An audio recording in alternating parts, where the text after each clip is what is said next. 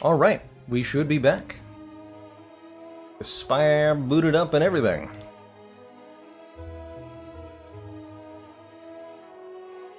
Huzzah, huzzah.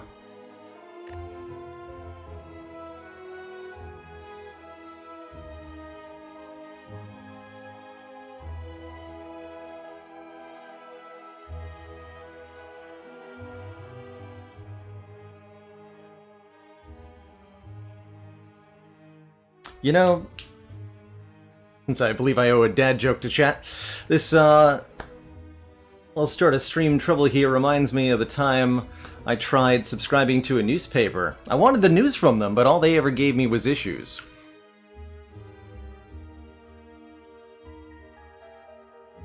Welcome back, everybody. Storm, Summerteeth, Ivy Blade, J Guy, how y'all doing? Good to be here for another lovely stream. Make sure everything's online here.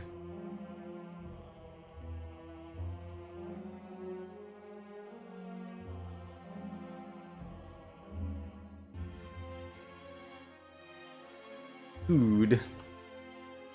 Another entry for the dad book.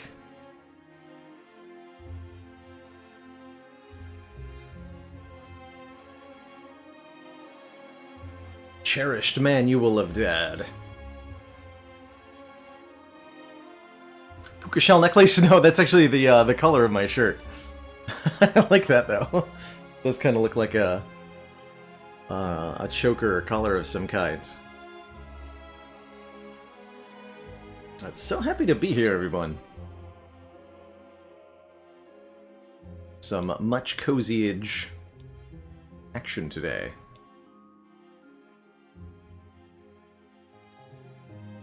I believe it's time for the silent on our A20 rotation. We had a couple incidents with the Ironclad, where we learned that not to take 2 clashes in Act 1. I think I knew that already. I also, I think, learned my lesson about upgrading feed. Although one wonders what, maybe an upgrade on Dark Embrace was necessary? I'm curious what might have changed my fate against the Gremlin Knob. Taking Sword Boomerang over Exhume potentially too. We were trying some new things with these Ironclad runs, so I'm not surprised that they ended up dying. But I do feel like I learned something from the experience, so that's good. Happy Tuesday, Marl Dog.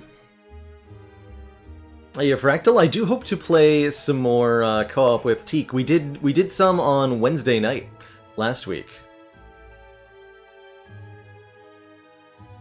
Starting to lose track, Heligonian, of which titles I've used already and which I haven't. Keep rotating through. But when will we learn the lesson about Rupture? We will only learn the lesson about Rupture when we find the situation where it's correct to take it.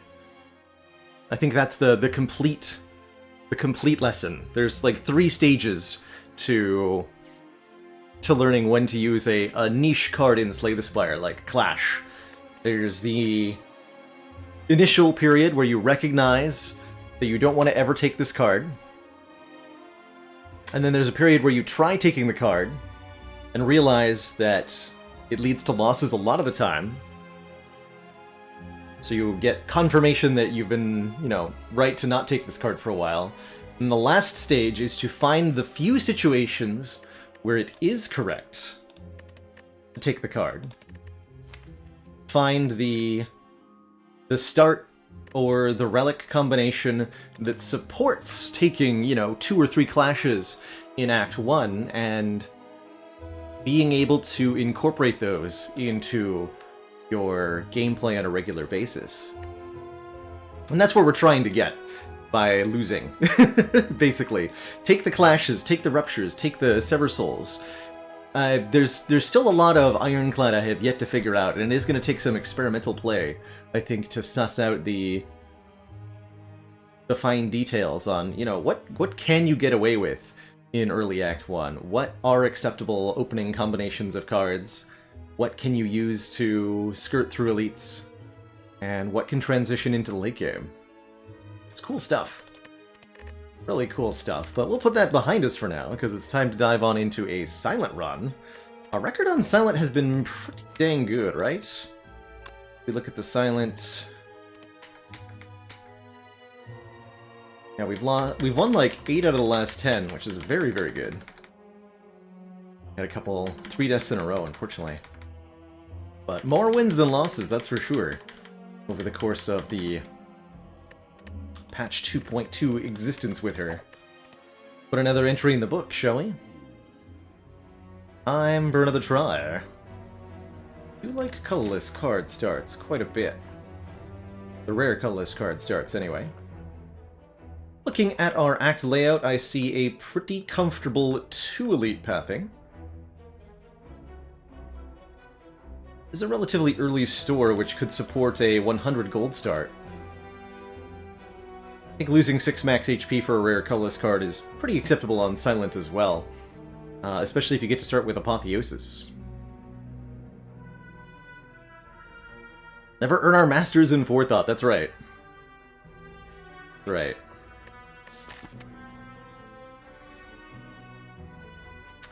Spire with Friends, Winner or Us is the name of the multiplayer mod. You can find that with !multiplayer. Has a link to it. If you'd like to download and try for yourself, and if you'd like to find players to run cooperatively with, we do have a section for that now in the Discord, courtesy of Tom. Hoping to see co-op games pop up there with some frequency.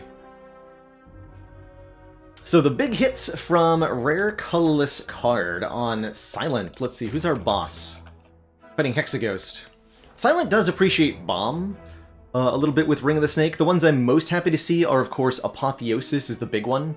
Silent benefits more from Apotheosis than the other characters, owing to her larger starting deck, so it's more upgrades. Also really like Master of Strategy for the card draw. Hand of Greed is good gold generation and good damage. And then there's a bunch of other reasonably decent card draw rare colorless cards that are good. Secret Technique, Secret Weapon, Thinking Ahead. Sadistic Nature's okay on Silent.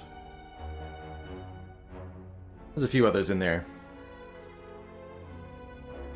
Apotheosis is also very good on Watcher. Yes, yes. I would think that the Silent has the slight edge because of her ability to draw towards the Apotheosis quicker with Ring of the Snake. But yeah, Watcher certainly, you know, benefits pretty enormously there too. When it comes down to it, I really enjoy rare colorless card starts. So I think I'm going to take one here, and we're going to see how it goes for us. You get offered Master of Strategy. Violence, another card draw one here. Or we can think about maybe taking Transmutation, which I think is an acceptable early game take. Truly it is.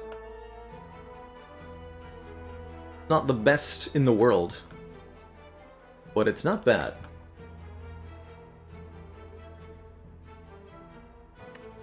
Does need an upgrade, though. I think I'll go with the reliably good Master of Strategy here. Kind of like a bag of preparation, almost? Plus 2 cards drawn. Important thing to remember, this is plus 2 cards, not 3. Even though it says draw 3 on it, it is a card itself, so you must spend 1 draw drawing it. Therefore, the net gain of a card like this is 2 cards. Compared to the effect of a relic. And we want to go Fire before our first Elite, for sure. I'd also like to go 4 combats. But I can't make both of those things happen unless we get a random combat, can I? No, I can't. We're going to avoid the shop for now, although I didn't spend my money. Good. We still have the base value, so I'll happily go to this store, I think. For our second Elite. We have to get ready for this one. Okay. Let's go. Take 1 against the Jawworm pretty happily. Jawworm can be a pretty ugly fight for Silence if it buffs too many times, so trading for damage where you can. Ooh, nice Master of Strat, by the way. I want to shuffle without any of my block cards. Yes. Yes, I do. I'll block these 2. We know we're drawing a bunch of strikes next turn. Get him.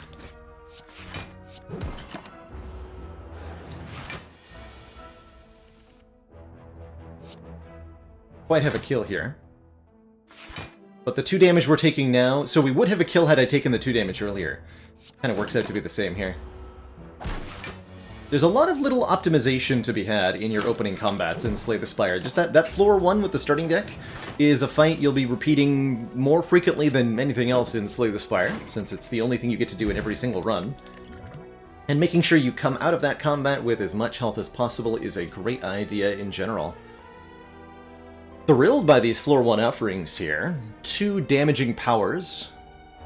Kind of funny how sad Infinite Blades is in comparison to Noxious Fumes. When you do the math on, on their damage done each turn. This is 4 damage every turn, whereas unupgraded this goes 2, then 3, then 4, 5, 6, 7, 8, so on and so forth. And that's per enemy, whereas this is only applying to 1. Of course, Leg Sweep is also an incredibly good block card. But I think at the moment we need damage to prep for that first elite, and Fumes will certainly get us there. Very good against Lagavulin, not so good against the Gremlin Knob, though. We'll have to be a little bit worried about that. Early Golden Idol, interesting. Do I lose some more max health to pick it up? I mean, I do pick it up. 21 damage or 6 max HP down to 54, or an Injury Curse, which I don't think I want to deal with. Alright, let's go to 54 max HP. It's gonna be a little scary. Morning, Javi Bravo. So happy to have you here. Okay, we can full block this, but we are not going to make a lot of progress if I do that.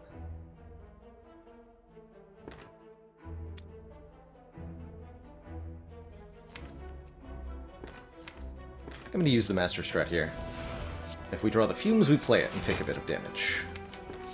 This is an acceptable outcome.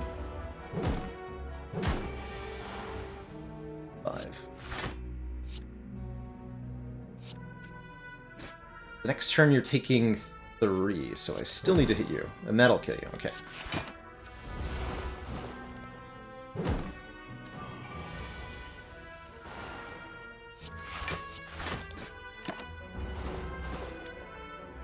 Really want to get that Fumes upgraded with priority here. The more max HP you lose, the less max HP you lose. That's true. It's true. Cutting Potion, and let's take an attack card, because we're still worried about Gremlinob, and an attack card that applies some poison will help us do better damage to single targets. Notably, we have to deal with Hexaghost at the end of the act here, and Poison Stab is going to be a great augment to Fumes for that. We could go with Riddle with Holes here. Riddle with Holes is a card I really struggle to take in the early game. It's fairly mediocre damage for how much you have to pay cost-wise. Now, if this was a Predator instead, I'd be more sorely tempted. Same damage, but also draw 2 on the next turn. Be the Poison Stab. Almost never want to dodge and roll in the early game. Almost.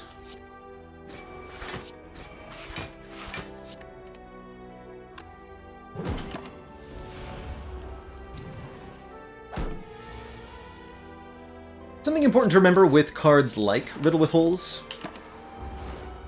You can look at the damage per energy of the card, and that'll tell you a little bit about it. But the full story is also in the damage per card, right? Drawing...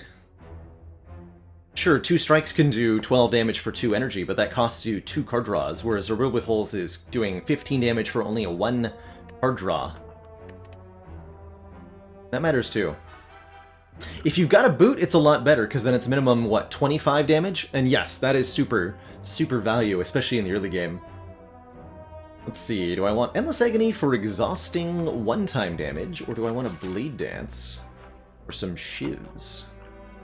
I'm going to take the Endless Agony, 0 cost, hit twice, and we'll leave this Regen Potion... we'll swap out the Liquid Memories, we don't have very many good targets for that yet. And this is guaranteed 15 hit points. Do I ever fight the Burning Elite? Let's see what the question mark says. The Merchant. With a Catalyst.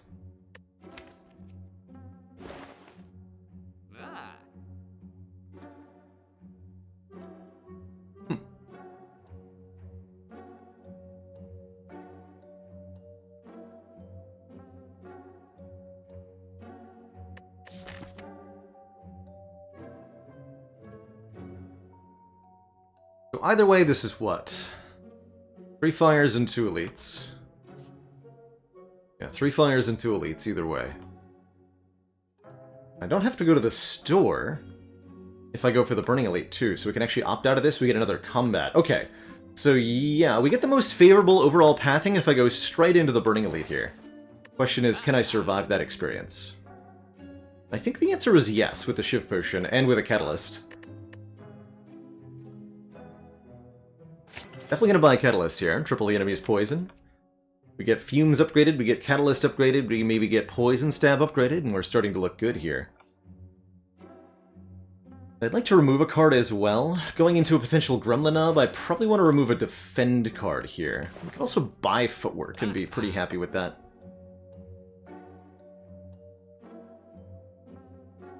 Although if I buy Footwork, Gremlin Nub might give me a hard time.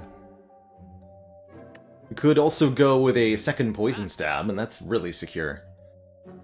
That leaves us with a lot of, perhaps, unnecessary cards in this deck.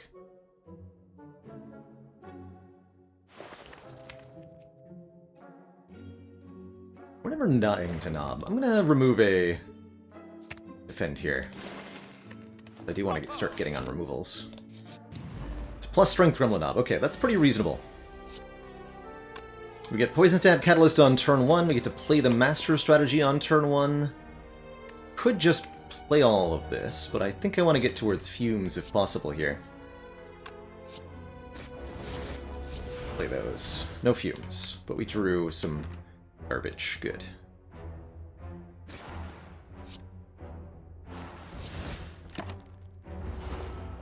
Probably going to be a 4-turn Gremlin Nub fight, if I had to guess.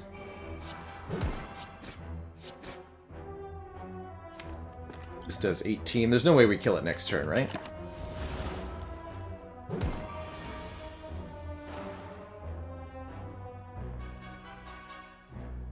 This would be 18. 18 plus 18 plus 6 is... Let me guess, 40?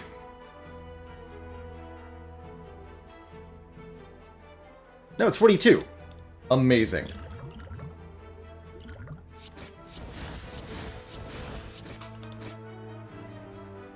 Beautiful. Absolutely beautiful. We take out the Burning Knob, no problem, with only 1 potion used. Pick up 41 gold. That's a lot of gold. An oddly smooth stone for pointy dexterity, the Emerald Key, a Distilled Chaos, and do we want a Wraith form to go with our Catalyst and Fumes? Yes, we do. Yes, we do.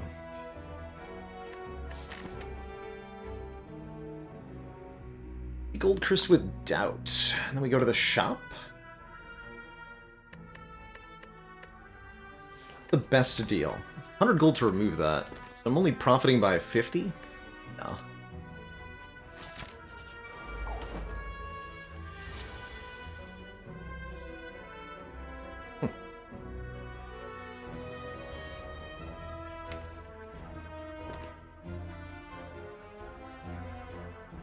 A lot of gremlins.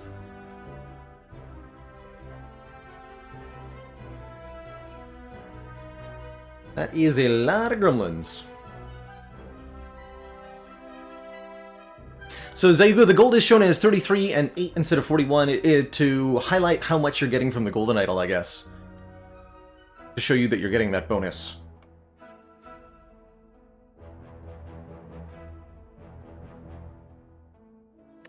That said, this Wraith form's going to be a bit of a cumbersome thing in the short term. We really need to upgrade the poison cards. I'm feeling like this might be a Distilled Chaos. Despite the fact that I have Wraith form in hand. We really got to get some damage done. Yeah, I'm going to Distilled Chaos. I'm going to play... I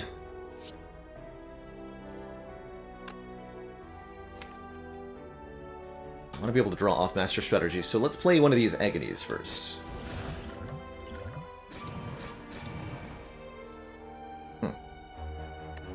That makes sense. Go Poison Stab, Catalyst, Agony. We'll go Wraith form now. Gonna be weakened and frailed here.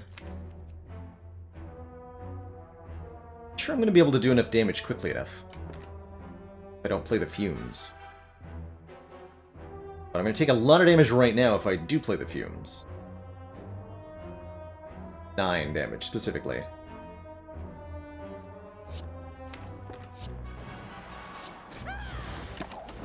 Probably should have killed the fat guy. But I couldn't choose where the chaos stuff went. Now, could I? Okay, we're tangible again next turn. We gotta kill the sneaky gremlin then.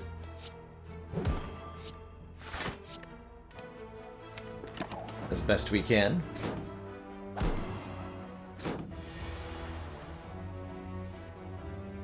How is that 2.2 per comment? Wait a minute. Explain yourself, game. Oh yeah, now we get to this turn. Should have just taken the 9 on turn 1, I guess. Oof.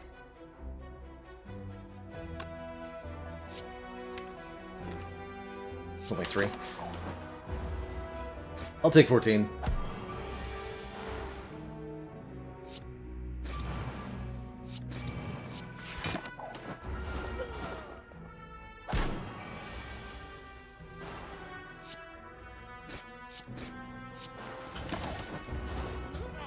A fight.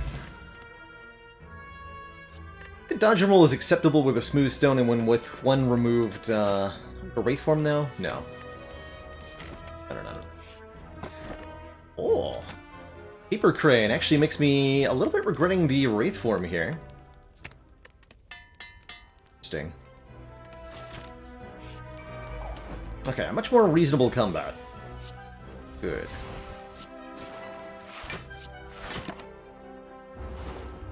The Paper Crane is huge. Enemies that are weak deal dramatically less damage now. And for the 3rd hit, I respect it.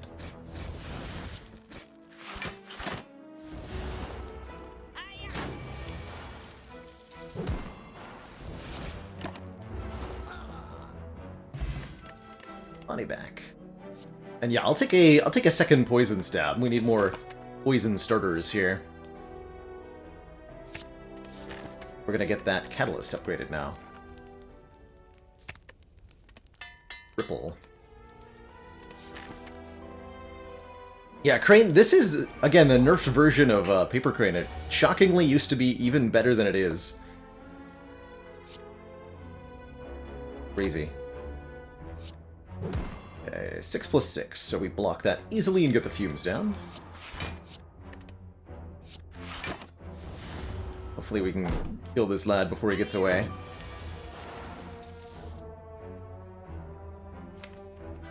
Like that's gonna be a wraith form from me. Focus the damage on the looter for the moment. Will not escape me, sir.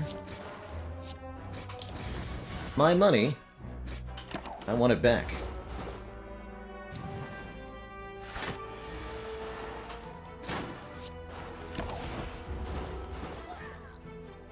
Okay, we're starting to produce already... Oh my god. I was gonna say very large poison numbers.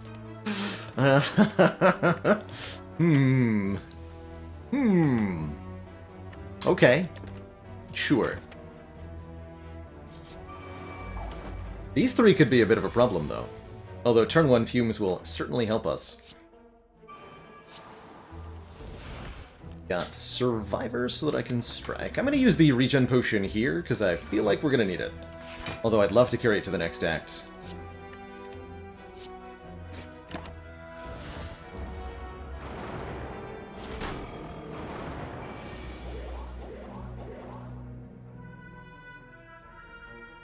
This turn's going to hurt a bit. Can't kill you. Weaken this one, then. Or it doesn't matter, right? Take 10. Hopefully we're good from here. I'll even lose 4 damage to avoid getting 3 more dazed added to the deck here.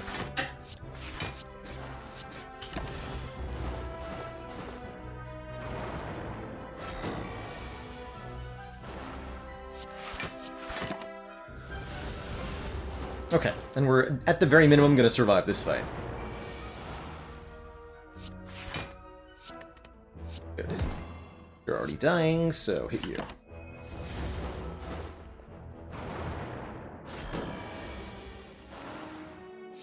Great fight. So we'd be on 7 right now if I hadn't used the regen potion. Pingsha. Whenever we discard a card during our turn, deal 3 damage to a random enemy is pretty cool. We're offered 3 kind of unusual damage sources here. We've certainly got the damage plan sorted. It's Catalyst. All we need to do now is add another, like, decent poison card. A Corpse Explosion would probably be the best one. And we want to get basically all of these cards upgraded. And we want to remove all of these strikes. That's all we need to do, truly.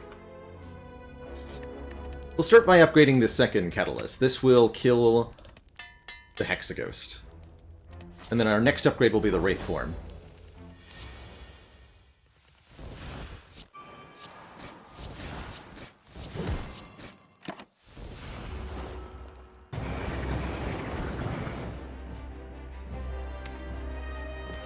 Do I dare? I do dare.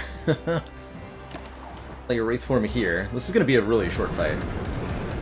So I'll save the 6 health.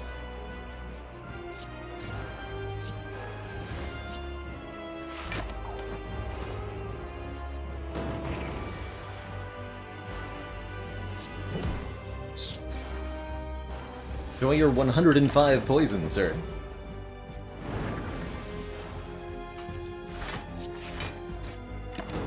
GG. GG. Okay, some cool options here. I like the immediate AoE damage output of the Die. That is something that we're currently lacking, is the ability to deal with multi-enemy stuff on turn 1. We have no real Slaver's answer, we have no real Gremlin Leader answer, so I'm a bit afraid of the elites this act. That said, Malaise is incredibly good with Paper Crane. Like, really, really, really good with Paper Crane. I want it. And I want more energy. Oh, there is a Snecko Eye? Ooh. Tempting. Genuinely tempting Snecko Eye, mostly just for the Wraith Form. Other options are Philosopher's Stone, giving enemies additional strength. This is a pretty reasonable Philosopher's Stone, since we have a Malaise to remove strength from enemies, and we have Paper Crane and Intangible, which both kind of negate the additional power on enemies. Or the Coffee Dripper, preventing us from resting. With low max HP, the rests aren't very good anyway. So I really do like this Coffee Dripper, and we might end up with a Bloody Idol for healing, too.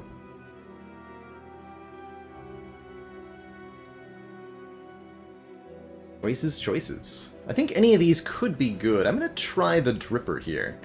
We also have 5 strikes, so I would take bites too, would I? Yeah, I would. But I think we'll find that 1 energy per turn helps us quite a lot.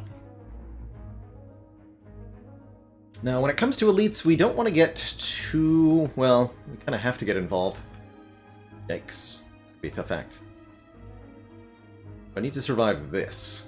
How do I do that? I think it's time to go to the shop. We need to buy some potions or something. But I was hoping to get Wraith Form upgraded before our first elite. Looks like that's not going to happen. I'm probably going to try to do this. Upgrade Wraith Form here.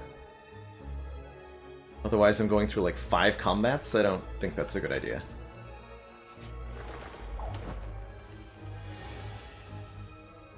Which cards do you Astrolabe and a swap playing Silent? Not 3 strikes.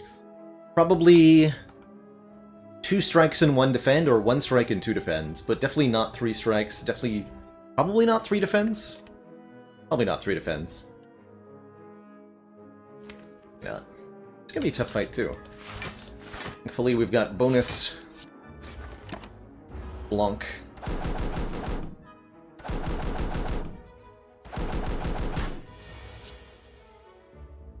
Lord.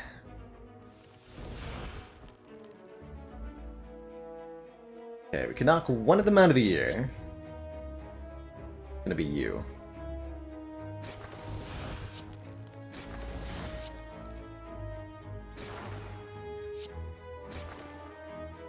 And we'll neutralize you. And remove your strength.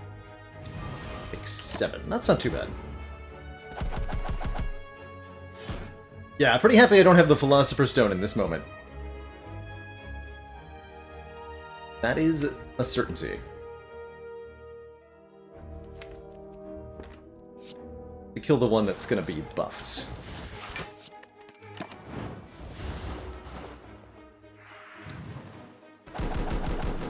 Should get an off turn from both of these.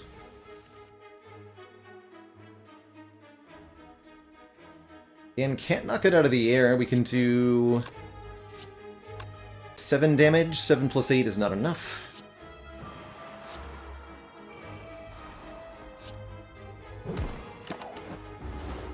Take 1 more, but we get the fumes down, and this bird is no longer a problem.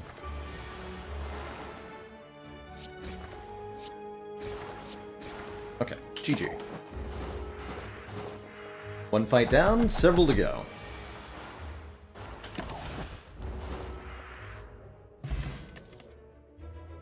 Chance at a dodge and roll here.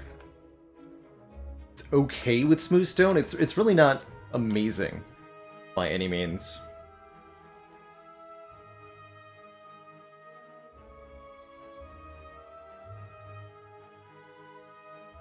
But it's definitely true that the 4 flying given to birds on Ascension 17 and up is really, really tough to deal with. Well, well, well. Is that a Chemical X I see? To go with our melees?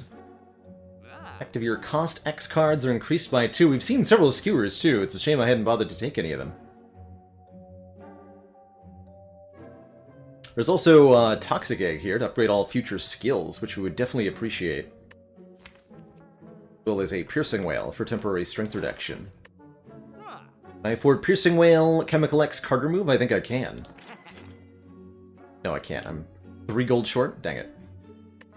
I think I'd rather remove a strike right now. Make sure we can draw to the good stuff. Oh, I was supposed to buy potions. Deeply unfortunate for me. Probably made a bad choice there. But, as long as we fight Book of Stabbing, everything's gonna be good. Here, have -6 strength chosen. Good luck.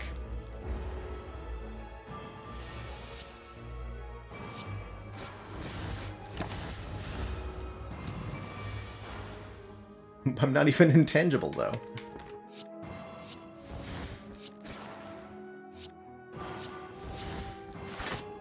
We do get a bunch of dazed added to the draw pile. Hopefully not getting hit on this turn. 50-50, and we got there. G. Okay, perfect chosen fight's good. Nice. Get an upgraded backstab, which I think would definitely help with our turn 1... problems. A deadly poison to go with these 2 Catalai is pretty solid as well.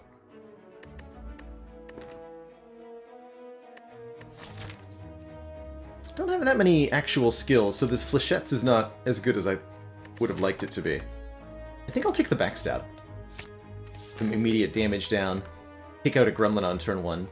And I'm going to go to an event here looking for bites or something. I guess the Red Mask Gang is or something. I would certainly like to be able to apply weak to all enemies on turn 1 with the Paper Crane, and though I think we have a bit of a problem in this fight, we're gonna risk it for the biscuit here.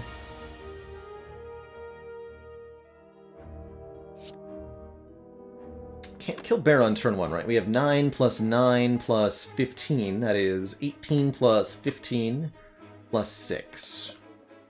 24 plus 15 is not quite enough. Can't even kill Romeo on turn 1, but we can go this. That'll almost kill him next turn. Let's malaise you. We do get -4 dex from Bear grabbing us. Not good. Okay. Gonna have a big problem next turn if I don't Wraith Form now. Okay, so we Wraith Form now. Wraith Form and Fumes. Save 1 health by neutralizing you. This bear swings for 20 on this turn, and this is the extent of our block. Not acceptable. Blunk for 1. Or bear dies before he attacks us for 20 again.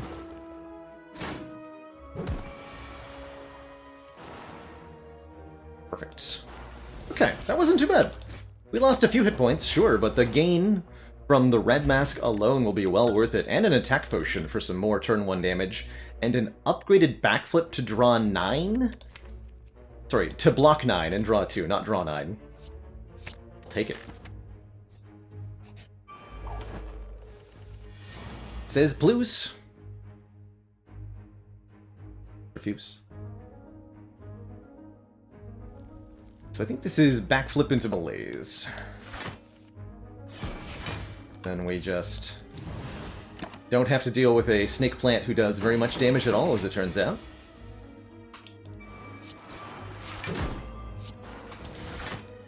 Imagine not drawing 9. What even are the other characters doing? Watcher can draw 9. What gives?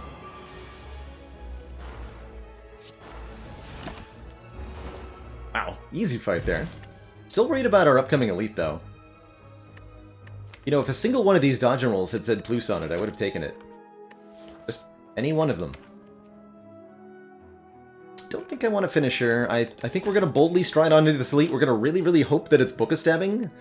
And if it's not, we're going to hope that the attack potion and the backstab plus can save us. Oh boy. Okay, turn 1 fumes is definitely a plus. Plus. Glass knife, finisher, or dagger spray. Choices, choices. The card in question will be free. We're definitely playing fumes, we're definitely playing backflip. Probably 1 poison stab, so that's 3 of my energy accounted for. I mean, I'm not realistically going to get a lot of attacks. If I draw Endless Agony, the finisher will be better, otherwise it's going to be Glass Knife. I'm going to take the Glass Knife for the guarantee. We have to... The most impressing thing is to kill one of them first. Kill one of them quickly.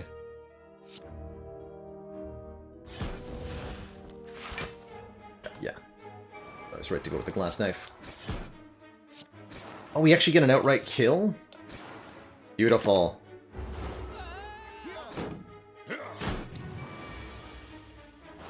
Guess I could have mathed that too. And here we could just play the Wraith form. Although I don't think I'm allowed to play this defend. I think we have to catalyst the big guy. Chipping away the small one. Very important that we conserve health where possible. Now I can play the luck card, though.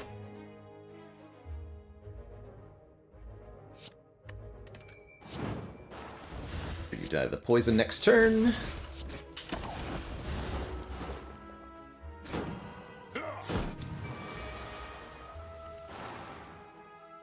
Amazing.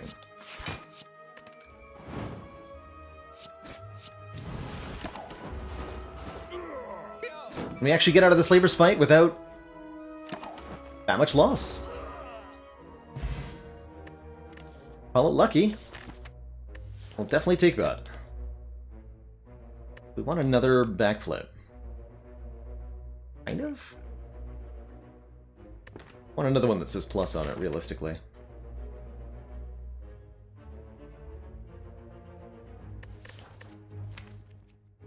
We're gonna upgrade Wraith form now and everything's gonna be fine. What I'm hoping.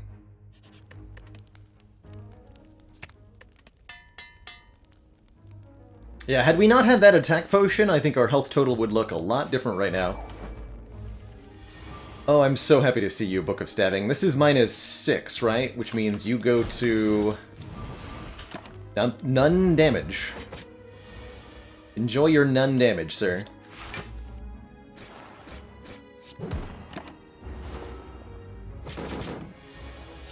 Sure, we get attacked for some damage on these turns.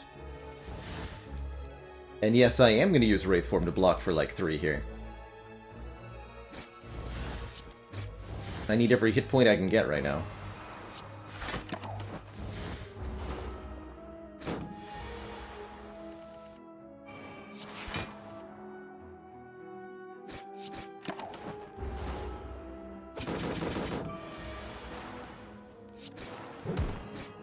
A big attack coming next turn. Get only 10 though. Take 1. Acceptable. That's a good fight. It's a really good fight. 1 damage, Book of Stabbing. And we get the White Beast statue giving us potions after every single combat. I also quite like this Escape Plan Plus. 5 block if we... Sorry, 6 block with Oddly Smoothstone if it hits a skill. That's pretty good. Pretty good.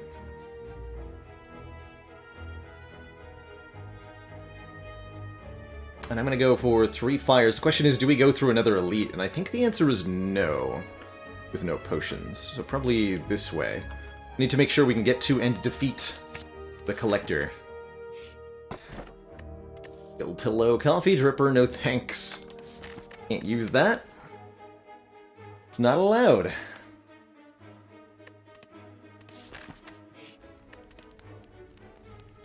Okay, upgrading wise, I like the upgrade on Master Strat for the card draw. I like the upgrade on Malaise for 1 more weaken and strength down. And I like upgrading the poison stabs just to get our poison started quicker. Escape Plan ever bad? There's a couple other situations, Captain Kane. It can do Beat of Death against you for the heart. It can make the Gremlin Knob angry. It counts against the Velvet Choker's limit. It counts against the Pocket Watch's limit in terms of card count. So there's a few relics and a few enemies scattered throughout the game where the Escape Plan can be bad. I don't mind that card so much. I think that it's... the upside it gives is pretty worthwhile a lot of the time.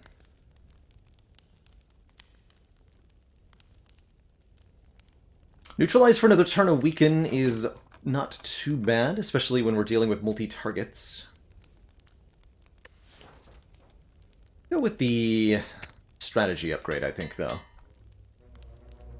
Hey, Valigelli, congrats on that A10 Ironclad clear. Kill. Easy every time. 6 completely free block. Feels good. Okay, we'll malaise Mr. Centurion Man here. Pretty much always go for Centurion first in this combat. Makes the fight generally quite a bit easier, I find.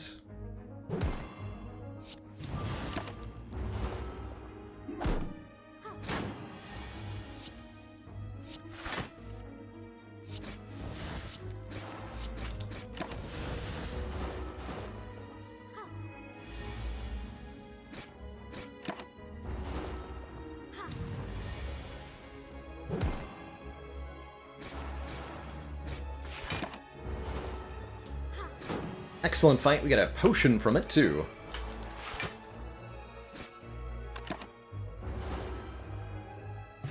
Flex Potion for 5 temporary strength. We're also offered a Deflect Plus for 0 cost 8 block. I love that. Also another Fumes here, which is quite tempting as well. And a Glass Knife for some front load. Take this Deflect Plus, though.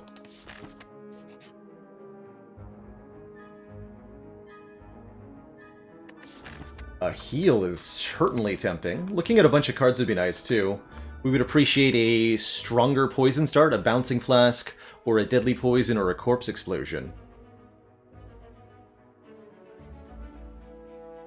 Do I think I could beat any of the Ascensions 100% of the time? I think I could do Ascension 1 with almost 100% win rate. If not outright 100%. Eventually, I would get bored and try something really dumb, and that would get me killed.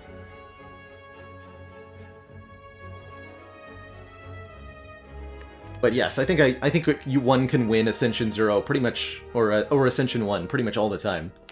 Even if we're counting Heart as part of that. You can get rares in this event. Yes, there totally can be rare cards here. It's not a huge chance, but they can show up. There is no chance that this event offers you upgraded cards, though, so it's important to note that we'd be looking at 20 unupgraded cards. And I think for that reason, I'm just going to take the heal here, which is a really valuable thing going into Collector. I'm going to get the Malaise upgraded now. And I might even upgrade our Survivor, depending.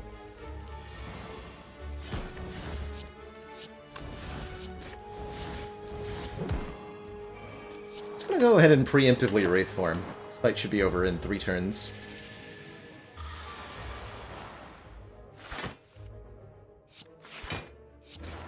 Right?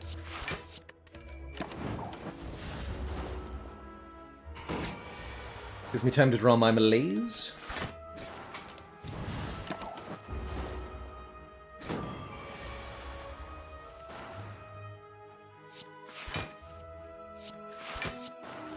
Easy. McWatt, thank you so much for that full year of support. Yeah, there's the Deadly Poison I wanted. Lake Soup also very good with Smooth Stone Paper Crane. But poison, please.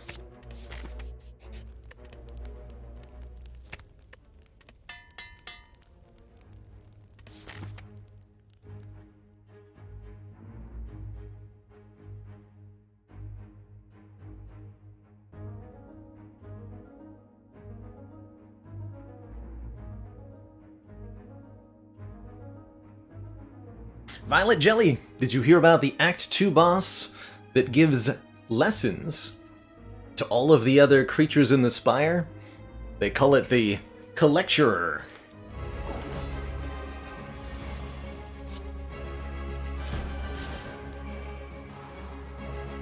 Just give you a big ol' Malaise.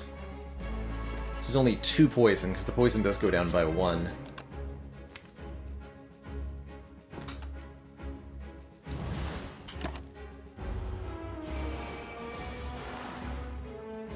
Nine?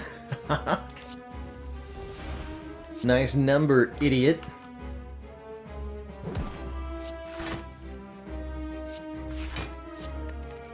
Incoming damage is 13 plus 7, 20. Okay, we'll come back to that Catalyst then.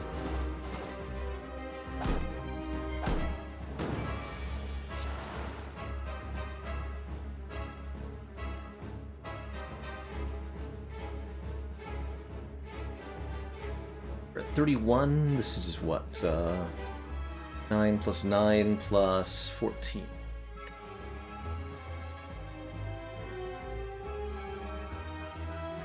Okay.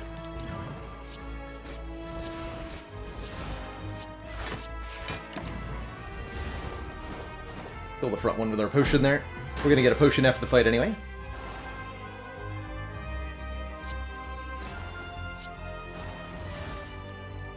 I'll take one to lower the Torchhead's health a bit more. But we're very close to winning now. Just gotta survive this last turn, really. Pretty easy when the Collector attacks for 13 after the big debuff.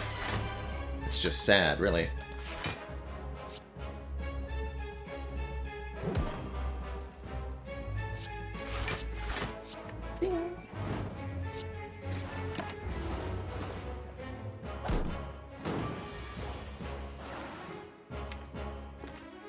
I guess Wraith Form is here to do nothing. Good job, Wraith Form. GG Collector. Didn't need that library heal after all.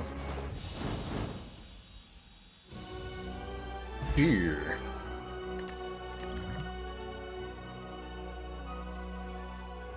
Cool.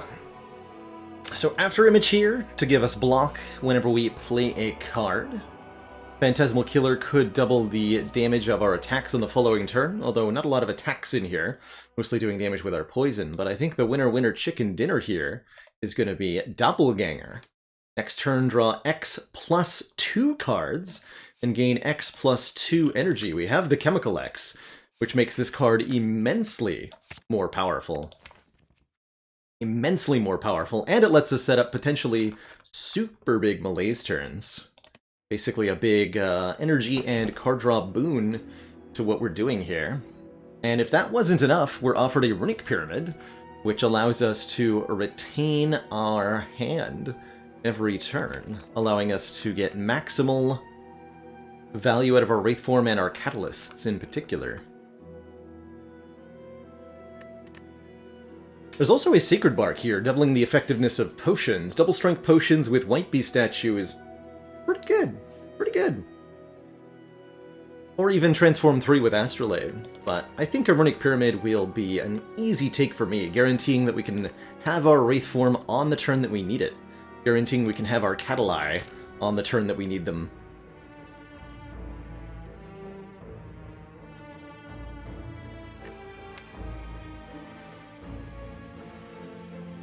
This is a blessed run, that's for sure.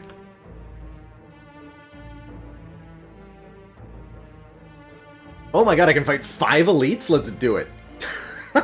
1, 2, 3, 4, 5.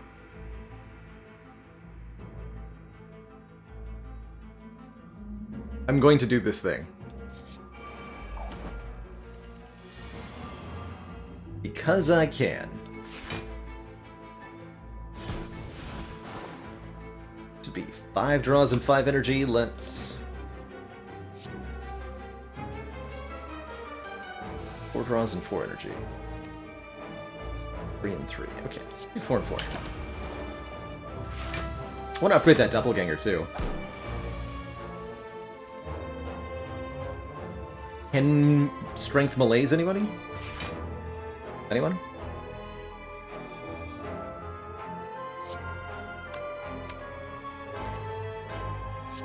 Okay, we don't want to kill them yet. We want to make them all die on the same turn for insurance purposes.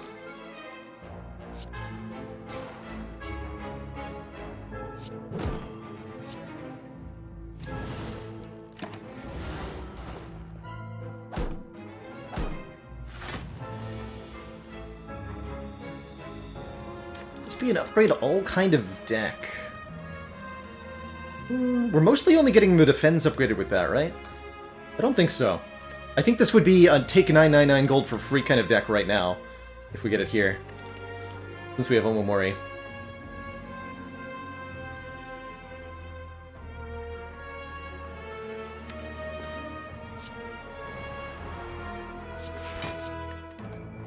Definitely want some more discard stuff now. A calculated gamble, even a prepared.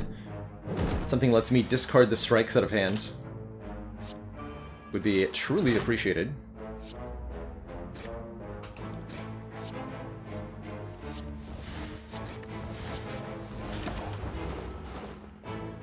Probably should use at least one of these potions. But we don't need to. If we're not taking damage, there's no reason to, right?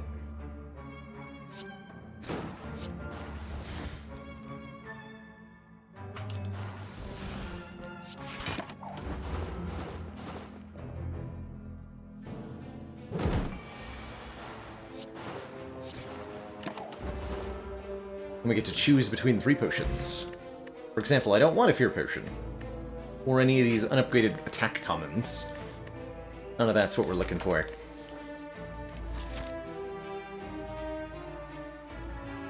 More potions! Power Pot, Speed Pot. Pot plus Ancient Pot's kinda cool.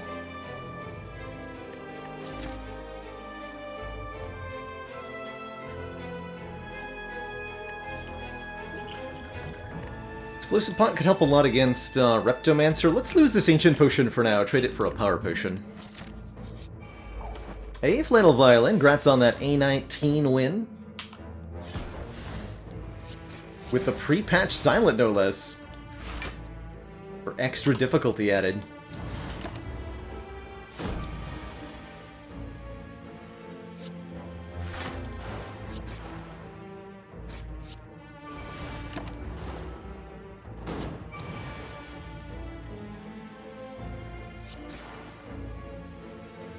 It's already pretty much all the damage we're gonna need. Skyline, thank you so much for that 13 months in the Prime sub, 11 to go for those 2 full years. Absurd. Liquid Memories is even better, I think, than an explosive potion. Able to get back Deadly Poison, able to get back... Actually, probably better than Power Pot. I still want the Reptomancer insurance.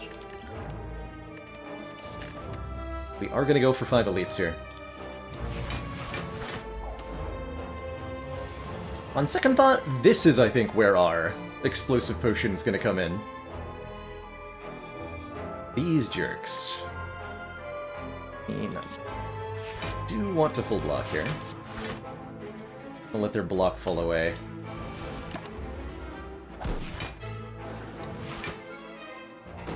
At least get reduced.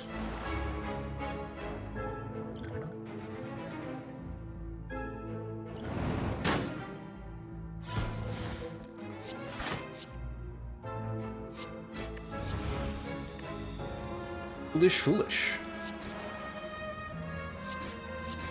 Okay. Not too foolish, though.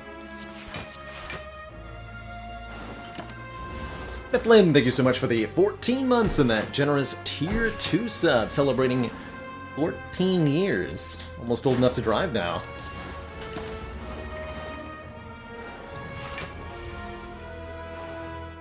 Congrats on that Common Sense achievement, Broken Bard. Flex and Sword Boomerang goes a long way, huh? Especially if you're able to get Artifact of some kind in the mix. I will take another Deflect Plus really happily. These are 8 block for 0 energy, and that's such a good deal. Transient here. I think we're gonna kill Transient. Just kind of the thing we do, right?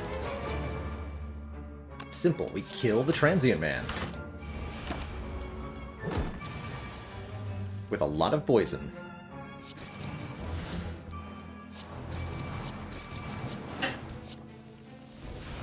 Transient reduces their damage by 1 every time they take damage. So it's kind of a test of how much combined block and damage can you deal.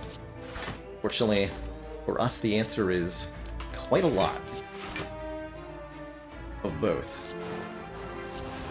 198 poison, sir.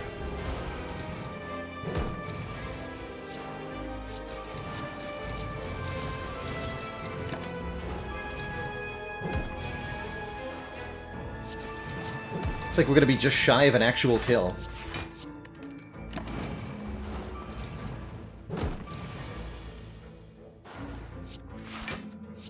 Yeah. Take your 56 health and leave. Guess we could have used the Liquid Memories to secure the kill for real there.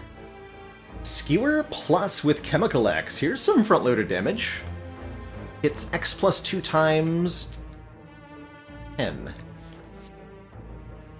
That's good. Take an unupgraded Crippling Cloud? Yes, for sure, J-Guy. Just because, 1, we need the poison. I would take the unupgraded Crippling Cloud and then upgrade it for the poison. And the weaken. Poison and the weaken. And I think I'll keep the Explosive Pot. Again, we're about to potentially encounter a Reptomancer. Hi, Reptomancer. I potentially encountered you. I'm gonna go ahead and use the Explosive Pot. I think on turn 1 here. Could kill one of them and then use this for bonus damage next turn. Still be 3? That's more reasonable, perhaps. Okay, I'll do it this way then.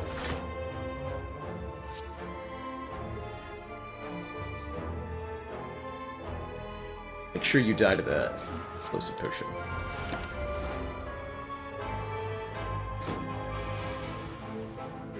Another summon.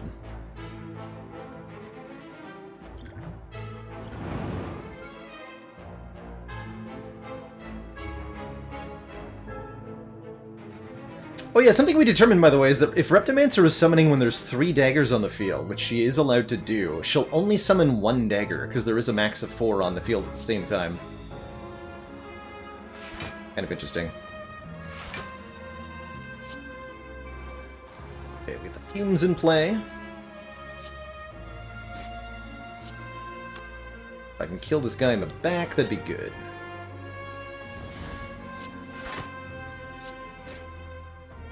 Cool. Put the rest of our energy into a big ol' malaise. And then we can just Wraith form next turn if we need to. Doesn't look like we need to, though.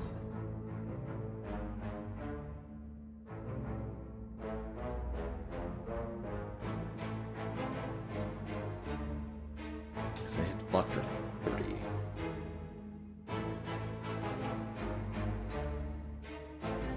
I guess I will, actually.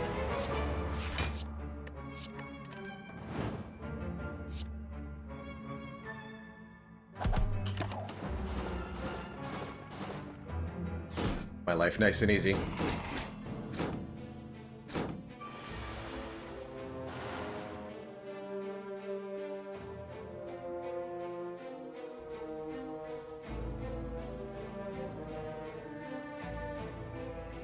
Slack's time! Thank you so much for that Prime sub.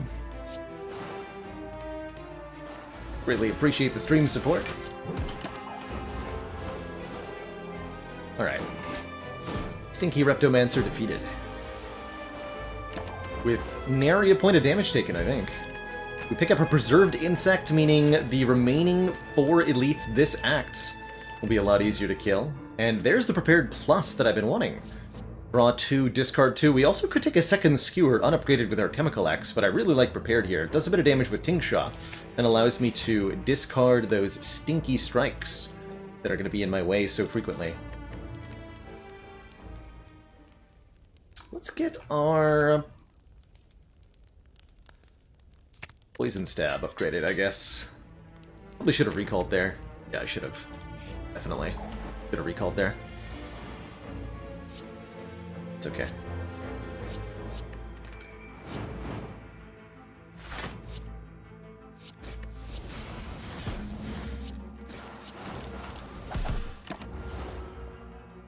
Get wrecked, Nemesis. Oh. It is I who shall get wrecked. I see.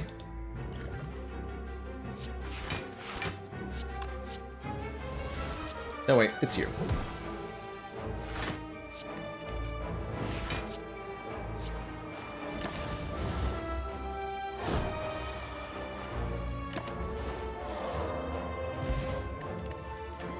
And yeah, our max health was, we lost some to our starting bonus, and then we lost more to the Golden Idol, which is how we ended up where we're at. Ooh. Footwork Plus. Yeah, we have all these zero-cost blocks. I think a little more dex would be beautiful here. Letting us block without the Wraith form. Bag of prep for 2 more cards on turn 1 with Runic Pyramid is S tier, I think is the term the kids use.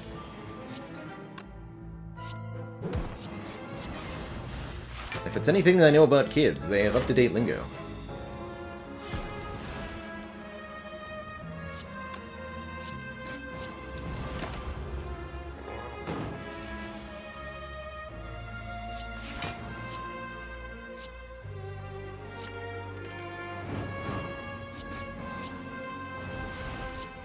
Ours.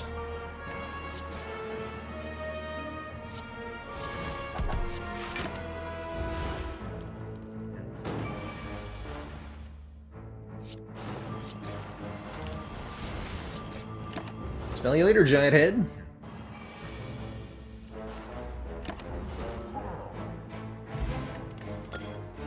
Sundial. Every 3 times we shuffle the draw pile, gain some energy, and a sweet, sweet leg sweep here. Good for reapplying weak against enemies that purge the malaise, like, oh, I don't know, Time Eater? I think we'll really appreciate leg sweep plus against Time Eater. Blessing of the Forge lets us upgrade everything in hand. That's not a lot of cards, because we've mostly been adding things that say plus, but could upgrade our defense, I guess. Hopefully a random store here. We have a lot of money. Might even want to go to this store over fighting the last elite. Whispering Voices. Sure, give me a curse. We just get a free heal since Omamori blocks it. No need to lose 3 max HP. Definitely no need for madnesses either. The heal. Nemesis numero dos. 3 nemesising.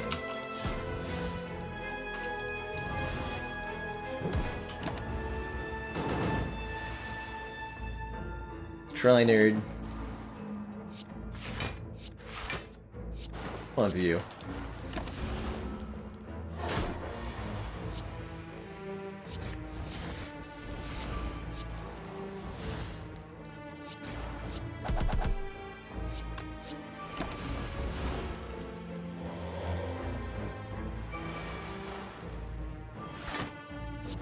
Yeah, we just block so easily now.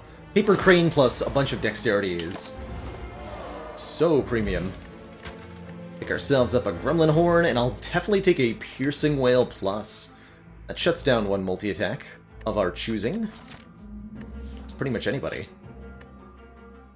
Take the Liquid Bronze over the Blessing of the Forge. This could be good against Heart for damage output. Not that I think we're going to need additional damage output against Heart, but, you know, just in case we do.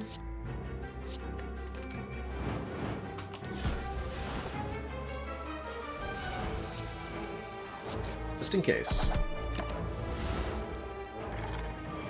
Now, as I'm playing my turns here, I'm taking a little bit of deliberation to play cards in such a way that I can draw more cards with the pyramid, so avoiding hand clog by playing strikes and defends occasionally when they're not really helping. Like, here, we just play a defend, not because we need the block, but just because I want room in hand.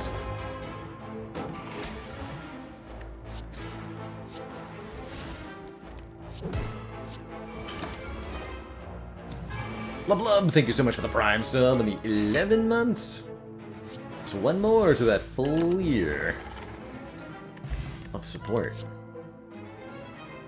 If we didn't have so many weak sources, I would have taken one of these sucker punches that we've been offered. I think it might genuinely be better to go to a shop than to fight at one more elite, but we have to do 5 elites in Act 3 here. We just gotta. For the matter of pride. Make it happen. Giant Head number 2 as well.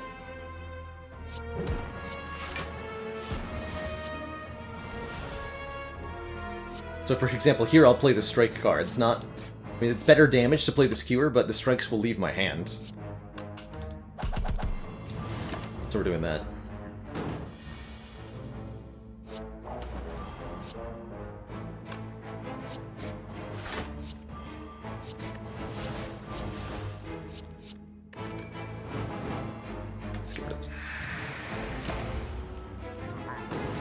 But I tend to keep the deflects, because they're good.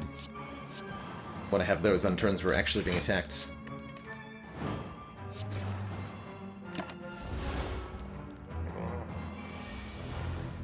$22.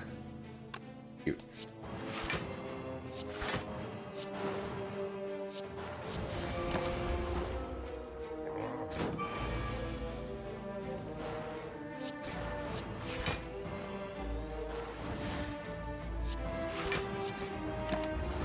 Gee, sir.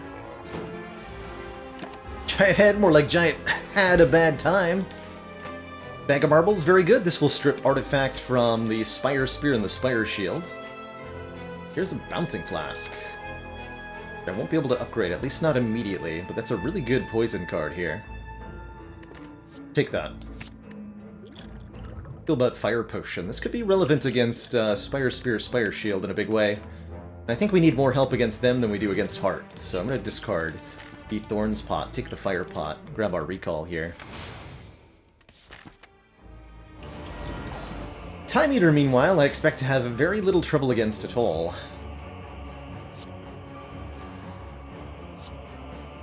Let's go ahead and start by applying a whole bunch of poison. And then when the time is right, we'll double Catalyst and win. There won't be 2 phases to this fight, like there normally are. Do have to be mindful of that hand clog, though, making sure we play cards that we don't have a use for otherwise, and keeping that timer on Time Eater in mind. Every time that we play 12 cards, they'll forcefully end our turn and gain 2 points of strength. Here, for example, we can't quite get a full block.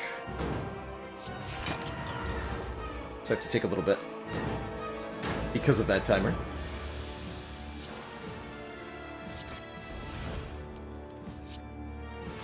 It's 9.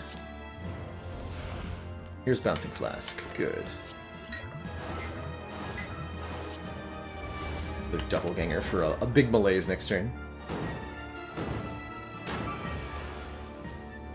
Yeah, just go... Whoop.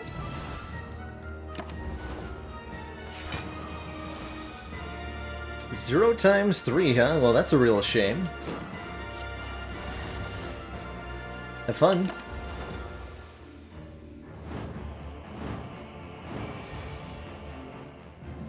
Mr. Time Eater.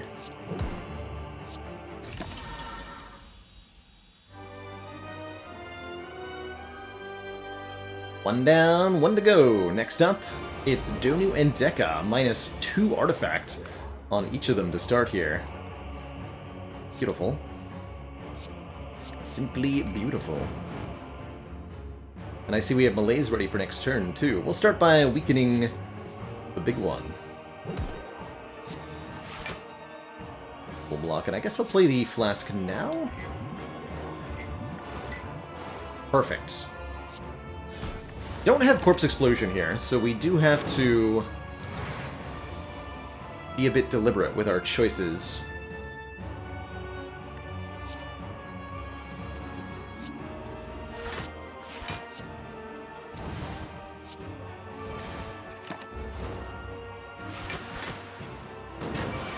But make sure we kill one of them first, and then the other. We're gonna go for Donu first, to stop the strength scaling. So glad to hear it, Football Absurdity. Getting the kids into Spire. Before you know it, they'll be slaughtering A20 hearts.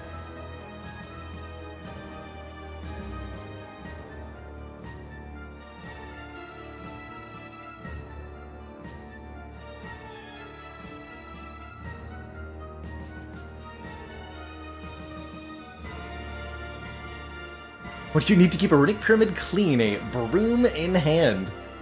Love it. Okay, poison on you. Just need to make one more spot in hand here. More poison on you. We're hopefully using Wraith Form 2 turns from now, or some such. Easy footlock. We'll use one Catalyst on each of them? No, we'll double Catalyst Donu here.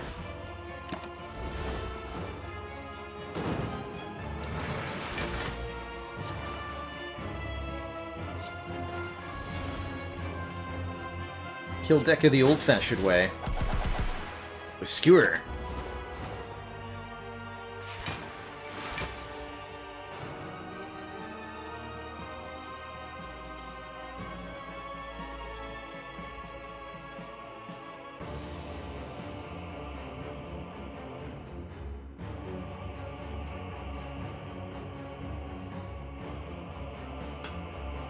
That's so adorable, Football Absurdity. Scared of the heart fight. They know what's coming for them. That heart means business.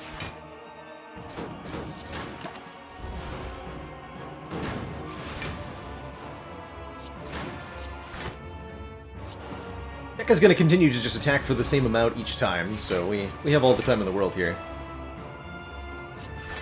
to figure things out on our end.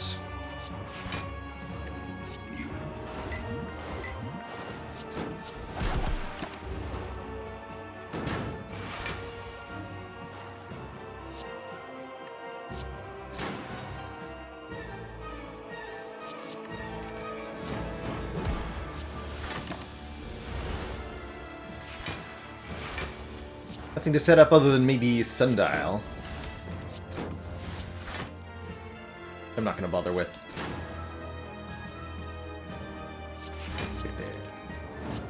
GG.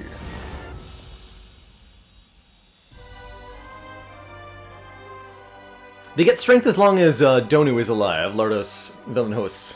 Donu's buff action, the blue flame over Donu's head, gives both party members 3 points of strength every other turn. But if you kill Donu, that stops, and you have a bit more of a window of opportunity to finish off Deka.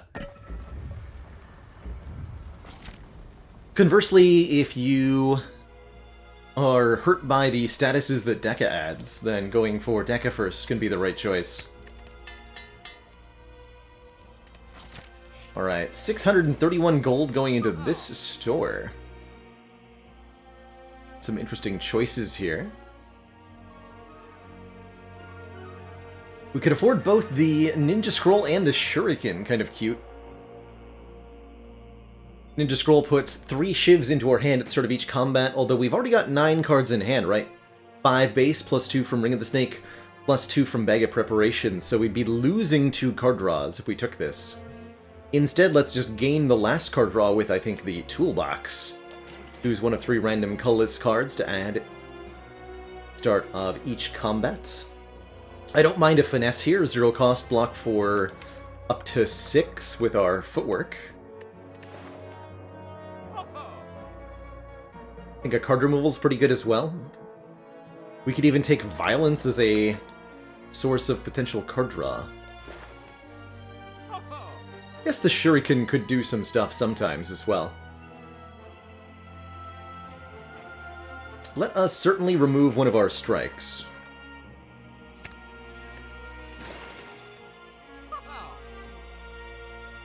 And I will take the Finesse. Means we're not taking a Relic. But I could take Blur, and I could take Violence. Let's go Violence. Basically a second Master strategy. Lots of card draw. Lots of card draw. And we'll take our potions and our power into the Elites fight here. Nature's Secret Technique, Dramatic Entrance. I feel like Secret Technique is probably a good idea so that I can get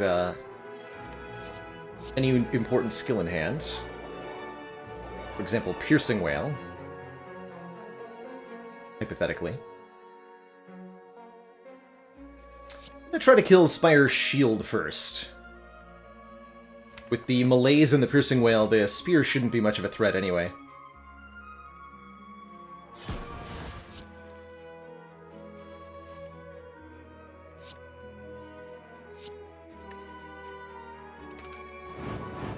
Nice. Good job, Tingsha. Did not get Skewer. Note that because I fetched Endless Agony with the Violence, it didn't duplicate itself. Kind of interesting.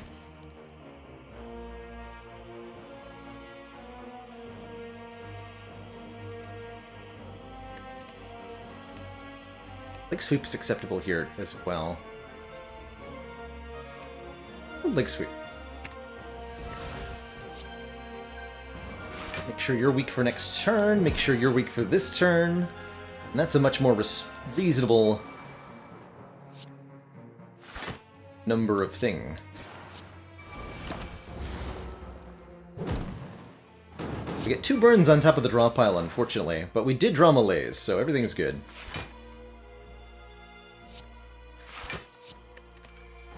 Like so.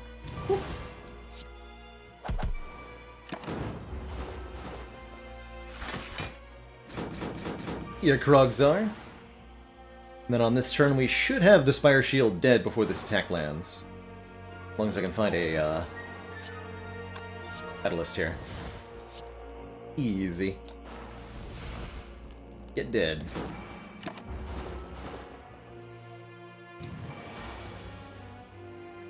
Next attack.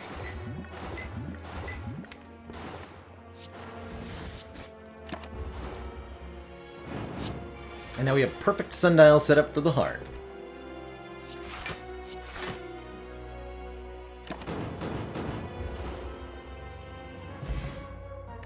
As well as a fossilized helix, prevent the first time we would lose health each combat. Forgot to use the fire potion. Essence of Steel will be better? Not by much.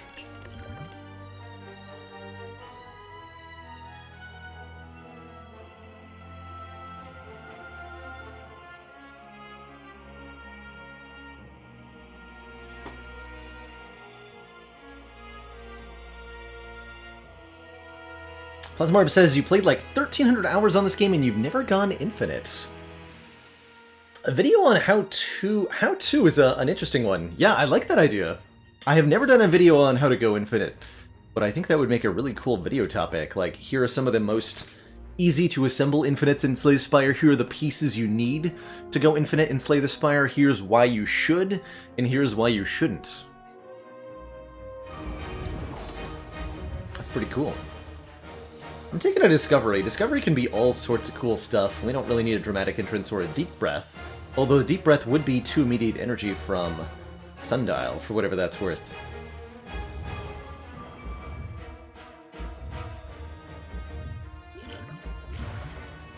Okay, we have Buffer in place, so we don't want to lead with Footwork. We'll go Deflect first.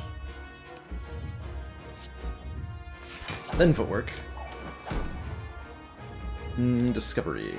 Making an afterimage. Blur is also acceptable here. Stack up some block before we become frail. Take the afterimage.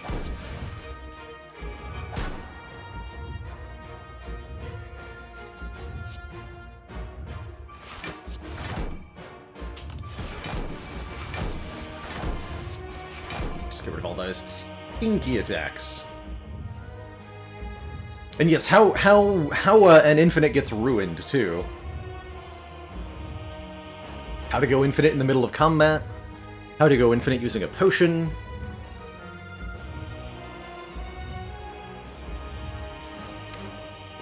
It is something that one does on purpose, more so than other things. Let's hold the melees for the moment. Okay, it is multi-hit first. I can full block it. In fact, we're already doing it.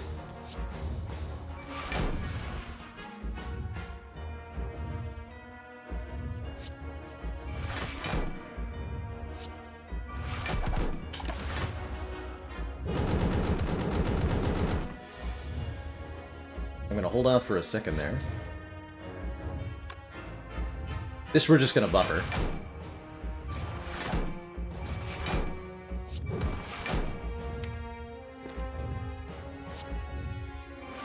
Bonus draw next turn.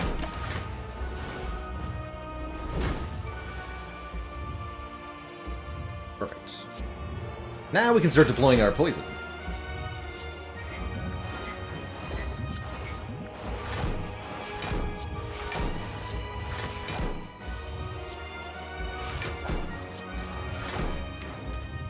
$75 sounds good.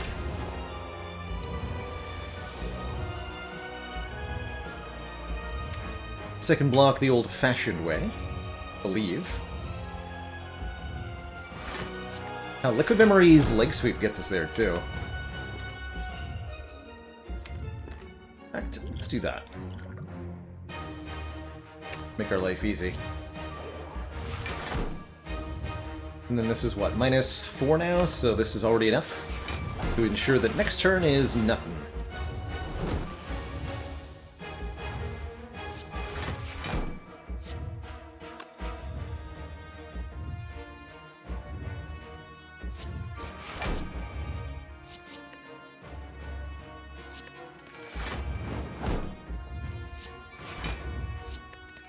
Since it discards itself, I need room in my hand.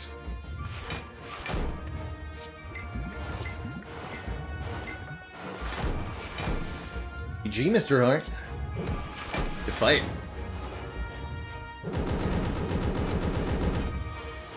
Who even needs Wraithworm, right?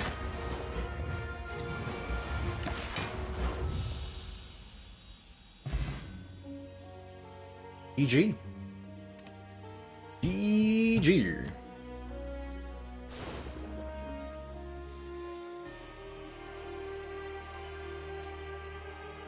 Please, Mr. Hart was my father's name.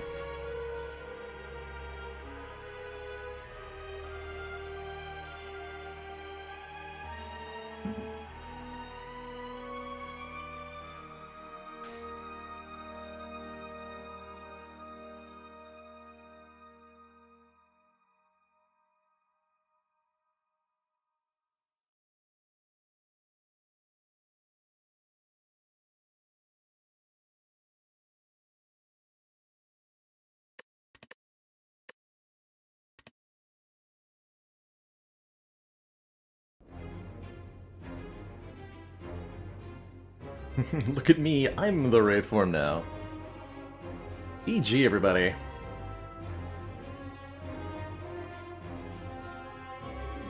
Awesome, awesome run there. I guess you could say, Sinrasha, that run was absolutely excellent. And that's right, we're at 4 out of our, well, not 4 out of 5. Technically, these are both losses on poor Ironclad. 2 Act 1 losses in a row. But other than on the Ironclad, who are at 3 losses in a row now, right? 4, oof. Bit of a rough streak with Clad. But Silence doing real well for herself, record-wise. Although, there have been a lot of Runic Pyramids involved with that. Oh, actually, no. Only 1 pyramid in the last many runs here. These were both pyramid runs, though. And so was this. And this. I like Runic Pyramid. It's good stuff. Good stuff.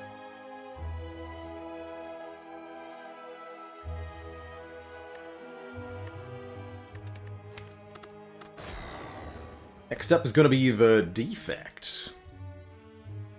That cracked core boy. Before I dive into this run, I am going to take our first break of the day, refill my water, grab a quick snack, and when I return, the Orby boy goes on an adventure. See y'all in just a minute or two.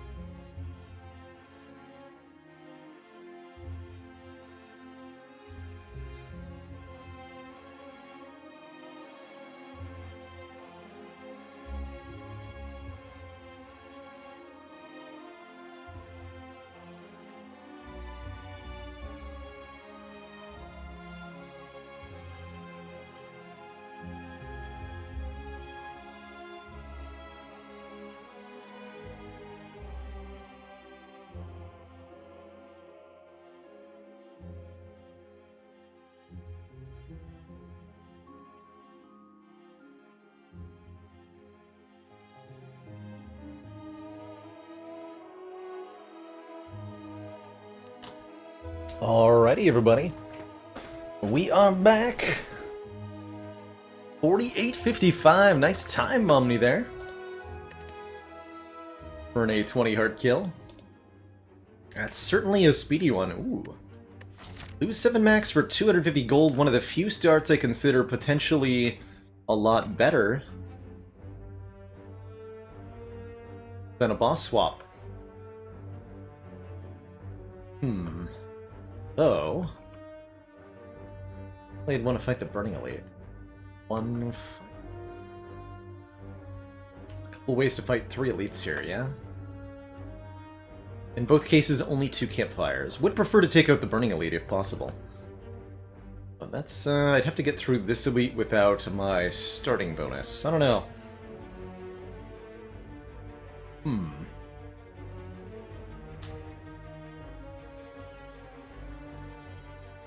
I think I always take 250 gold over 100 gold when 7 max health is the loss. Losing 7 max HP at the start of your run is almost no downside, since you're not giving up the current health, you're only giving up health in future acts. And not much at that. Well worth it in exchange for the immediate money.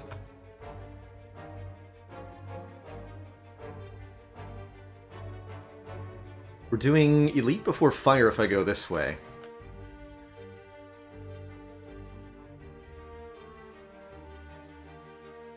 How often do you survive this series of floors? I think almost all the time, right? Almost all the time. Let's go to this store. I want to take the Burning Elite out. 2. Take 1 here. Call it a day. Oh, not quite a day. Take another 1. Unless we were 1 damage short there of a kill. Still better than taking 12 against Jawworm turn 1. Do I have to take a Claw, or am I allowed to take a Charge Battery? Charge Battery is really good. 7 block and some energy. This Claw provides some immediate damage. I'm gonna go with the Floor 1 block card. Perhaps no Claw is flaw, but we do get an additional combat here. And if we're lucky, we'll win this on turn 1. There's a 50% chance that we hit each of them 1 time and just win. Dang it. Didn't do that. 6 then. Hopefully getting either a Ball Lightning or a Cold Snap from this fight. Also acceptable Doom and Gloom, Rip and Tear, or Melter. Spell Hologram Sweeping Beam. The Sweeping Beam's okay. Fearless Iron, thank you so much for continuing that gift sub from Penguin with the Knife. Making it official. A tier 1 sub.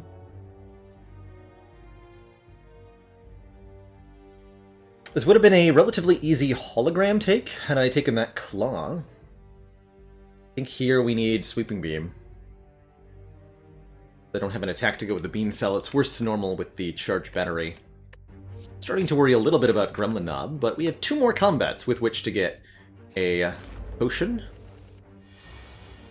And for example, here I'm really happy for the Charge Battery, because it's saving us a full 7 hit points that we'll get to bring into that elite fight. So going block, especially on floor 1, before you're out of the easy pool fights, block card can be a great first pick. Oh, look at that again, saving me a lot of health. Beautiful job. Damage card. Yes! Doom and Gloom and Cold Snap both. Perfect. Finding Slime Boss. That makes me want maybe the Doom and Gloom. 10 damage to all enemies and channel a Dark Orb. Not a bad Cold Snap either, but I think we need to hit harder to kill the Knob. The Doom. Also very good against, if this is 5 slimes or 4 gremlins, we'll be very happy we took this.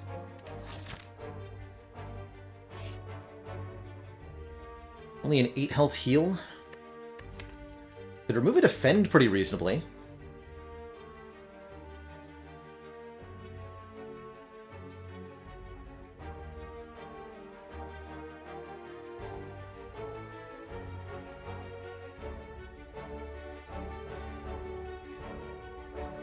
think removing a strike would be a bad idea.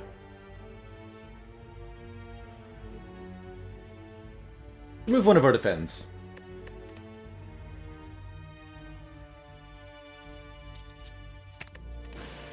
Hopefully the charge battery will fill the gap. Oh god.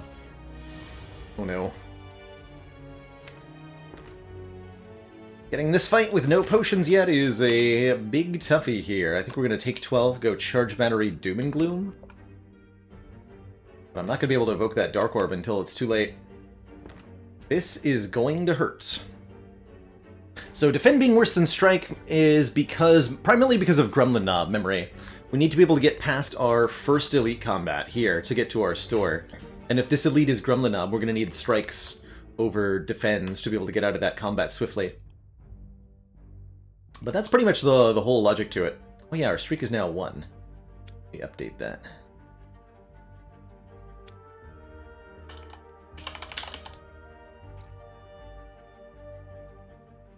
Oh no.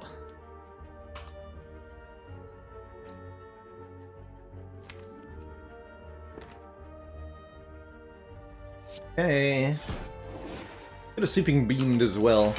I think getting the Dark Orb is very important here. They both attack again. And we're one short of killing the slime. Oof. And that is deeply unfortunate.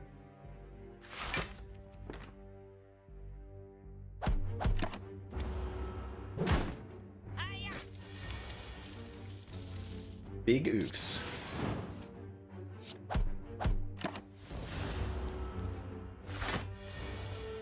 Okay, we did draw the dual cast. Good. 4 combats and no potion, but I will take a Hyper Beam. That might just be enough damage to get through the elite fight. Especially if I upgrade it. 34 damage to all enemies? That's gotta work, right? Hey, Chronometrics. Of course, if we roll,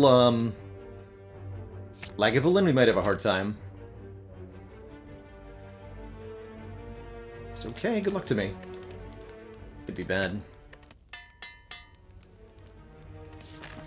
Not sure we survived the Burning Elite.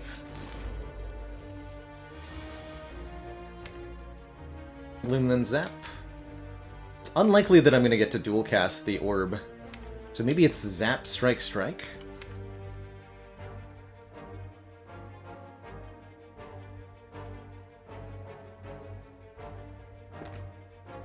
Go Doom and Gloom Zap. Maybe we get to use that orb.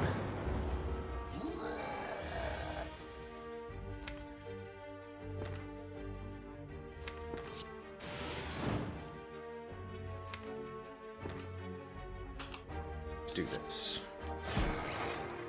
There's a world where we win next turn, but more realistically, we're going to lose all of our hit points.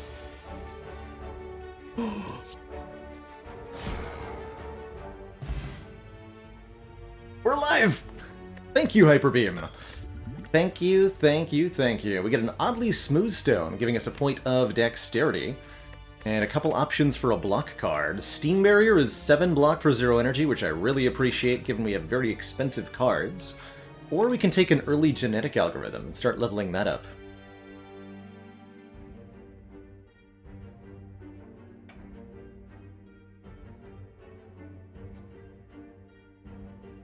I think the genetic, and we have an energy potion to help us through this fight too. Let's take an early genetic here. And now to the store, which rewards our patience pretty enormously. I like everything that I see here. We've got an easy peasy membership card, doubling our current gold, and all gold will gain subsequently. There's an Apotheosis to upgrade all of our cards for the rest of combat. That's sorely tempting.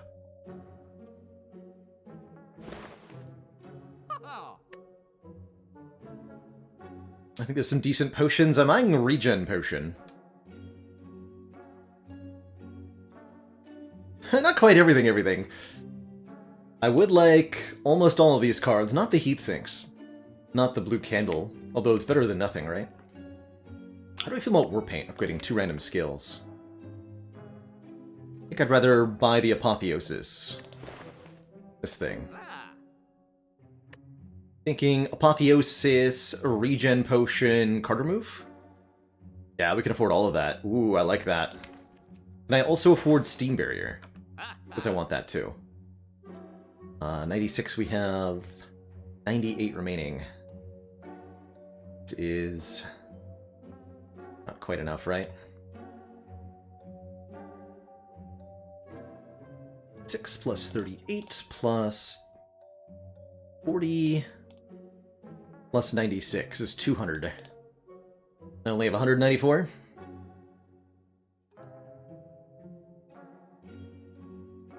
Apo and trying to upgrade it with the Warpaint, it's an interesting little idea. Would be nice if we hit it. Ideally, we get Genetic Algorithm and Apotheosis by purchasing Warpaint, but it seems relatively unlikely. I think what I'm going to do instead is cut 1 strike from this deck. Take our 15 hit points, since we don't have a rest site here. And we might not get to one. I'd like to go 3 elites, ideally. And then I wish I could afford Steam Barrier. We could take Bullseye. Although I think we've got... I mean, we have all 3 AoE defect damage cards. It's kind of cute. We'll keep the rest of our cash here.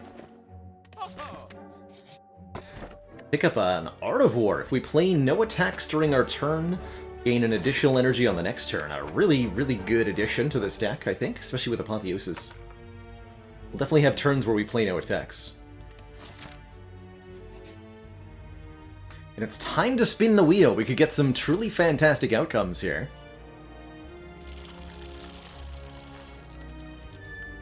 $100 gold with membership card is definitely up there. I would have preferred the full heal, but I will take anything that isn't a curse being added to my deck pretty happily. Okay, beautiful. We upgrade the entire deck. Genetic gets permanently super upgraded because we upgraded it with the Apotheosis. It gets +3 instead of +2 permanently. And let's use the Regen Potion. And we have Art of War value here. Big turn. I think let's go Doom and Gloom, Strike, Charge, Battery as our open.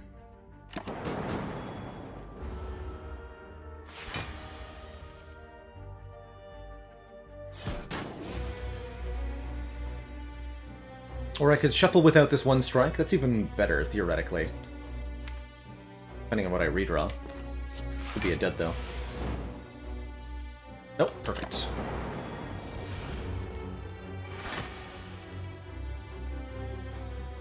Good.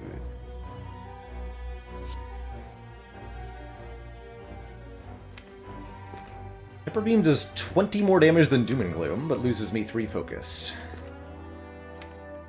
The Doom and Gloom thing. That dual cast coming up next turn. And it's even free. The power. Look at that. Full block thanks to Ugly Smoothstone. What an easy burning elite this has been. 25 gold and the Maw Bank, giving us 12 gold whenever we climb a floor until we buy something at a shop. That's going to be a ton of purchasing power by the time we reach our next store. And a second early algorithm. I mean, we kind of have the damage sorted, right?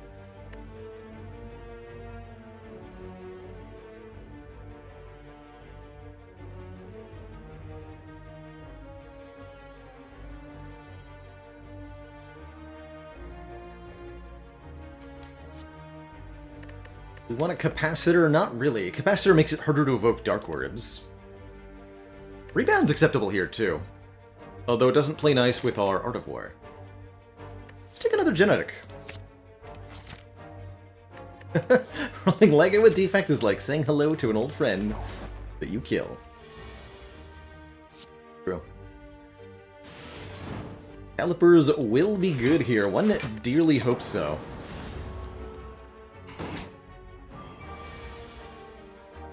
Barricade will be good here.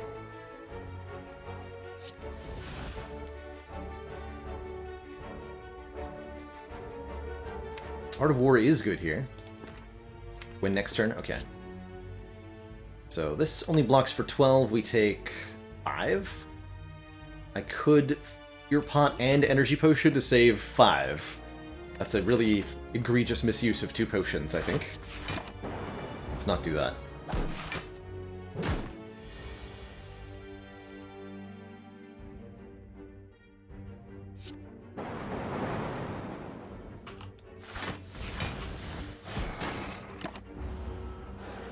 Guess I should have Hyper Beamed first. I don't know. Both upgraded algos played, and we're offered a Core Surge. Decent damage, and it applies an artifact which can block 1 Hyper Beam, as well as is quite usable for interactions with other effects later on. Kinetic Discharge for some Lightning Orb generation, not bad, and neither is Recursion here, especially with the Apotheosis in the deck, but I am super going to take this Core Surge to go with our Hyper Beam, and we're going to go for Unelite. Well, I think I found our Energy Potion. Lets me full block and play both algorithms here. Don't think this fight's gonna last long enough that I can Apotheosis before playing them, but we can just play them here on turn 1. Have a good time.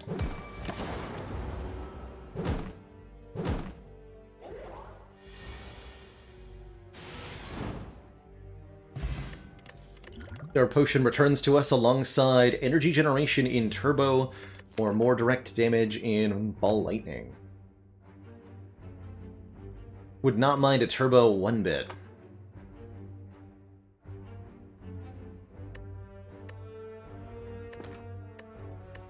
Or does it mind this Ball Lightning?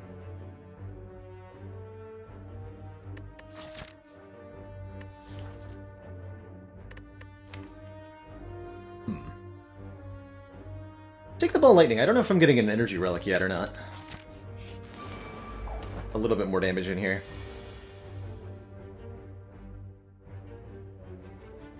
What ways this fight could go? Go Genetic Doom and Gloom. I expect this fight to end really quickly as soon as we draw the Hyper Beam.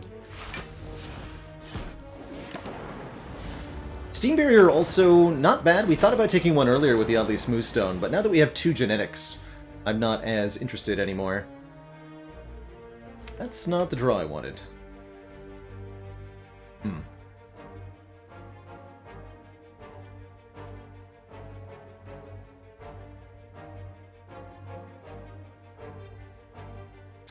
Ouch. Block for 9, take 11.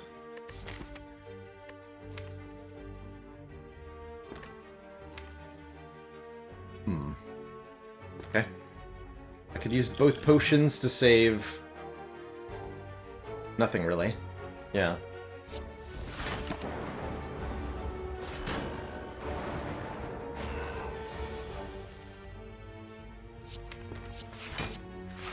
In that situation, Cowboy, it should work as you'd expect, where the Steam Barrier loses 1 from being played once and then gains 2 from being upgraded, so it should be base of 7 after that. Steam Barrier's kind of cool. You can, I believe, put it into negative block even, which won't reduce your current block, but does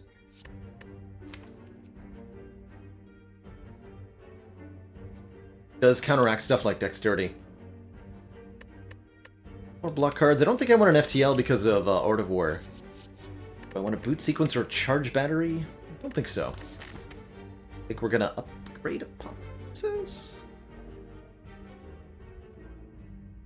It'd get killed by the Slime Boss.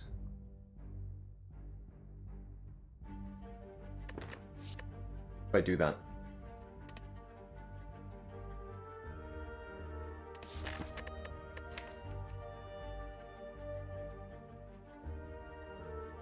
We'll be okay, though.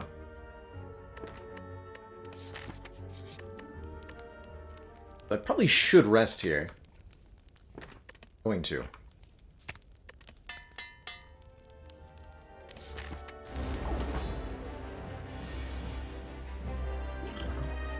Whatever we do, we have to make sure that we split the Slime Boss by turn 3 here. Ideally with a very big split. Looks like a good start.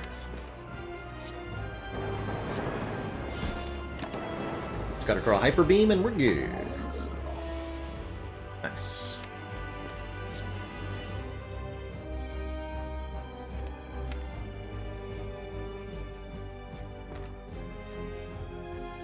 Guess I'll go Hyper Beam, charge battery, so I have one more energy next turn. Doom and Gloom does not split, right? 15 brings you to 84, 79. Oh, it does barely. I don't think that's wise, though.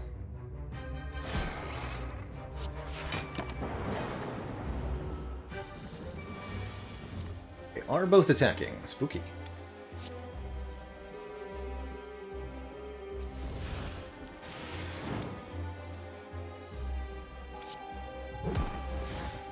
That one, full block you.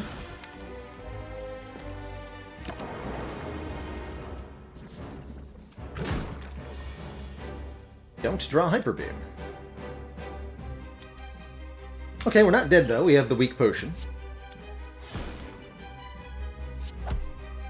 To keep us barely alive.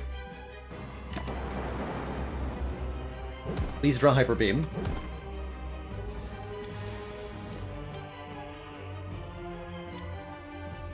Good enough! We live!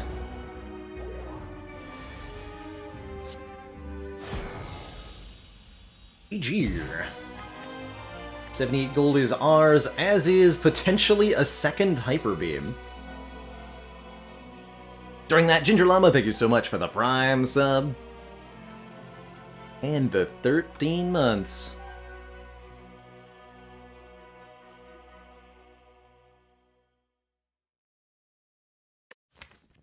Contemplating Reboot here. Reboot upgraded is draw 6, and we do get to upgrade it with Apotheosis.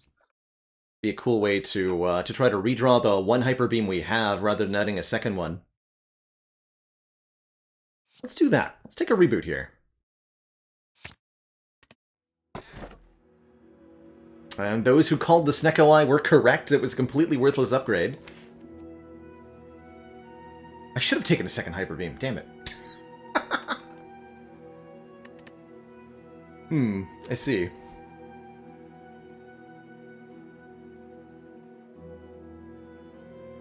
So it was Hyper Beam all along. This is a pretty respectable empty cage, too.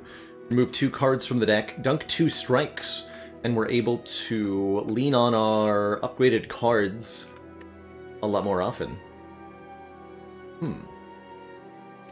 That's an oddly good empty cage. I don't think we ever want this Busted Crown. Even though we do have good money generation, we could visit a lot of shops. Lowering our card picks by 2 is pretty gnarly. Hyper Beam and Doom and Gloom definitely make me want the...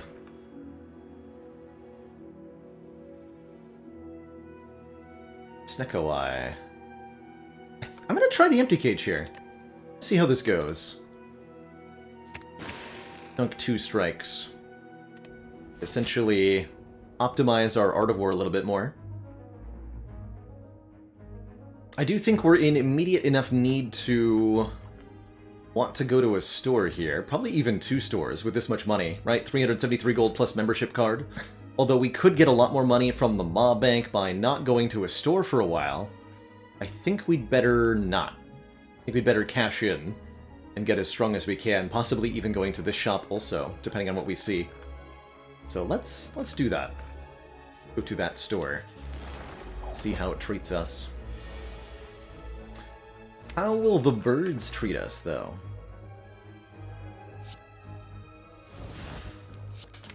Is the truest question of our time.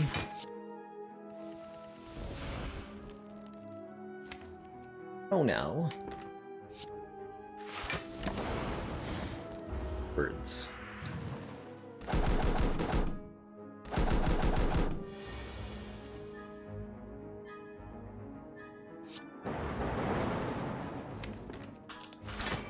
Get him, me.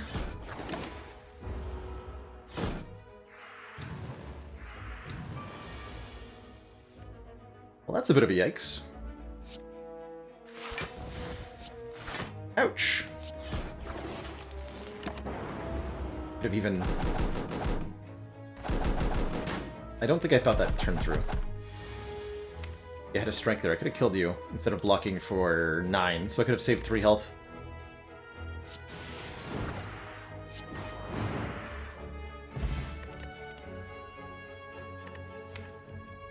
Now how do I feel about Turbo? Quite a bit better. Quite a bit better. Steam Barrier also swanky now.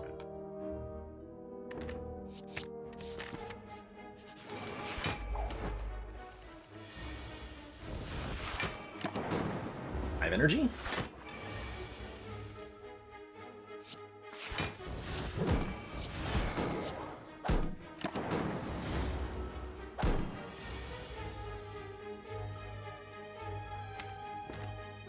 Use the reboot here to try to get a full lock. It's not quite a kill. I could go Doom and Gloom reboot, but then I don't level the algorithm.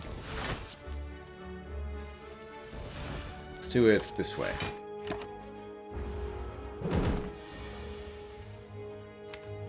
And now both have been played, yes? Cool. Okay, as these algorithms get more and more upgraded, we're going to be better and better. I think one more upgraded charge battery sounds like a very good addition as well. Chaos could be an acceptable addition too, giving us some more orbs.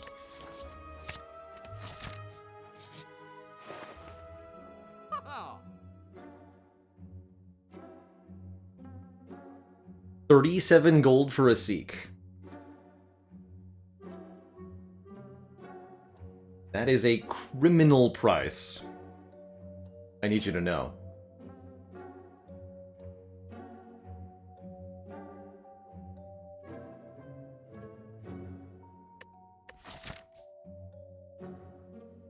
With this shop coming up, I also quite like Meal Ticket here, healing us 15 whenever we enter a store. Some argument to be made for Tori, although it's quite expensive. Card removal's pretty good. Finesse is quite good. Upgraded, this blocks for 5 with the Oddly Smooth Stone. Always think, wow, 2 orbs, 1 energy, then it lets you down. It's really good if you combine with cards that benefit from orb variety, like Compile Driver. Or if you've got a lot of focus.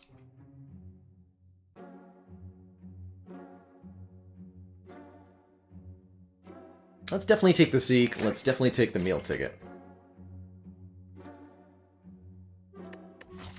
There's an elite between us and that shop, which makes me want to buy this Fire Potion. Well, we could buy the Cauldron instead for slightly more money, letting us look at 5 potions.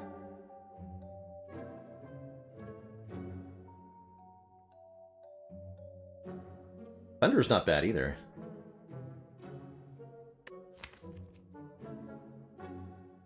I think we're quite good at elites. Let's dunk the last strike. Let's take this Fire Potion. And then I'm going to plan on going to the second store for the 15 hit point heal, and we'll have effectively more than 500 gold, allowing us to buy anything at that shop.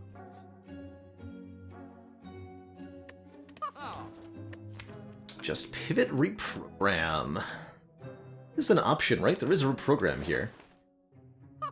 Using focus to gain strength and dex. We don't really benefit on the strength side.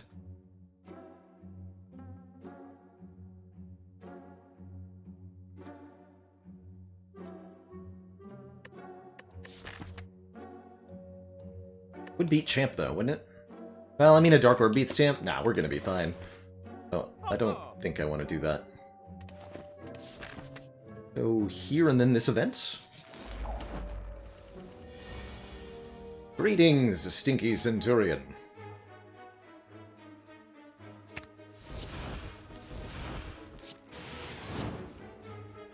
This is enough total damage that Mystic will have to heal next turn.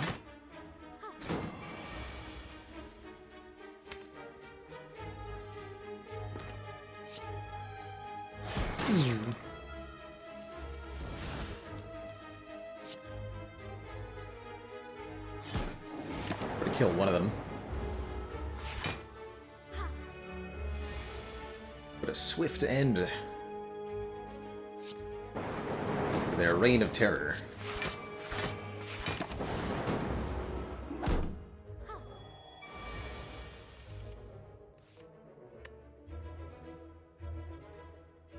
So not a full block, but I have more than enough damage to kill, right? This is 49, 59, yep. And enough energy, too.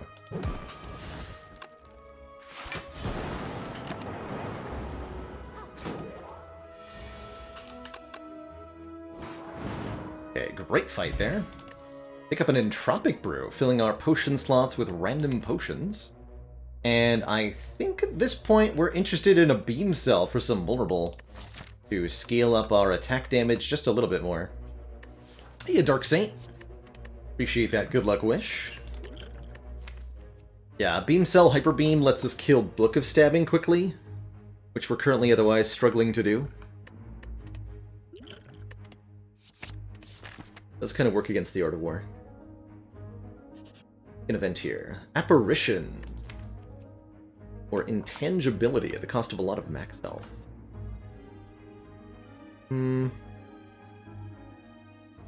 Genetics are already kind of like apparitions. They're nice with Art of War, I suppose. I'm not convinced that this is correct, though. Probably spend a good 30 minutes thinking back and forth here. Doesn't cost us any of our current health. Though it does cost us potentially the health we'll get back from the meal ticket here. This elite fight should be easy. I'm gonna say no. Partially because I just don't find the apparitions that entertaining a lot of the time.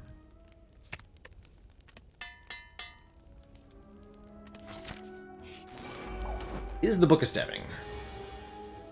Our Beam Cell is here. Good.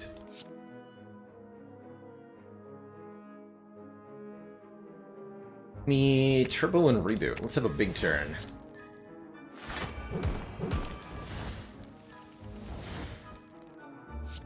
Again.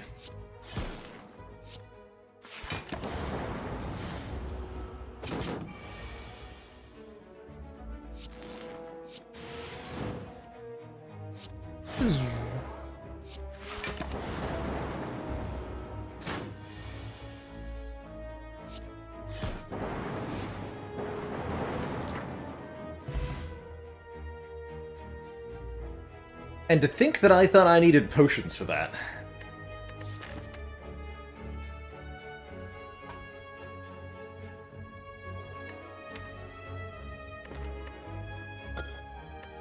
Would that have gone so smoothly with a Snecko Eye? I mean, maybe. Certainly appreciate an ink bottle for some card draw here. We already have a turbo, I don't need another one. But I think that I do want an additional darkness to help fill out our damage-dealing mechanism. Channel of Dark upgraded, trigger the passive ability of all Dark Orbs as well. Great single target damage output. And we are going to the store. We are. Almost ready to start moving Zap? Or maybe Defend cards. Cool. Start of each combat, channel 1 Dark. Pretty good. Symbiotic Virus would definitely help the orb damage scaling go faster. There's an Ori here to let us look at 5 card choices if we want to. Dark removal's okay. Cool-headed for our first Frost. If we want more artifact, there's Panacea here. Sure that we do. Not sure I want Frost either. I certainly want more Dark Orbs, so I'm gonna buy the Symbiotic Virus. Maybe remove Zap. Ginger's kinda cool here. Makes us immune to Weaken. And that allows us to not use our artifact on weaken effects. Helpful against Champ, who does a lot of weakening. Fire Orb that acts as thorns. I like that idea, Bloodgore. I think there's certainly room for an area of effect kind of orb. Doing it as a thorns effect would be a really neat way to do it. But I would love to see some more orb types for the defect. There's a mod that adds water orbs, which generate card draw for you. That's pretty cool, too.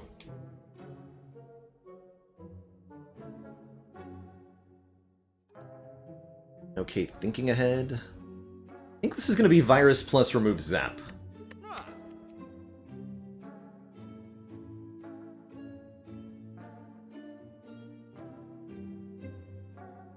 Yeah, remove Zap for now. Claw Orb. And neglect the Cool-Headed. I think I want a Frost Orb right now. Although the draw is appreciated. I'd rather have a Skim. Would much rather have a Skim. And do I visit this fire? Don't think that I do. I think we take an event over a fire now. Do I want the Panacea? 5 gold. Picks up a valuable card draw. I don't think that I do want it. Gonna leave it on the ground. I'll happily take an Akabeko, making our first attack each combat do 8 more damage. Most of our attacks hit all enemies. So that will be super useful against, oh, I don't know, the 3 Slavers. And I will transform a card.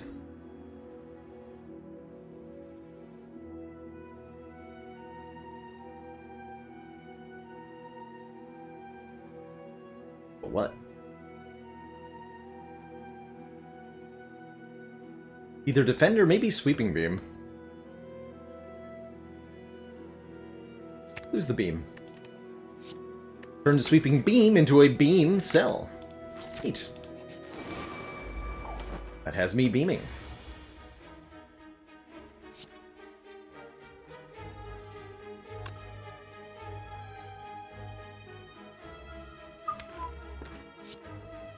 Or Apotheosis Turbo.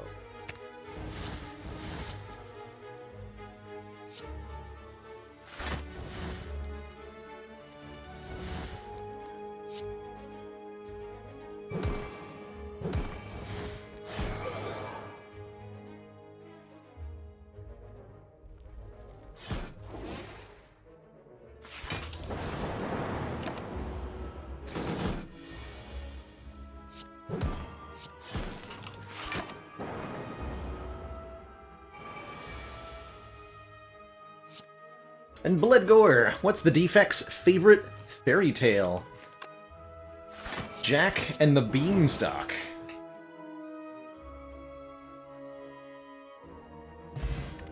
Strike Dummy does nothing. There is another Hyper Beam here. What do you feel about a creative AI? Slow power scaling. Now, if I take in Panacea, I might want a second Hyper Beam. As it stands, I don't know that I want any of this.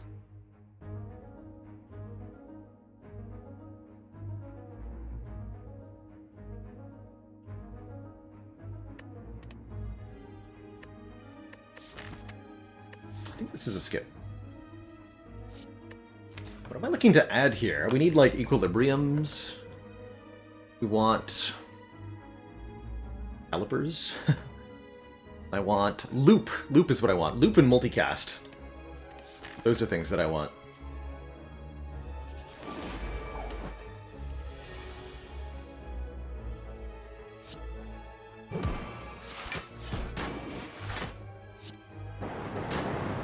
Okay, hopefully we can get back around to these algos to play them. Oof.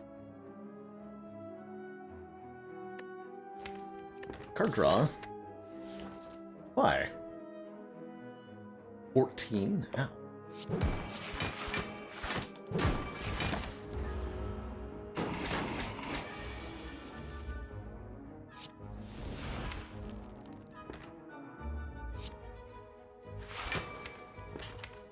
Is not a void in the discard pile. Okay.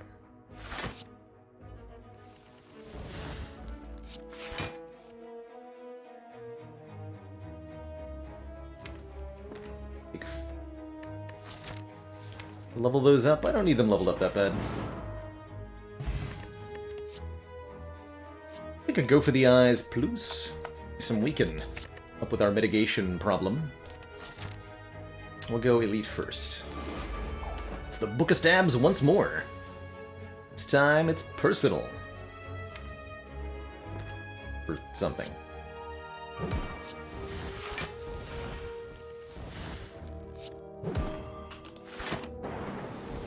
Let's clean up a turn 1. Okay.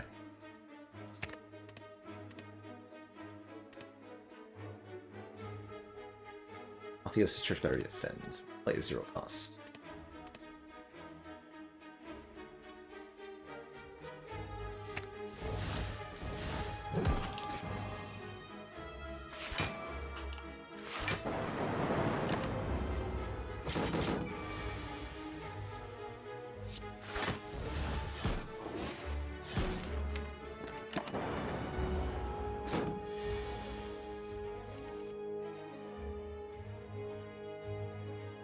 Spooky here. Ah.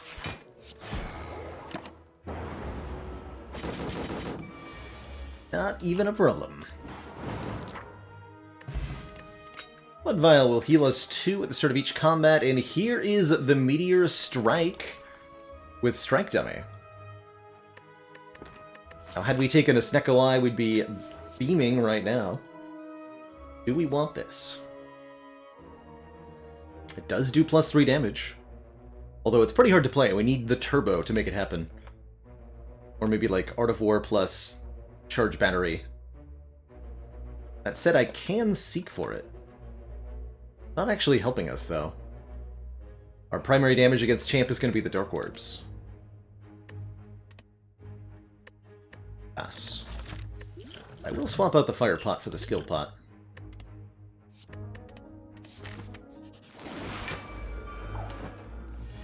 Figuring out what kind of orb you want is a pretty difficult thing to do sometimes. The Spire.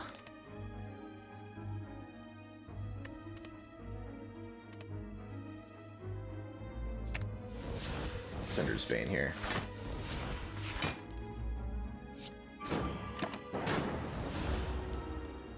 Gonna play Ball Lightning instead of defend.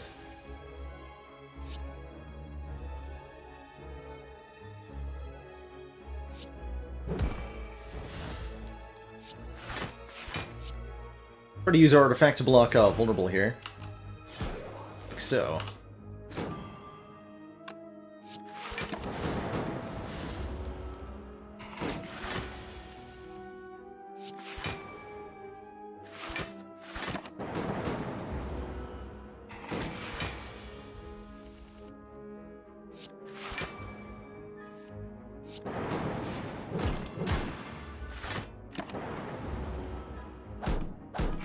Appreciating Ink Bottle's contributions to this deck right now. Is that a word? Contributions? Contributions. More correctly, the word. Tempest, a way to spend some energy. Let's just beat Champ with what we've got here. I think I'm gonna recall.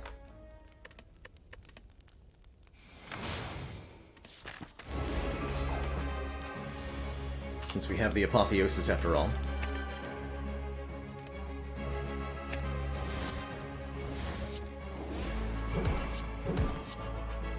That man, the Beam Cell. Goal is just charge up a couple of Dark Orbs and then unleash them all at a later date when the Champ is not expecting it.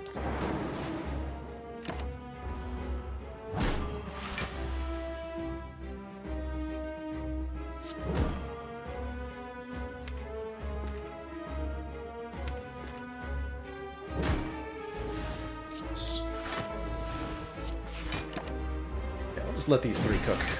We're gaining 18 damage per turn.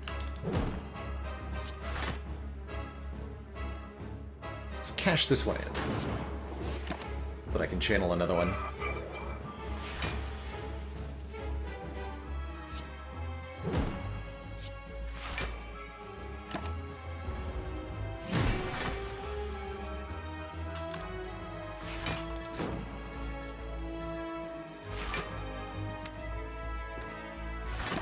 Okay, turn off. Thank you.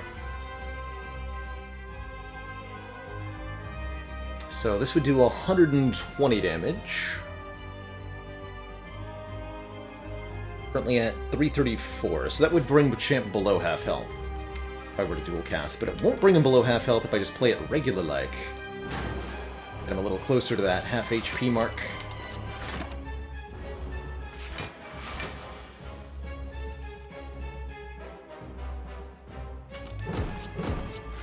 Bottle here. And being quite mindful to not channel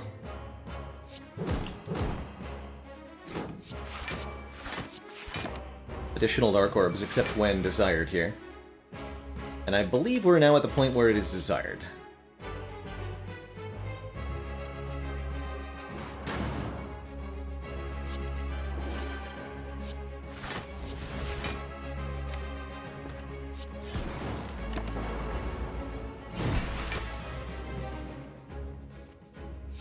Very much so, in fact. Boop. Not too bad. Easy peasy with the Dark Orbs. If we want some focus, there is a bias cognition here. I think machine learning would be incredible as well, allowing us to draw more cards each turn, which we certainly want. Of course, the bias cog works with Core Surge to be permanent focus.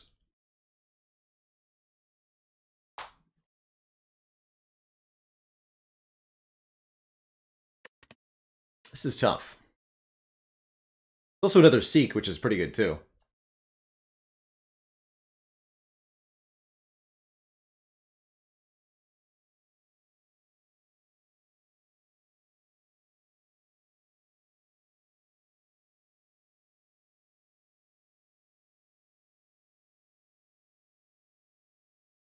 Bias Cog would make me start to want Frost Orbs.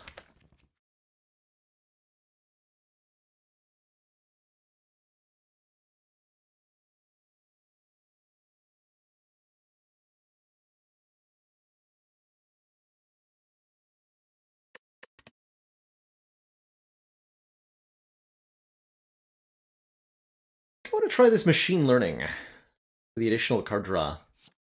Focus is nice for the Dark Orbs. Counteract our Hyper Beam.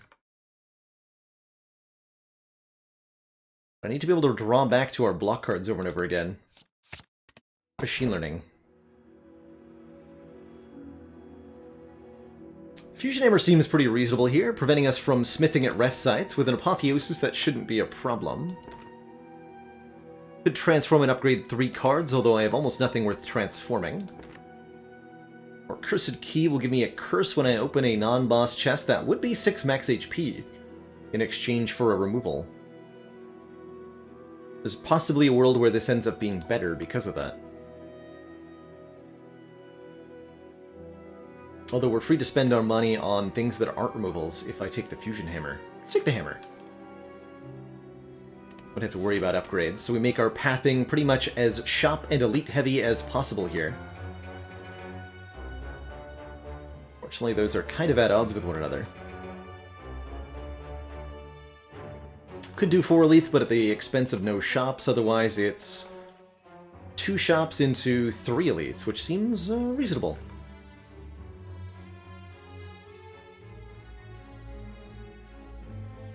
Well, I could even go this way, only go to 1 shop and try to find Mind Bloom for 999 gold with a membership card, double max health Darkstone Period.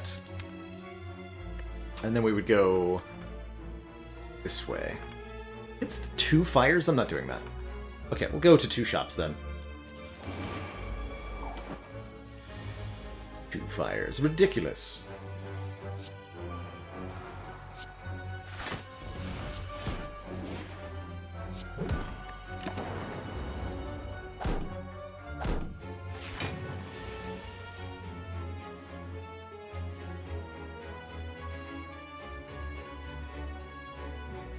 Why we need more card draw.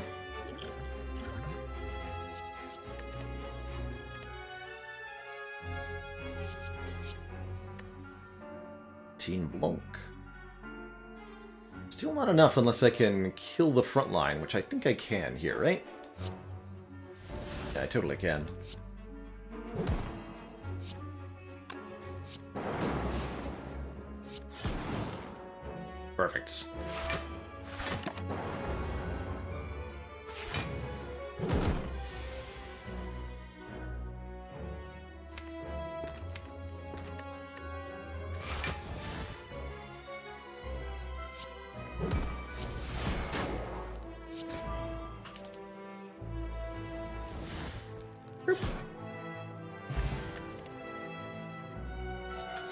Reinforced Body is quite hot with the amount of block that can generate with Smooth Stone in our energy generation. It's also a very efficient card against Time Eater and against the Heart. So it takes relatively little beat of death damage. That.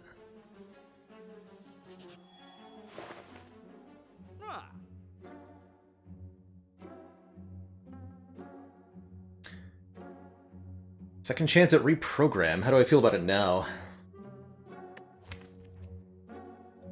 A lot better. And there's the skim I wanted. There's also a runic capacitor here, giving us 3 additional orb slots, which could be quite spicy. I want that?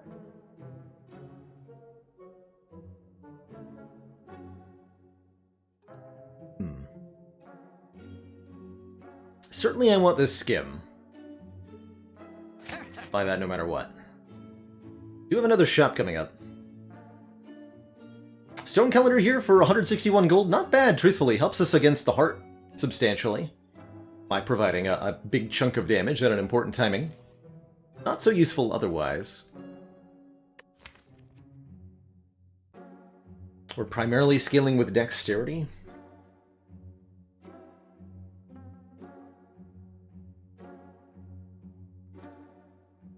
I think it is time to go reprogram now. I almost want to remove the darkness if we do that. We can do that at the next door, though. Let's add reprogram and look at the next shop. We'll see how we feel there. That's going to allow us to scale our dex to fully block. Reinforced Body is the big selling point for the reprogram here.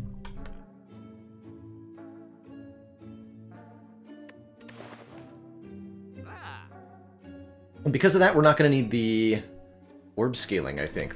Just these beam cells and the go for the eyes will end up being a really substantial portion of our damage. Okay. I know, that poor floor 1 claw. Too bad, so sad.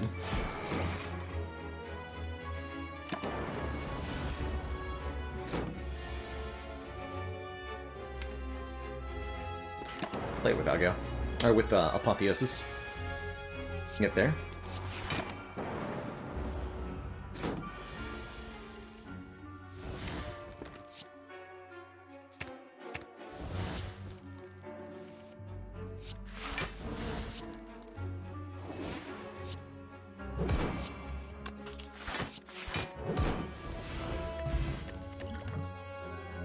So now, for example, I don't want Cool-Headed. We're not going to do Focus Things. Defragment, also off the list. Pen Nib, however, every 10th attack we play deals double damage. That I'm thinking about pretty intensely. I'm also looking at Toolbox, giving us a random colorless card on turn 1, pretty approvingly as well.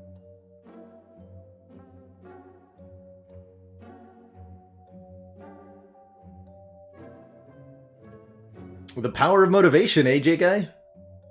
I'd be doing the same. Still haven't been able to get my hands on a PS5. So I haven't been waiting in line or, like, spending a huge amount of time looking, because I don't have the time to devote to that. But I want one. Sony should just send me one for being a famous streamer. Unacceptable. Violence is kind of cute card draw. Yeah, I think this is Pen Nib Toolbox, remove the darkness. Yeah. Tell you later, Orb. Your kind is unwelcome here.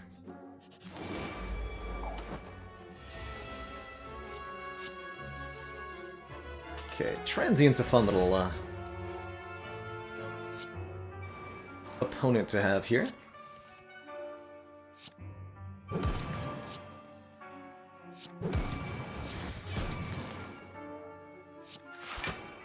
Every time we deal damage to Transient, they reduce their damage output by that much for 1 turn. So it's a test of our combined block and damage output, essentially.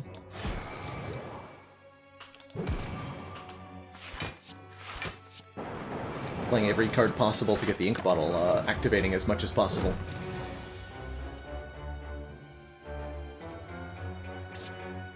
Awesome, because here I can now, with ink bottle shuffling the draw pile, we get to use Seek to put the things we want to put in play. I'll just draw the void the old-fashioned way. A dual cast as well.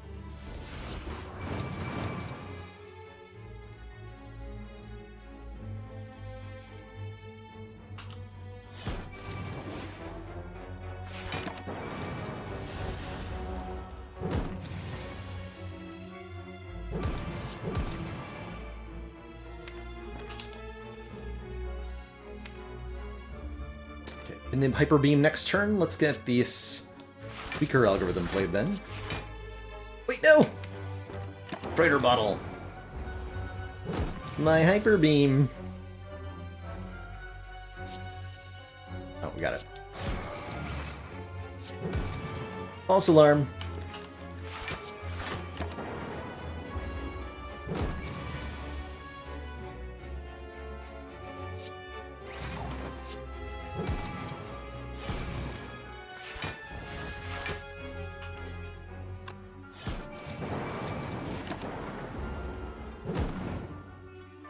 Cool, nice clean fight there. There's the equilibrium I wanted. 13 block, retain our hand. Stack is not bad either, giving us block based on the number of cards in the discard pile. I go for the one that lets me retain stuff, though. I think that's probably the last block card we need, although I would take another reinforced body if offered. You said we're going to go up this way.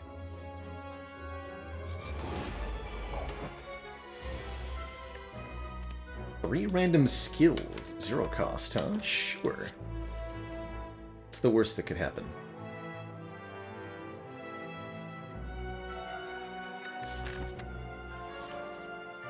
Gonna play the Chrysalis first and then upgrade them, rather than the other way around. Take a little bit here, but Blood Vial has us covered. 0 cost Amplify. Cool. Let's double our machine learning here.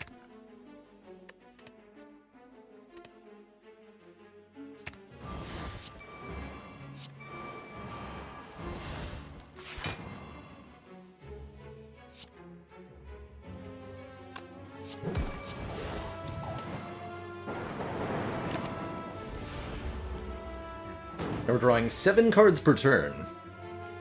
Stuff.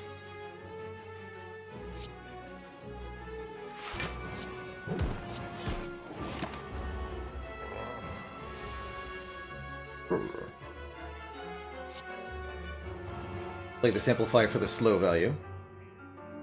Am I gonna overclock? No.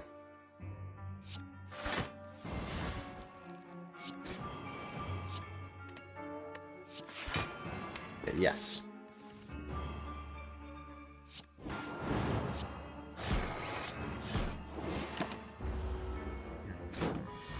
It is time.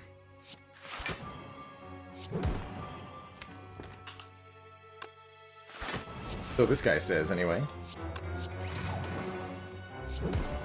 But is it really?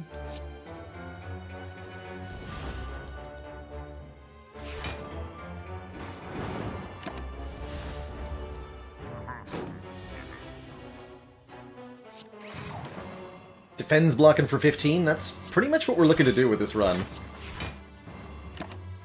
Scale it by virtue of reprogramming. Hopefully find a way to kill on this turn. Otherwise this could hurt a bit.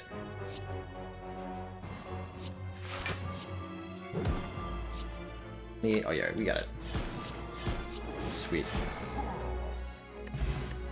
Bottled Flame. Pick an attack to start with in our opening hand. We have Pennib and Akabeko. Bottling something. Be pretty good. I'm also contemplating taking this Aggregate so that we have a renewable energy generating card.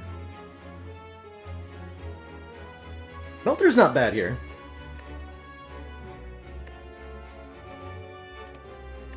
Oh, Bottled Core Surge. Yes, yes, yes. Bottled Core Surge to block Heart's Vulnerable is definitely the way to go here. And I will take an Aggregate. And then we're probably going to remove, like, Doom and Gloom or something. The Fall. We'll cast Machine Learning Beam Cell. We can lose the dual cast now that we're doing negative focus stuff. She forgot we had that card.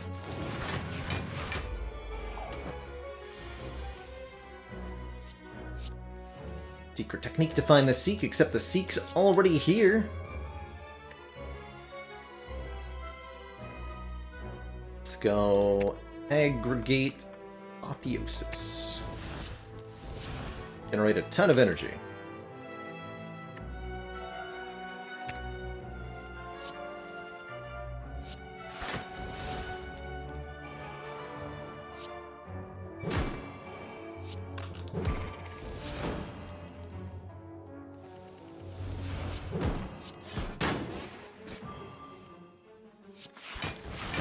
Algo's played too.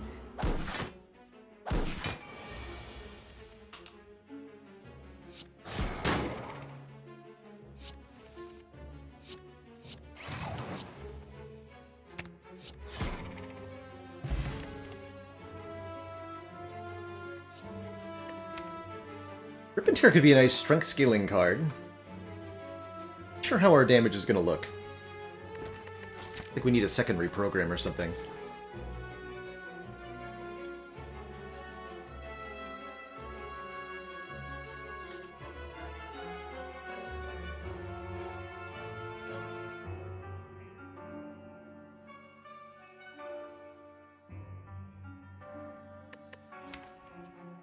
I think we'd better not add more damage cards.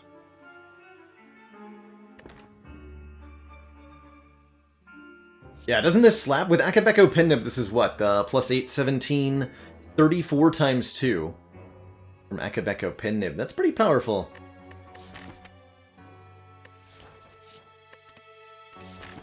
But nay. Take our 50 gold in our key. Like the Stinky Maw. Purity might have been good there.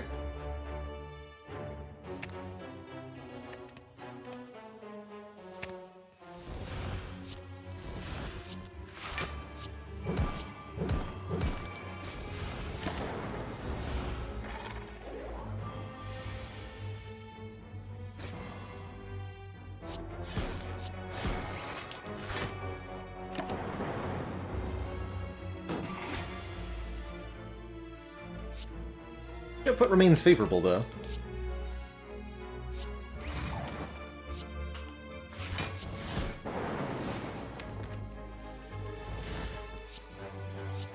That Skim is putting in serious work.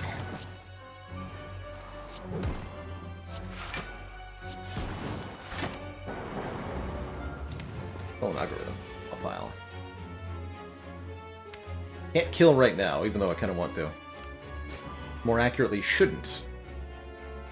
Shouldn't kill right now.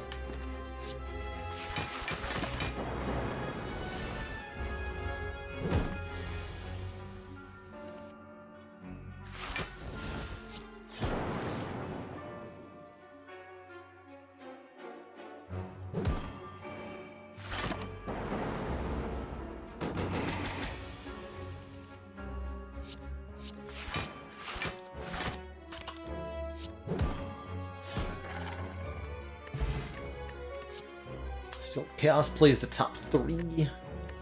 Could get some more draw with a Compile Driver, although realistically it's only like... probably draw 2. Draw 2 and do some damage? That's not bad.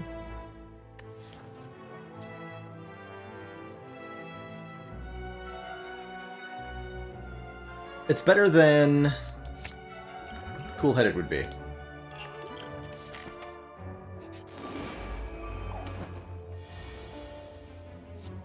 Go Strat over Violence. We get the turn 1 Doom and Gloom. Good.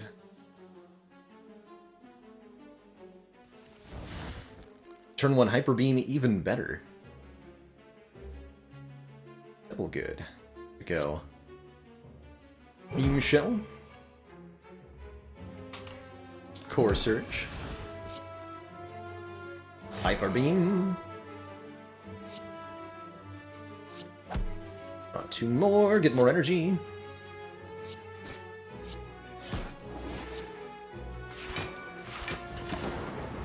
That Algo played too.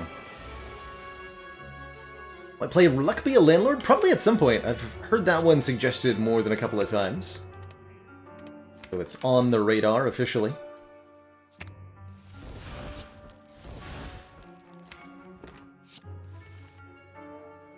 It's official.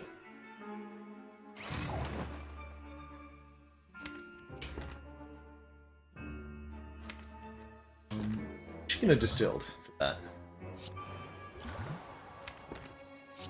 I can retain this hand.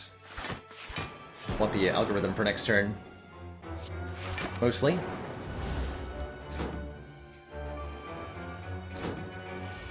But yeah, there's been a bunch of roguelite titles that have come out into full access recently. Or early access that are worth a look, I think. Thunderstrike. It's finally here! The Strike Dummy Thunderstrike synergy. Slowly build it up with our Ball Lightning. Could be a legitimately, genuinely good source of damage, but I'm going to take the reboot to try to get our reprogram over and over again. Mind Bloom is here. We could upgrade all cards, preventing ourselves from healing further. We've got Apotheosis for that, though. Fight a boss for a rare relic, or just take a curse for 6 max HP. Could be a boss fight from me.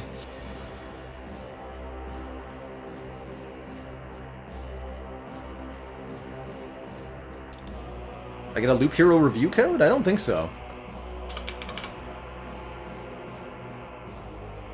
Oh! Wait a minute. Yes, I did.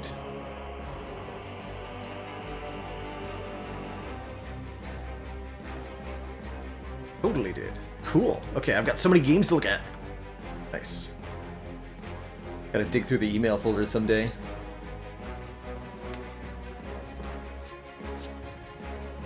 But yes, I do in fact have a code for Loop Hero.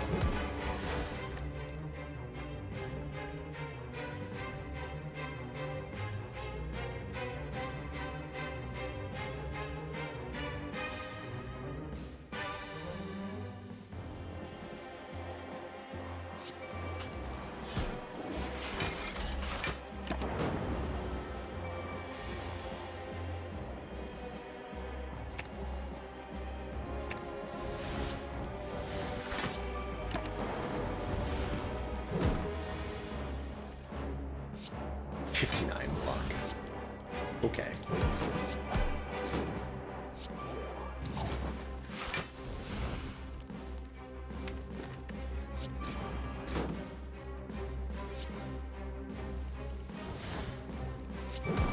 Don't mind me just having 100 block.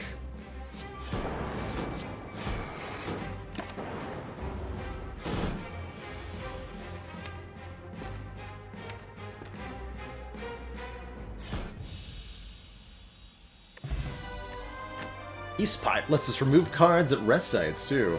Cool.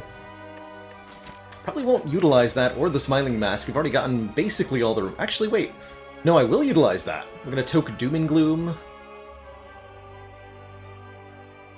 For surezies. Probably not the Ball Lightning, though.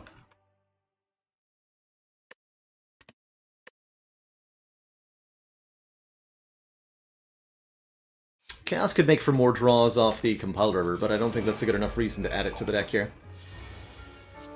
3 Apotheo? No. Magnetism. I've got Apo anyway.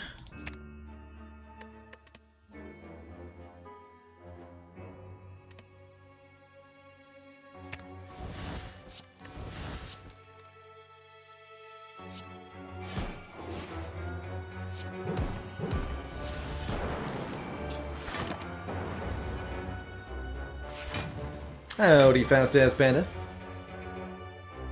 Poke the burn and the wound in the hard fight. Myrtle's got the right idea. Toke cards before they even get added. How the heart knows you mean business.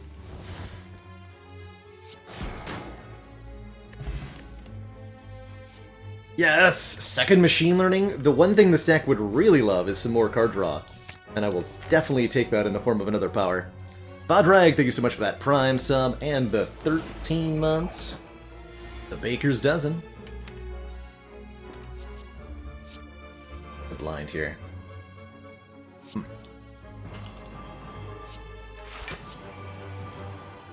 Attack potion. Well, 1 because it gives me Pennabakabeko Meteor Strike. 2 for the ink bottle draw. Oh.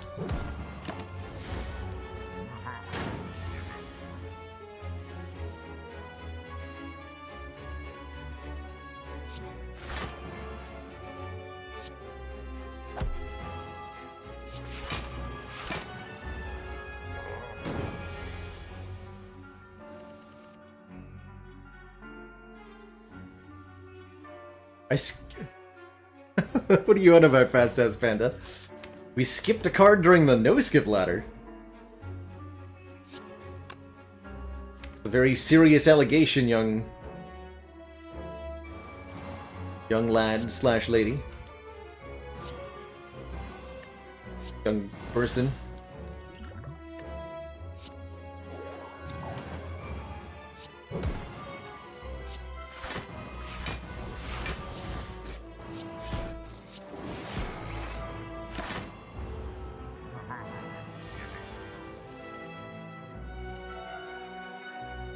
Young netizen. Like that. Lord 27, Ascension 18, Silent.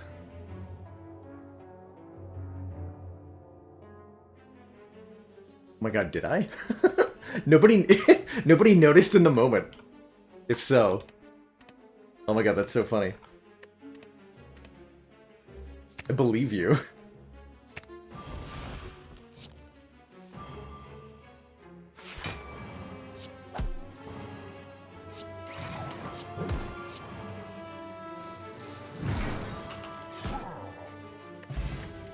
Healing.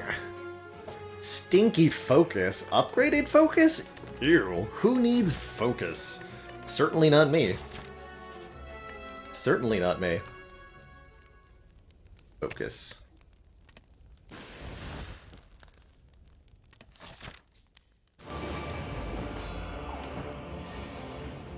Focus is ridiculous.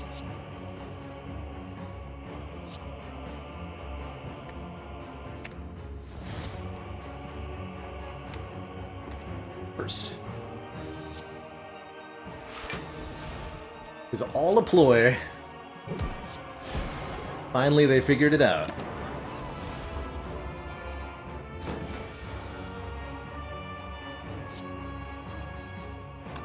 Knew my secrets couldn't hide with me forever. That's good. A turbo reboot, too. Neat. Let me play the machine learnings against Awakened One here. We want the extra card draw.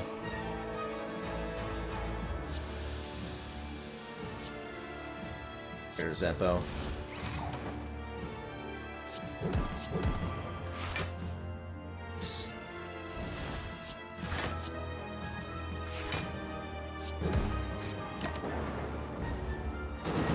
And then reprogram scaling will take us the rest of the way here.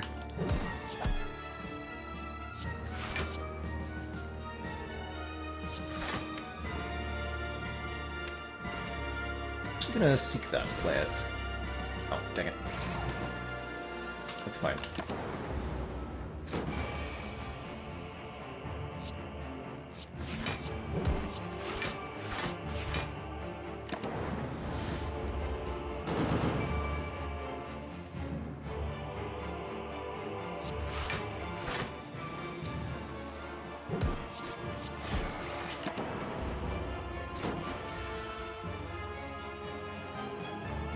So clean.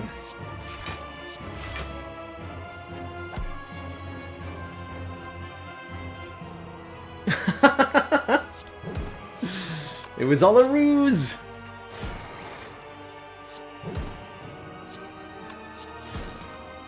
It's a ruse the whole time.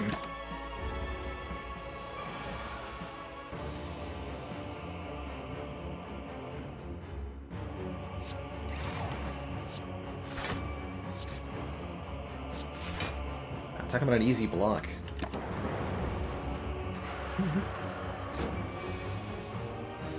Oh! Or was it? The HUD continues.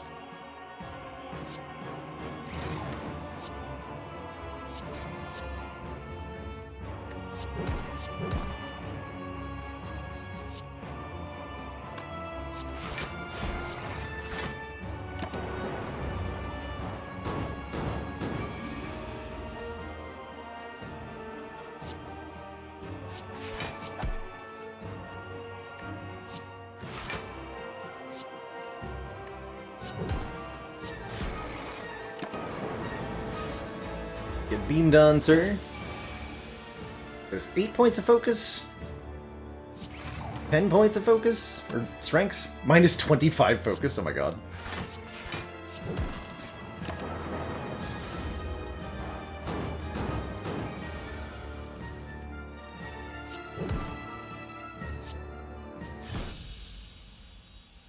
Alright, awaken one down without a single point of damage taken. Next up is Donut. Cronut. Okay.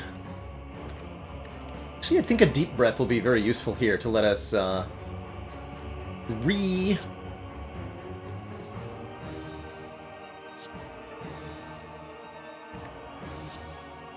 redraw our program over and over again. Great draw in its own right.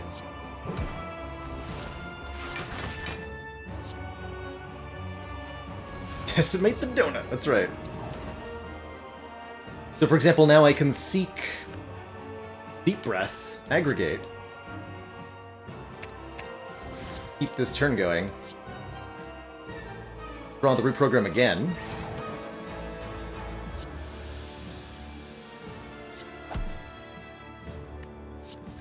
Yeah, and have a really big turn.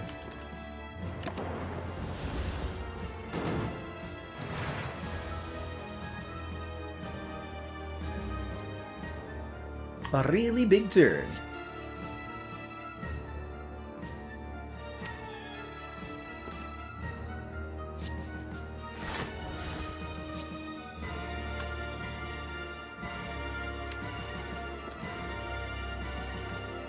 Good day, Private Snowball.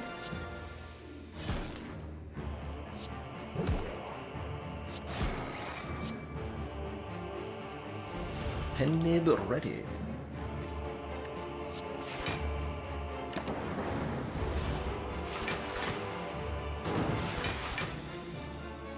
Perfect.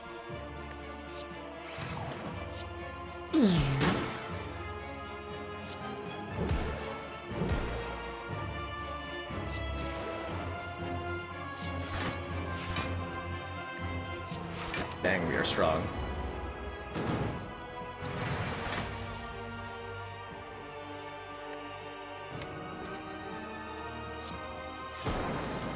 Let's use a deep breath to avoid drawing the void immediately. At least try to.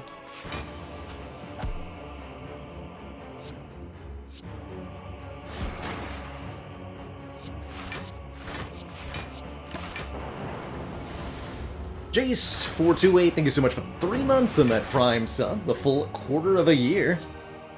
And counting.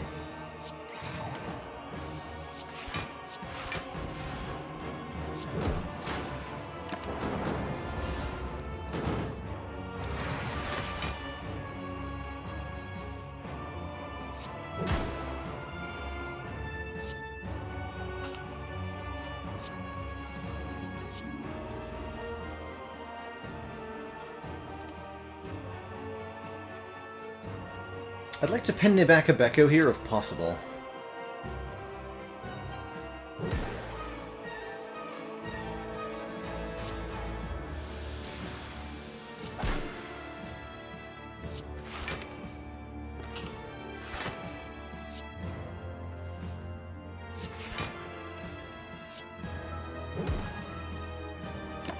it is possible.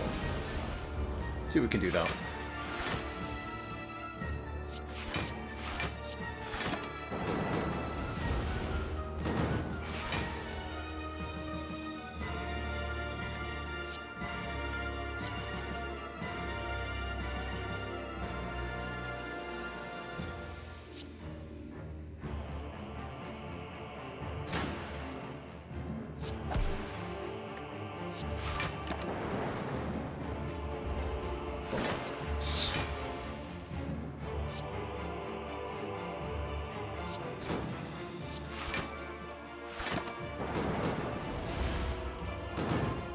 Three more attacks.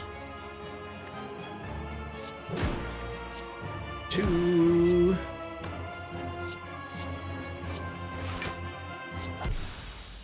Ink bottle on 9, pen nib on 9.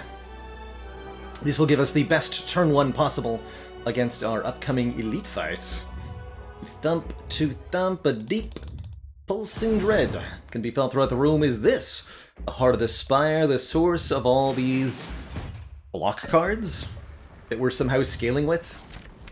I mean, this doesn't really look like an endgame defect deck that much, does it? We got 2 machine learnings, a bunch of block cards, and 1 lonely reprogram. Somehow that was enough to perfect both bosses. Can we do more? Go ahead and toke our Ball Lightning. Just leaves us permanently on 2 orbs, 1 Dark Orb in front, 1 Lightning Orb and 1 Dark Orb, and that means Compelled River always draws 2 no matter what. So let's lose the Ball Lightning.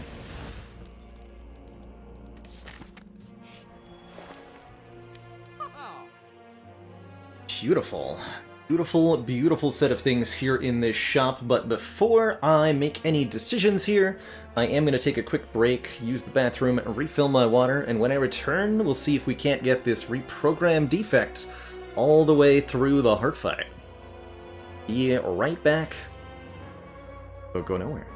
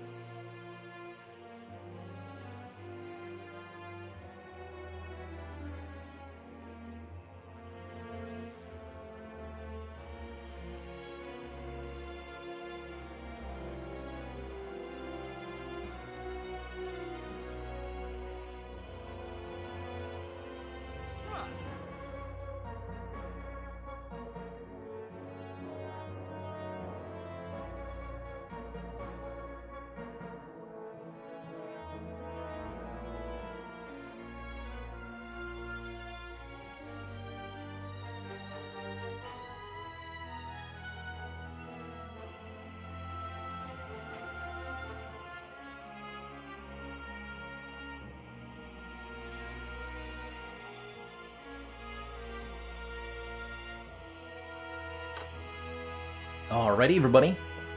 We are back. So, two big threats right now are, of course, well, there's 2 fights ahead of us left. The elites are hopefully relatively easy with Akabeko Pennib. If we draw Hyper Beam on turn 1, it's going to do 84 damage to the both of them. So we should be able to get some pretty swift kills. And these 2 algorithms can help make that a lot easier as well. Buying the Bag of Preparation does make that a bit simpler. For the Heart Fight, I think a Speed Potion for 5 permanent Dexterity is a great pickup here. We can even buy that alongside the Clockwork Souvenir for an artifact to go with. That would allow us to both keep the Dex and block the vulnerable from Heart.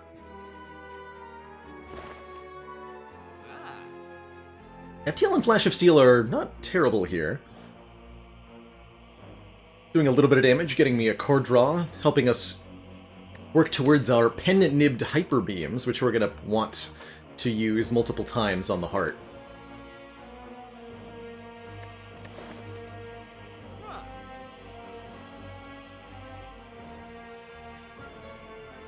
Can I afford Bag? So we can go Bag and Souvenir and Speed Potion. I like that a lot here. Do it. And then 43 gold is not enough to buy the Flash of Steel, but we can get the FTL. I think I will take the FTL. Just for a little bit more damage, 1 more attack, but doesn't cost us energy. And I think with 5 decks, the detrimental effect of that with Beat of Death shouldn't be too bad. Give me another beefy attack card, please. Actually, maybe Enlightenment is better?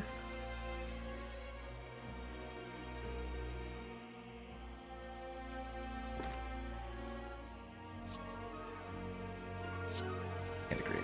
Yes, we got it! 84 damage to all enemies.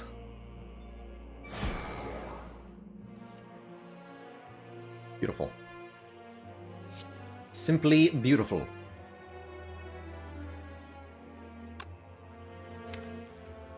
Okay, realistically, we're not able to kill this thing next turn, so let's work on Spire Shield here.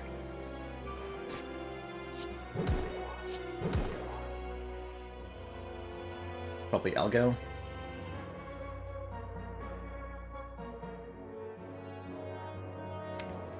Could try compiling. But yeah, because then I can... Force Surge, Hand of Greed, we actually just get the kill on turn 1. Burp. Thanks for the money. Hee. And I think because of that, I'm going to play the Charge Battery. We'll take 1, but Panagraph has us covered here. We get 1 more energy next turn. Great turn 1. Thank you, Akabeko Pennib. And yeah, we're fine here. Algorithm for 73. Don't mind if I do.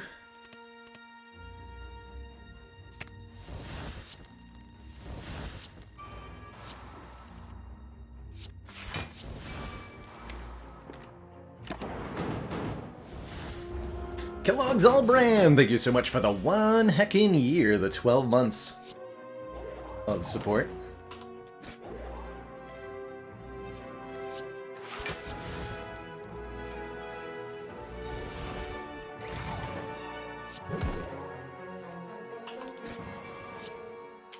Beep.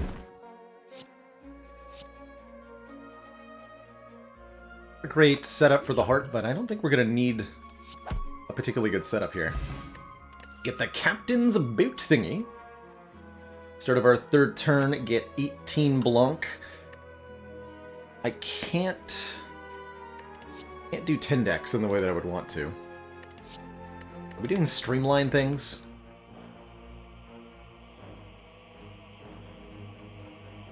Is this a deck that takes a streamline the floor before the Heart? What a concept. Gamerivic, thank you so much for the Prime sub and the 6 months. Howdy. Gold into healing. Oh, I like that idea, Frogan. Just like that you could...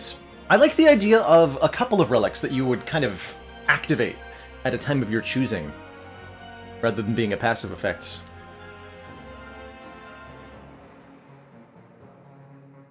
Streamline is A-, that's right.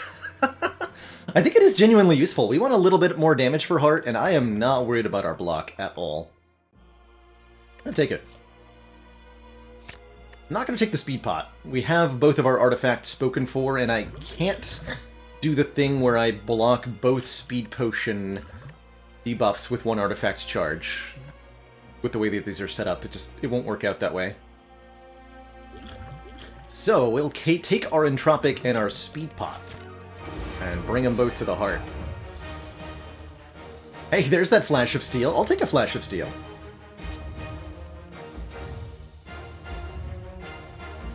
And we can retain Algorithm for next turn. Perfect.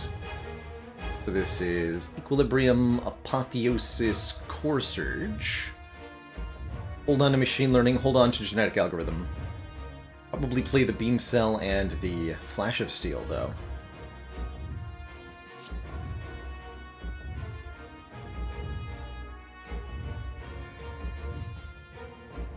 But we drink this first. Strength Pot. 2 strength and a weak potion. Both very good. That should be all we need, really.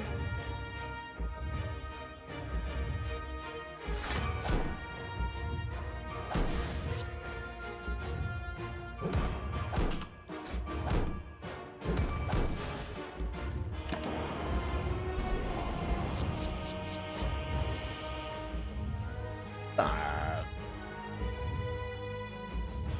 40-0. Give me that full block. Thank you very much. I get a reboot? Yes.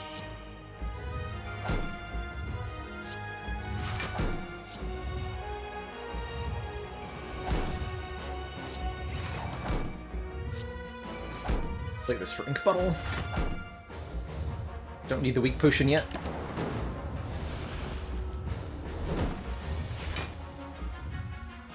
Still don't.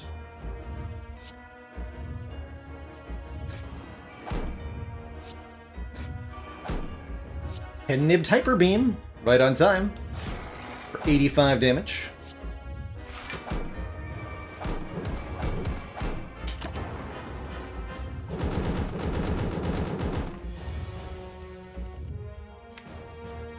Okay, the Heart is about to gain artifacts, so I think this is the right time to use the weak potion. Extend that weaken for a few turns. Get some of that stuff out of the draw pile. We got a Dazed and a Void. Unacceptable. Actually just gonna seek for both of those. Slimed. Don't play the reboot here. Play the Streamline, get that cost reduced. And we'll Equilibrium. Next turn we get to Aggregate. Been good.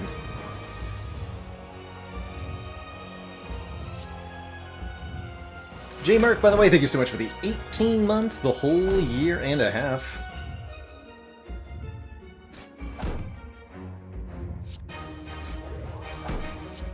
Merle with the preemptive GG, enjoy whatever you're off to, and thanks for dropping by, as ever. Let us... Let's see, we're not retaining this turn. Okay. I think I'll use the other reboot here. Leave in turbo first.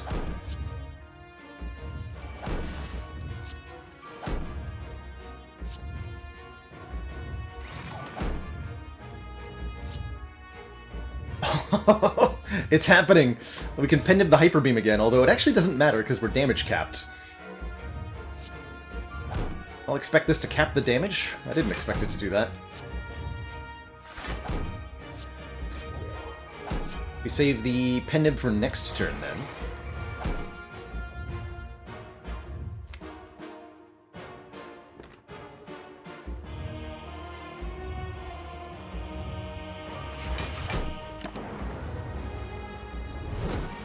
That's right, Chicken Man Phil. Reprogram did get a patch change. Penib the Streamline. Nice.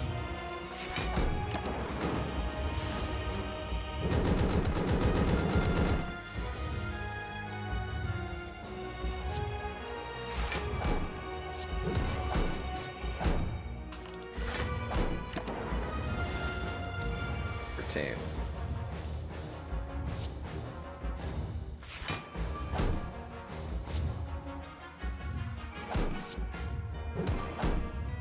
Got 3 Beat of Death now.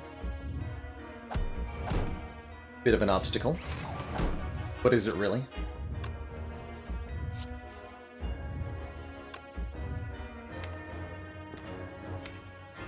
I'll draw egg.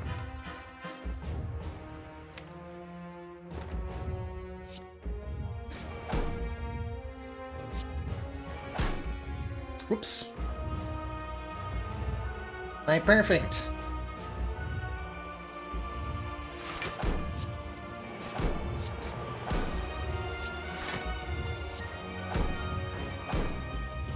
Ended the Hyper Beam.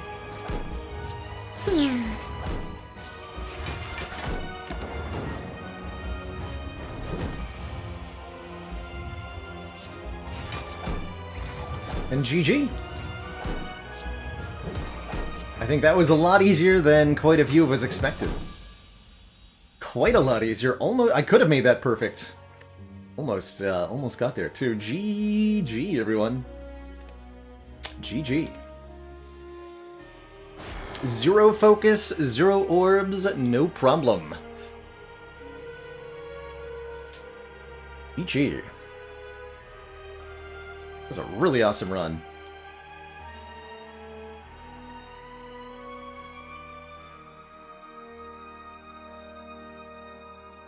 GG, everybody. GG.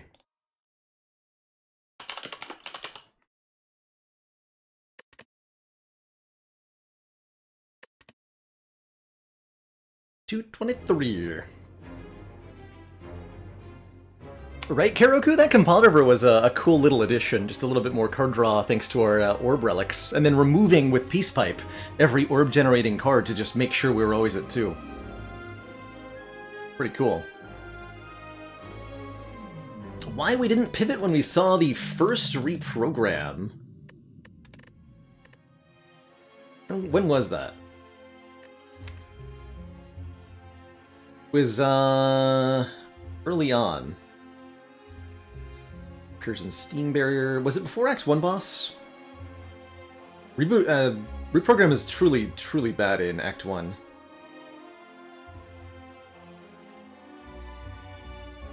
Skip the creative AI. Line Meteor Strike, go for the eyes. Turbo Tip Streamline.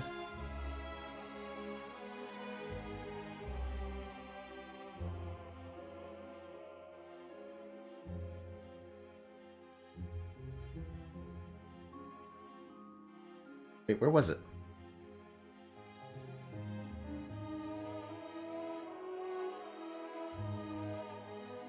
It wasn't in Act 3. We took the reprogram we saw in Act 3.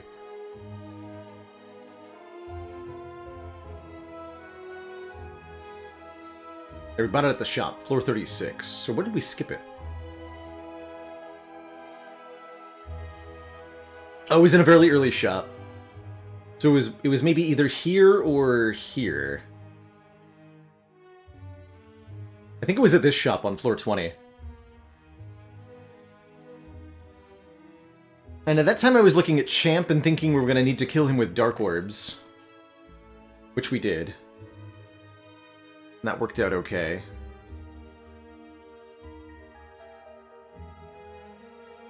Maybe should have grabbed that one though.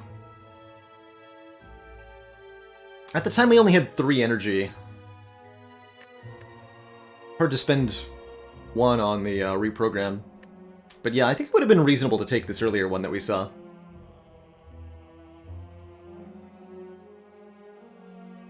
Certainly ended up strong in the end. Some of the big enablers, though, for something like reprogram, you need to be able to redraw stuff over and over again, and the machine learnings that we picked up were instrumental with this, as well as the reinforced body, 2 things that really encouraged me to pick up a reprogram later on. I don't like a reprogram generally anywhere in Act 1, it just doesn't scale very quickly, and starts costing you very important orb damage. It's only after that you want otherwise. Either way, GG, a very excellent defect run. to follow up our silent run. Let's make it one more with the Watcher on Ascension 20 here. I was just putting, Baronium, I was putting a stream marker in there so that I can easily highlight this run for YouTube later. That's what I was typing.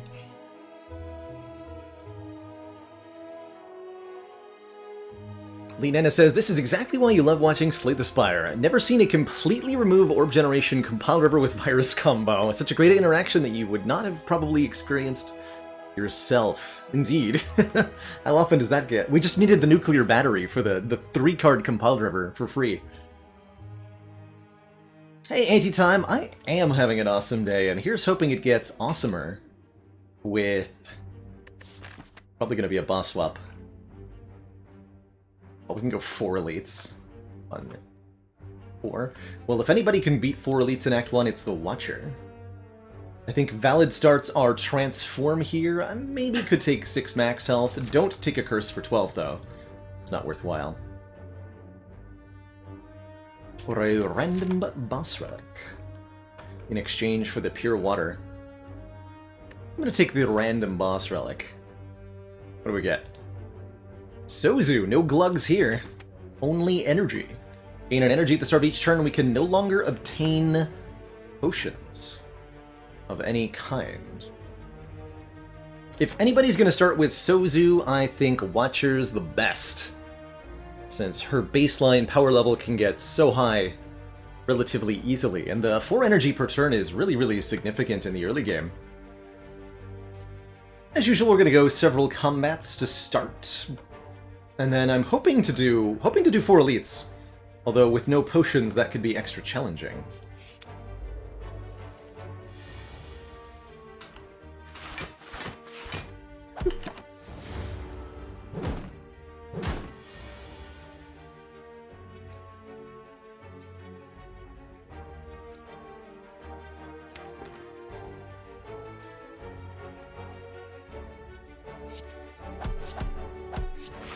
No way to kill there, unfortunately.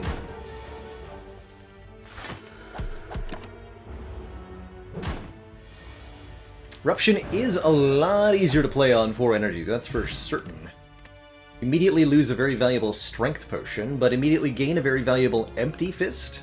It's a bit of stance control and really good damage on floor 1 with an extremely good upgrade of +5. I think that's a totally good common. Hey, Trevor, we're on a streak of 2 at the moment. And Shafanaf, thank you so much for the 5 months and that Prime sub.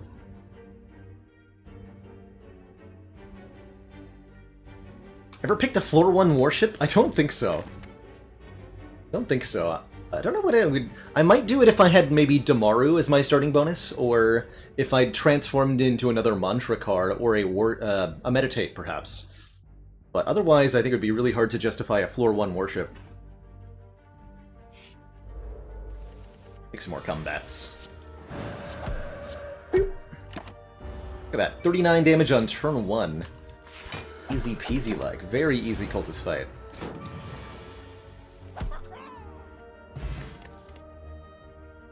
Second empty fist? No, let's take a battle hymn. Start of each turn, add a smite into our hand. Smites are a 12 damage retaining attack, and they're very, very good at beating the elites of Act 1, which we're going to fight potentially 4 of. Good retaining damage. Guess I could take an evaluate. I don't think 2 empty fists is a thing, though.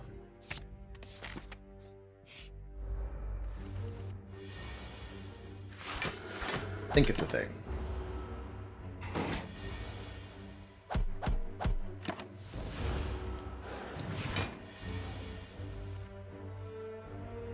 Dang it. That's an awkward draw. Ow.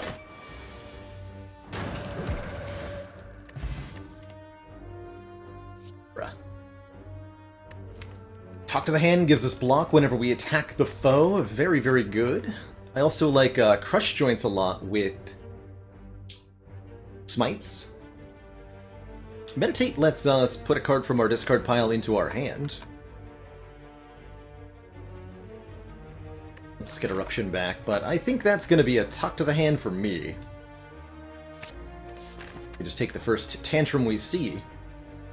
Remove transform upgrade. Let's get started on the upgrades here. Upgrade talk to the hands? No, let's upgrade Empty Fist first. Get that +5 so that we have it for our first elite fight. Do I take one more combat or one more event? Combats are kind of worse with Sozu.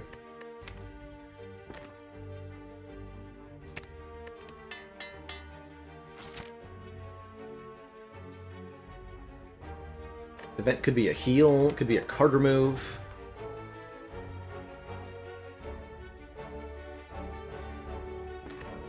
Pick an event. It's a curse. Well, I certainly don't want that. And we get Lagavulin, who's definitely the best of the elites, because that gives me time to set up the battle hymn. Since they'll sleep for up to 3 turns. Good.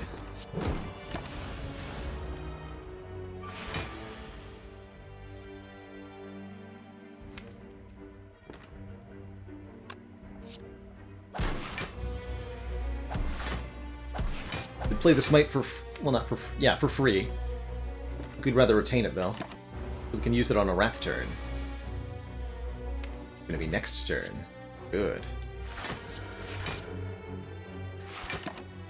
These will be 24 each, which means Eruption, Smite, Smite, Smite is 9 plus 72.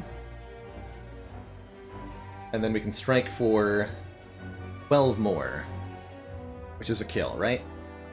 72 plus 12 plus 9 equals 93.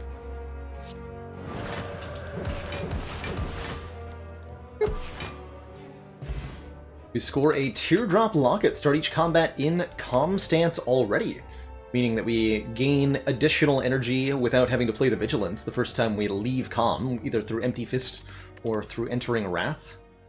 We're offered some Scry in a form of Foresight or some AoE in the form of a Conclude here. Conclude slaps real hard and would be very good against the 3 sentries. I do like an early Conclude a lot. Foresight's tempting. Watcher's Worst Relic. Probably the Melange. Otherwise is what? Damaru, Teardrop Locket. Pringles Man is really good. What other relics does she have?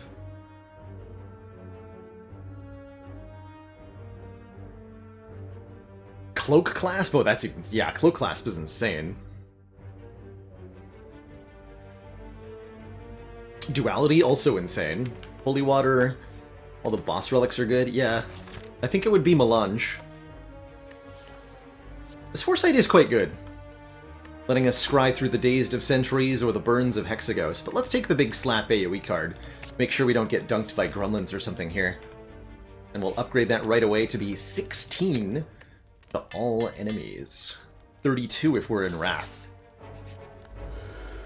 First up, the Nobbert. Do I need that energy? Maybe. Next turn I have guaranteed Eruption, Smite, Smite, Conclude, yeah? Well, hell, just Eruption, Smite, Smite is... how much damage? Actually, we can do Eruption, Smite, Conclude, even. So if I go Smite, Strike, Strike, it'll be a kill, surely. Right, 16 plus 12 times 2 plus 9. Next turn we have 65 damage. Yeah, we're already there. Which means I can full block here, yeah? We can go Vigilance Defend, take 0, and kill next turn. Let me double check that. 9 plus 24 plus 32. 65 damage, yeah, so Vigilance, and we even get more energy with since we go Vigilance here. This is a net block of 2, this is also a net block of 2, so better to strike. Take 1. Not that it Doesn't matter in the slightest either way there. Both lead to a 1 damage knob fight, which is a pretty good fight, if you ask me. We're offered a Bottled Flame, and I think bottling a Talk to the Hand is a great idea. Thought about bottling Eruption with the Teardrop Locket, but bottled Talk to the Hand is even better, for sure. Here's our first prostrate, our first step towards Mantra, and this is definitely a deck that wants some Mantra with Battle Hymn for retaining damage. Judgment's kind of interesting too, but I think we don't need it because of Conclude.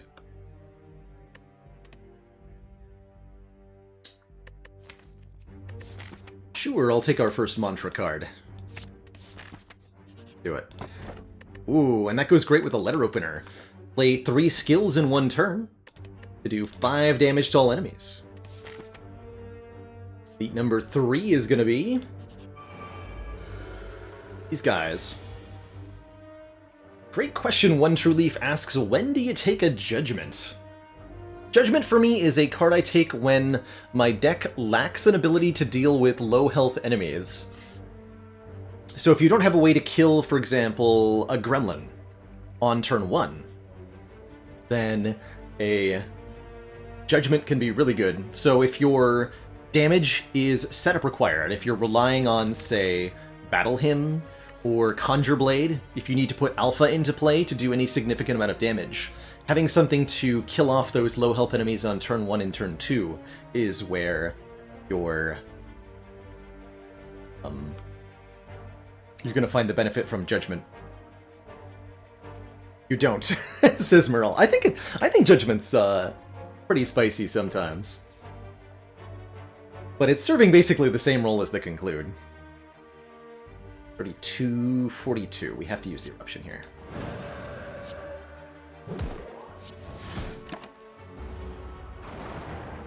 Judgment is definitely a good floor 1 card. Great Sentries fight. Who needs potions? And even more, we don't need potions because Orichalcum is here to ensure we have a minimum of 6 block. What about Empty Body? Flurry could be nice with the Talk to the Hand bottled.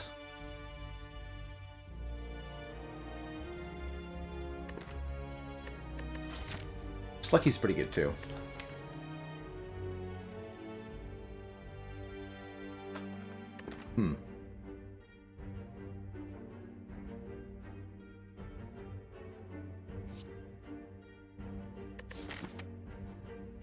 I'm not convinced that I want any of these.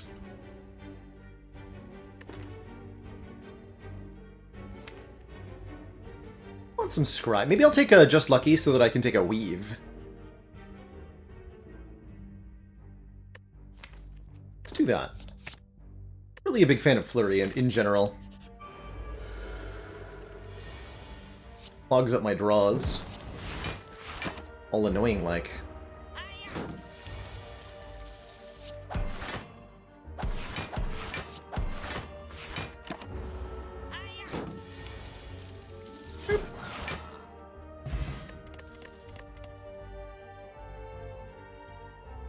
Now, Flying Sleeves I think is pretty good here. So is Mental Fortress, giving us block whenever we change stances. Flying Sleeves is noteworthy for benefiting twice from Talk to the Hand, as well as retaining to go with our Mantra. Mental Fortress is a good way to build our late-game power. I think a 1 Mental Fortress for the stance change block.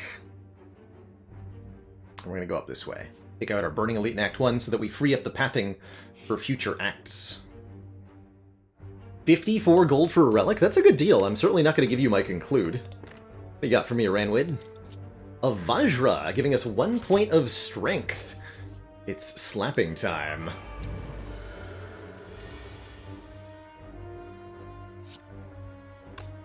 Slapping begin.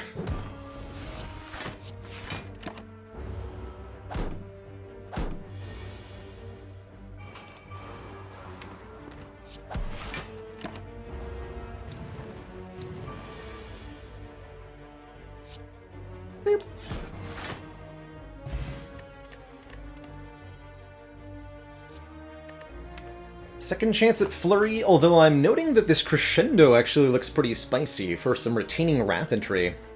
C3 Shifu, thank you so much for that Prime sub, and the 6 months! Happy belated birthday. Congrats on being 21. It's a big number. Especially if you're in the US. It's a significant one.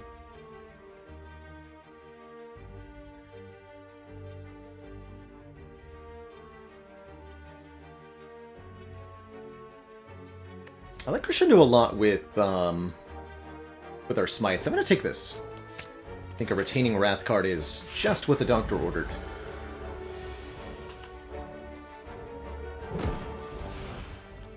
Play that without waking up.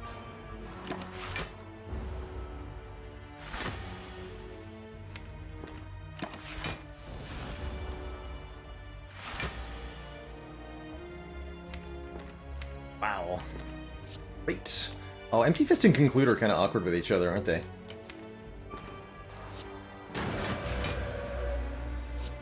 Unfortunate.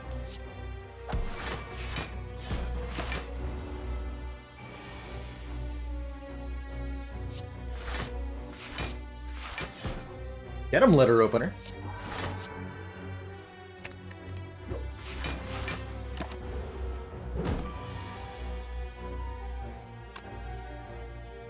$626, 30 something, that'll be enough.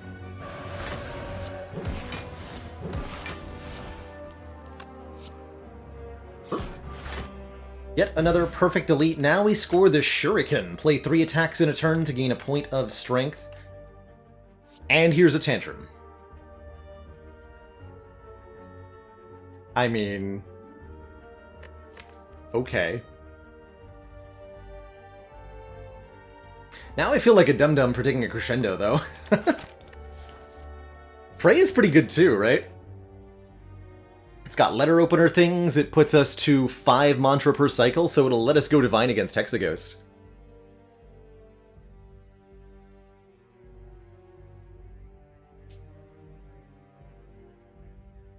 I think that's okay. Take a Tantrum. That is a good Prey, though. It's a good Prey. Upgrade the talk here.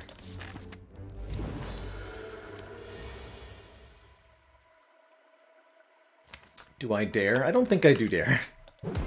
Even though it would be a Shuriken proc to play the Tantrum, I think that would be foolish. Going into turn 2 of Hexaghost. We wouldn't want to be doubling this attack now, would we? Although we did draw Empty Fist, we would have gotten away with it too! Weren't for those dang kids.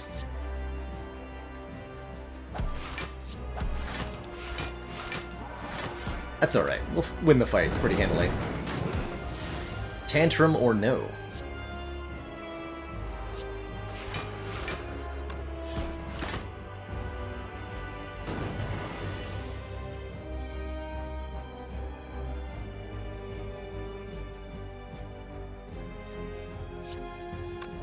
Yeah, that's actually most of a full block.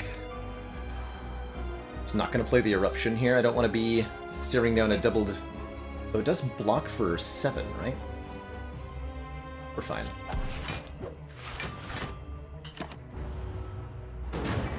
Now we can go into Wrath. And we want to.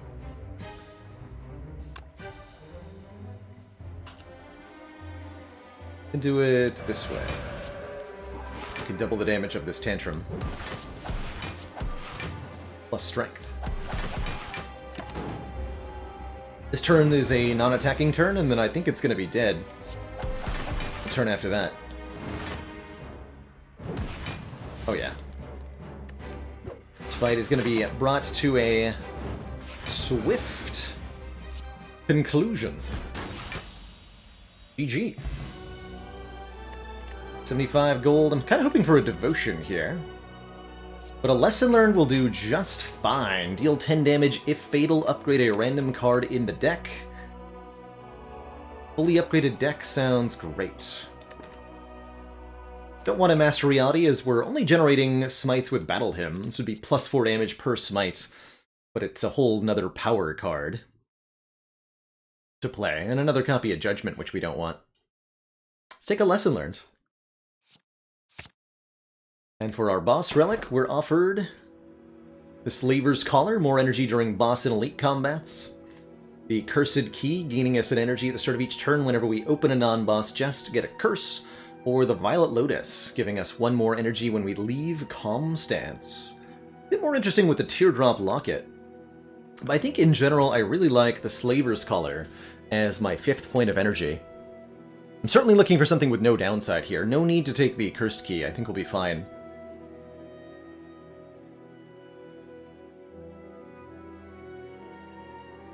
Violet Lotus is more energy sometimes, but I think just having that guaranteed energy during the elite fights is going to be extra valuable. Let's take this. Moving onward into the next act. We're feeling pretty okay here. I like the idea of going to a shop just to get a card removal. I could fight as many as 3 elites this act, but I'm maybe going to go for 2 here, these 2. Definitely want to go through this last pathing here. 2 fires, 2 elites. Although potentially, depending on how we're feeling, this fight might be better than this fire because of lesson learned. Certainly let's start with a shop. We want to get rid of... Actually, maybe defend cards are worse than strikes with the Bottled Talk to the Hand and Shuriken. Strikes seem pretty good.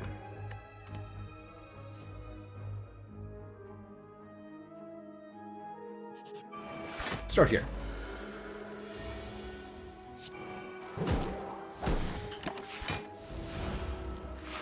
This fight might hurt a bit.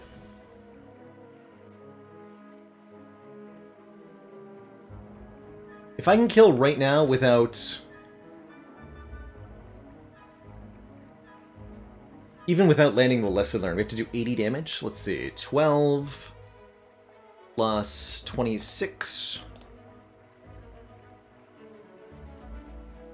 plus 22. Oh yeah, that's a kill.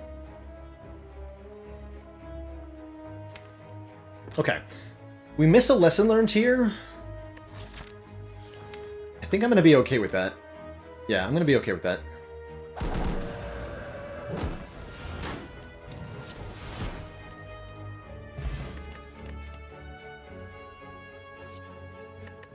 E-body looking kind of appealing. Study also pretty interesting with our letter opener. But I definitely see more need for exits. And more need for block cards. Stanley Duderich, thank you so much for that Prime sub. Welcome to the council. Okay, here we've got some really good things. Oh, I like this. Okay. Big time good stuff. First and foremost, Wallop for Big Blanc with Vajra Shuriken and Bottled Talk to the Hand. Here's another chance at Flurry of Blows, which is quite a bit better now.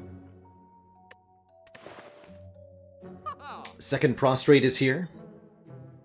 I think Sling of Courage for 2 more strength in elite combats, especially alongside Slaver's Collar, would put us into a commanding position. And removing an unupgraded card is great as well. Let's start with Sling of Courage Wallop. Card remove. It's going to be everything? It's going to be everything. Get rid of Strike. I think. Defend? Defend. Let the murdering continue. Strikes are even better now, with Sling of Courage doing a base of 9 against elites. Pretty hype.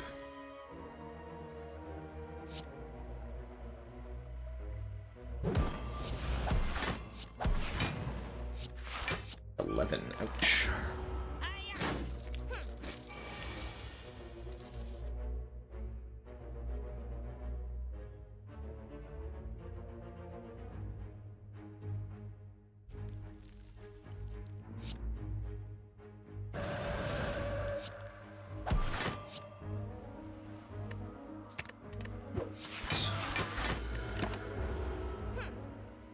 If that was quite the right order. Here we are. 2 more? I don't think I can kill.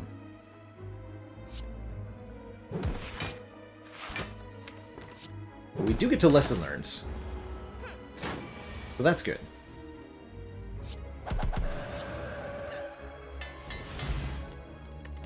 upgrading my battle hymn, which I didn't necessarily want to upgrade, but okay, sure. Now we have innate battle hymn. Yeah, okay. Upgraded cards. Just combat. Let's go combat. Although I could take an awful lot of damage to Shell Parasite. We'll risk it. Snake Plant could also do a lot of damage to me. Case in point. Oh boy.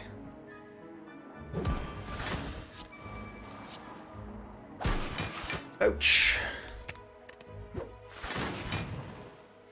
Take 16.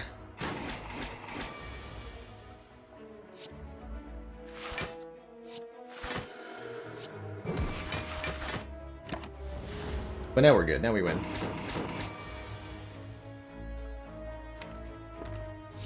Ideally, we also win with Lesson Learned again.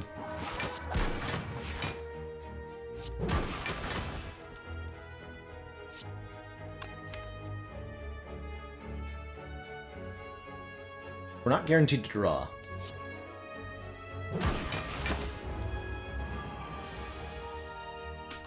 Bruh. Damn it! Alright, fine.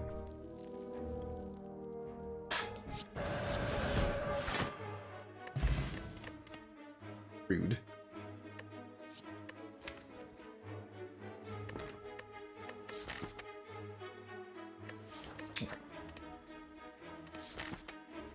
Unfortunate. Don't want any of these cards either, although Reach Heaven's kind of cute.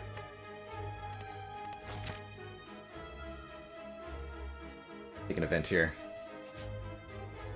It's a heal, a much-needed heal, although choosing one of 20 cards to add to the deck could be really nice. We could find a Rushdown, or a Weave, or a Flurry. A Cut-Through Fate. Another commentary card. Oh, there's quite a few things that would be really good. I'm a little nervous going into this fight on 30 health.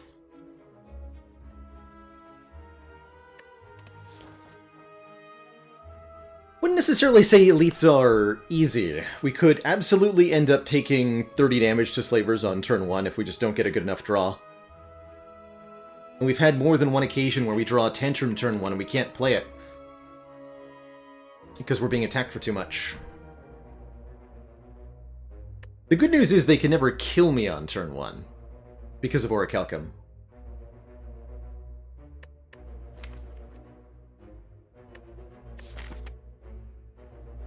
I think those hit points will go quite a long way. Take the sleep. It is Slavers. And yeah, this is about the... approximately the draw I was talking about. We can't kill any of them, we can't really block. So we take 50,000 damage, give or take.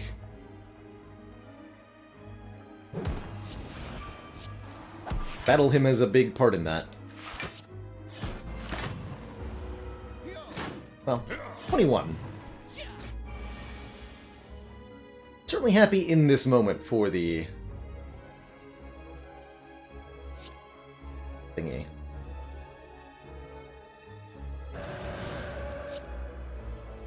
Kill you, sir.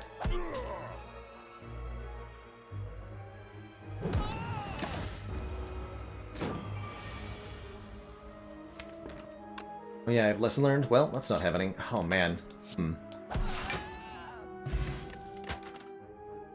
I would like to play my Lesson Learned at some point, please. Scry.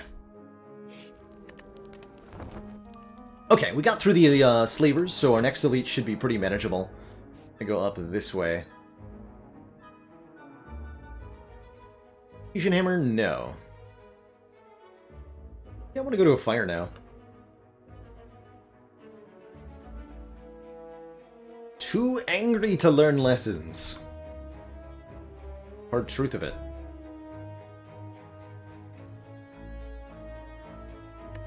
So angry.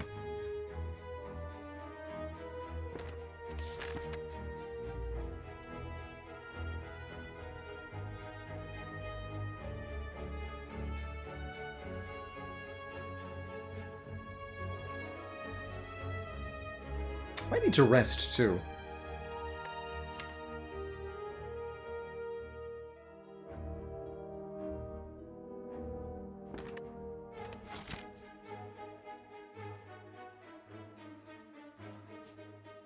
Try to land some lessons.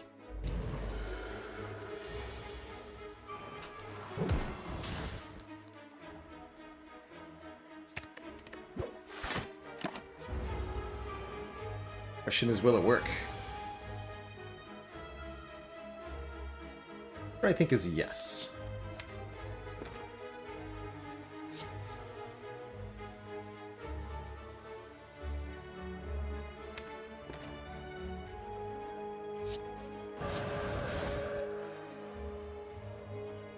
Okay, I'll play everything except the smite.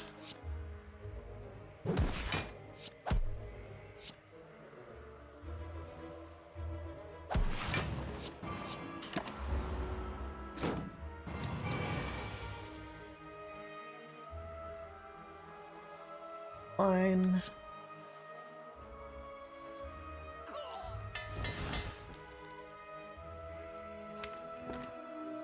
Smite empty body blocks, or strike empty body blocks for at least a reasonable amount.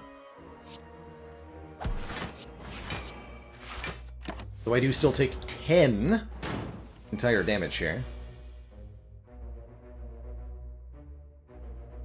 Food.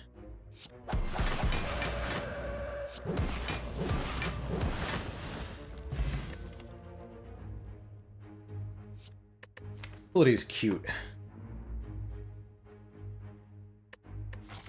Good? Probably not. Cute? Yes. Don't want a signature move plus. Don't really want an unupgraded wheel kick either. Bend upgraded that time? Cool. Bronze Scales. Whenever we take damage, get hit, deal 3 back. Bronze Scales are pretty good. We'll pick them up.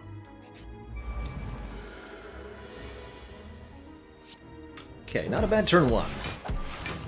Goodness, this might actually be a fight where we strictly benefit. Looks like it. Get an easy lesson learned.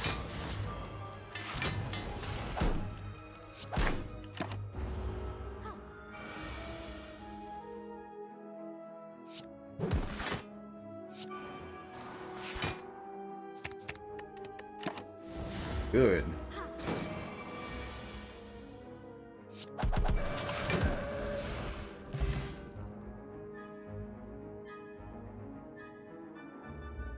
Yeah, when it comes to top boss swaps, I definitely put Pandora's as the highest roll.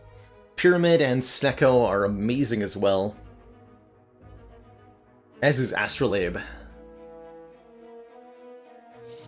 Stuff I don't really want. Let's see what our second elite does to us.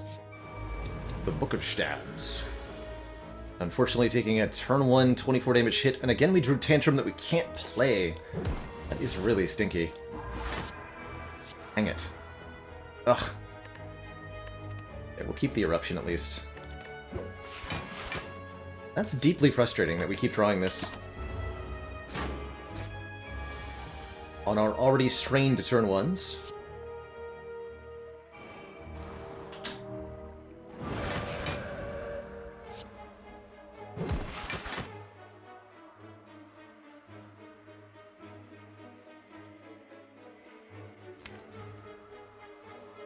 I can do a calm here. I don't want to remove the Battle Hymn because it's a really important part of our damage. Kind of need it still. Okay. Take a second to talk to the hand and upgrade it. Good. I think I'm just gonna rest.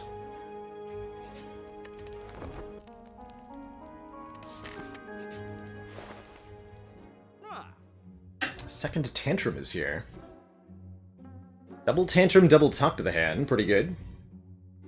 Or I could remove a card. Can't do both. Want a medical kit? Probably not.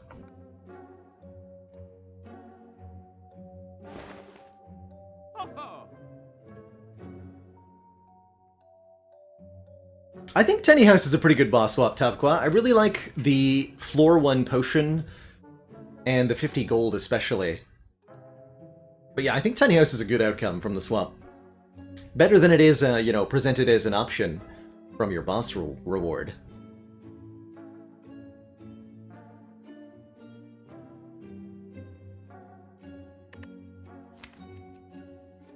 Maybe I no longer need battle him. I have 2 Talk to the Hands and a Tantrum.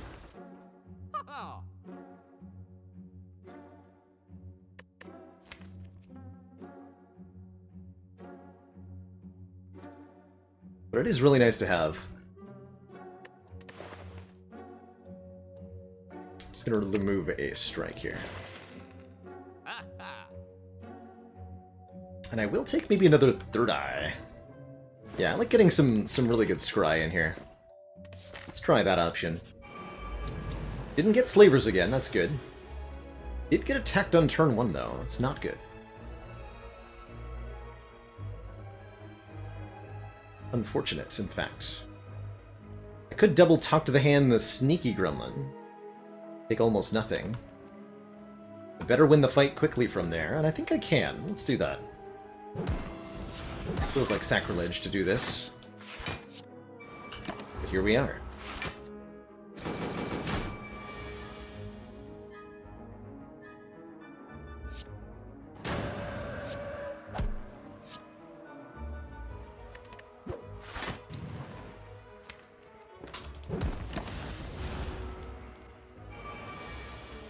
Attack, good. So we have guaranteed kill right now if we want it. We do want a lesson learned though, so let's pick off the minions.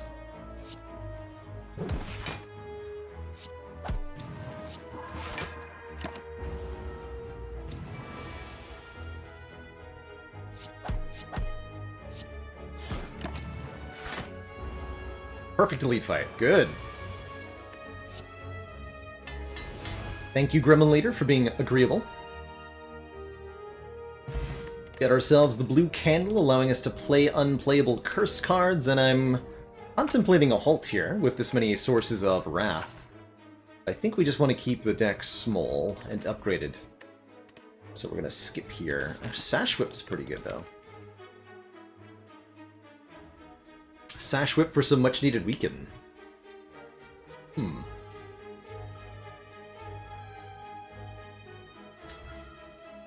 My personal vote for worst swap, I think it's going to be Busted Crown, although Sozu and Ectoplasm are pretty tough too. But man, Busted Crown to start is tough. So hard. Sometimes it goes well, but when it goes badly, it goes really badly. Skip the cards that don't say plus on them. What I am going to do is upgrade our best damage card, a Tantrum. Going into Collector here. Collector could easily end me, although at the very minimum, we get a nice free turn 1 of deploying our Battle Hymn.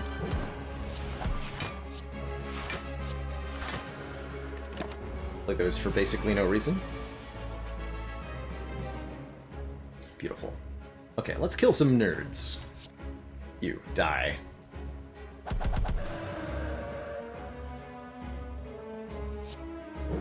Yeah, you'll die to my thorns.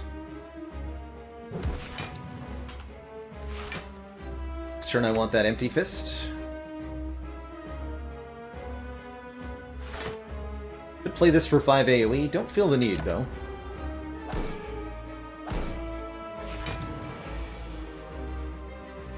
$52, huh?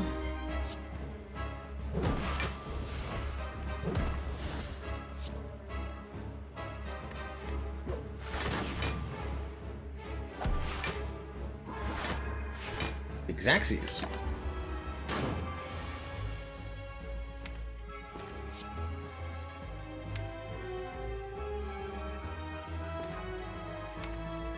to discard some of that. I can't just play Tantrum, because if I draw this next turn, we'll die if we get attacked. But I have to play the Tantrum.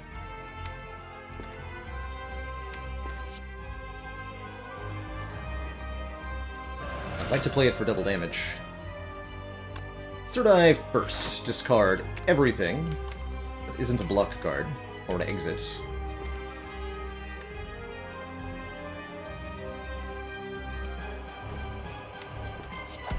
Plus, the Tantrum is 24 block, too.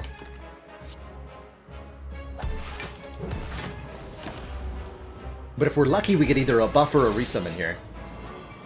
Yeah, buff. Good.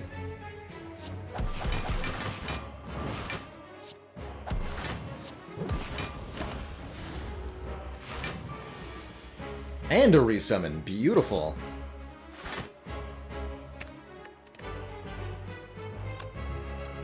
$31 plus 25. Not quite a kill.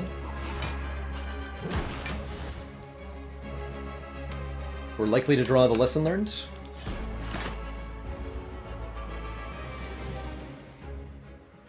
We did not, but we can still land it. Because I think we can block this turn. We just have to wall up an Empty Fist. One block from just lucky? One, you say? I see.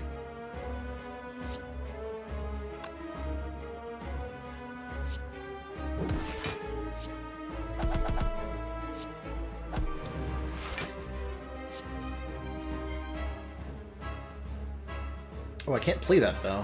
It's fine. Let's take the 15 here to get the upgrade. I think that's super worthwhile.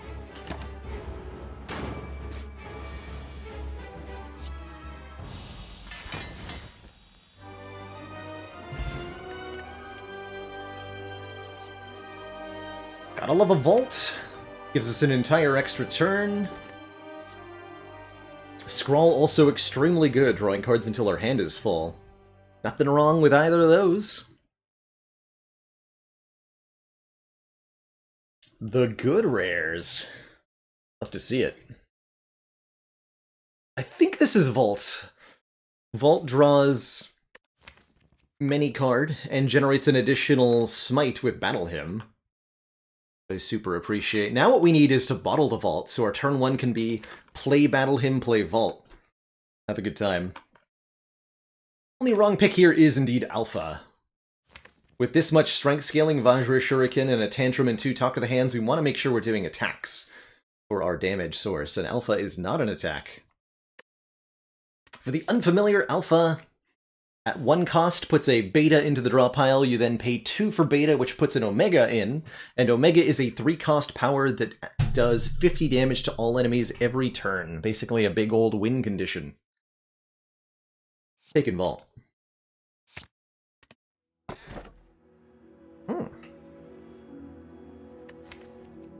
Bunch of different flavors.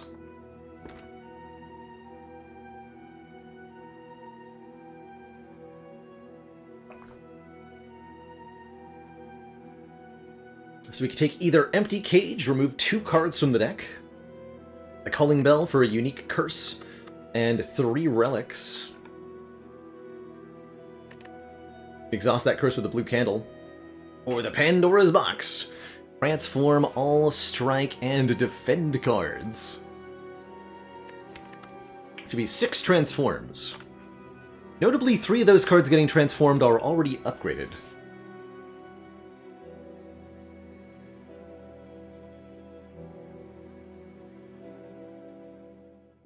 Because of that, I think I like the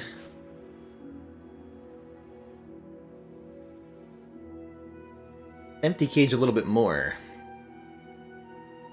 The Candle Puzzle interaction does make Calling Bell acceptable too, but I think I want to take the Empty Cage here. And I'm going to cut Eruption of all things. We have enough Wrath with Tantrum Crescendo. Cut Eruption, and let's cut the unupgraded Defend. Keep the 2 strikes. Keep the 2 strikes for now. Don't need that 2-cost Eruption, and I want to get rid of unupgraded cards so that our Lesson Learned makes our upgrade density a bit higher. So let's go combating. We want to get more upgrades and such. I think we're in a much better position now than we were. So we should be able to get upgrades from combats with some consistency here. And then we can do 3 elites. Start Do I value events right now? Mind Bloom would be pretty good.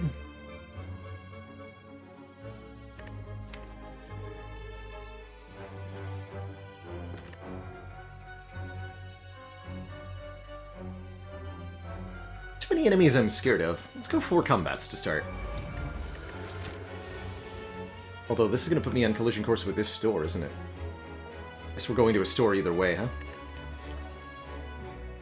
Oh, we do get the Battle Hymn Vault! Yes, dude!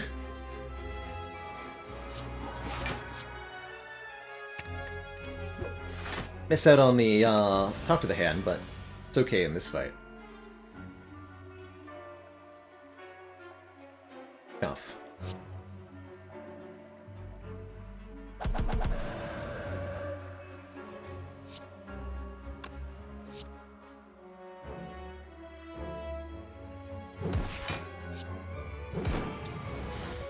Down on you. We could actually just kill the spiker right now. I'm gonna do that.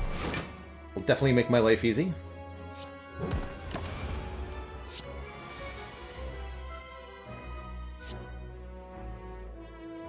You dare. Fine, I'll take 5.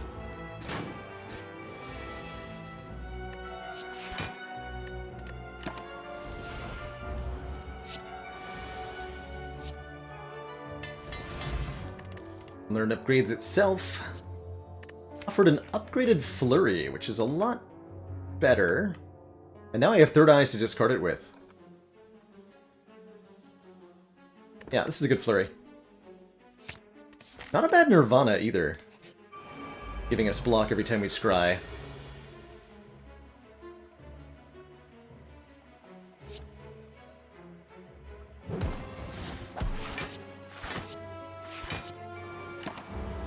Bit more here.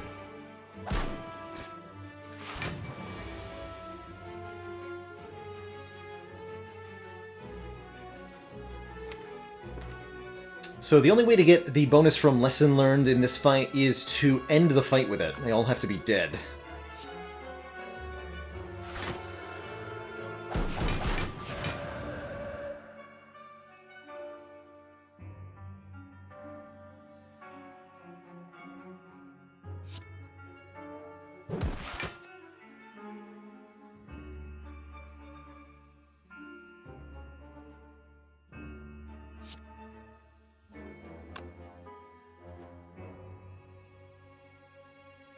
Third eye here.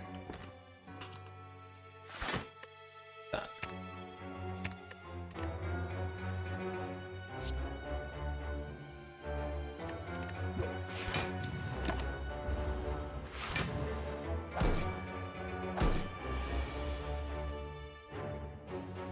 Keep them dead as need be.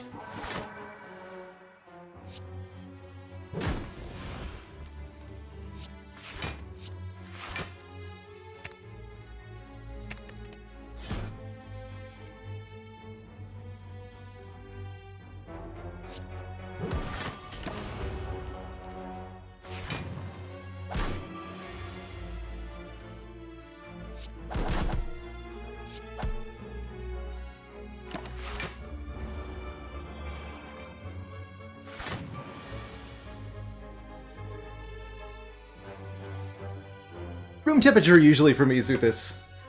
Too lazy to keep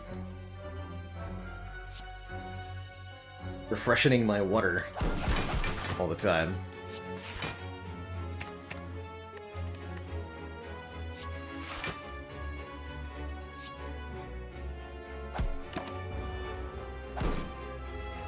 I prefer cold, like ice cold, generally. Not always available. Or easy to get. Hey, more scry. Give me that cut through fate. Deal 7, scry 2, draw a card. Yes.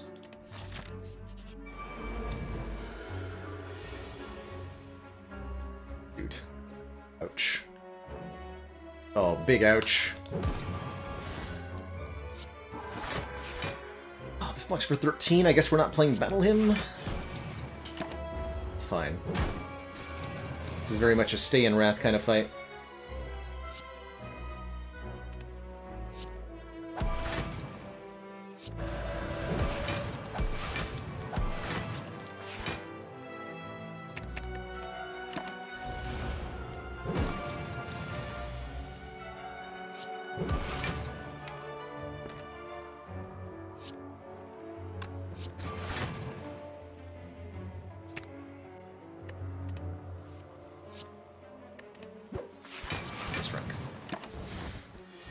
Default does not tick down the transient. Nope.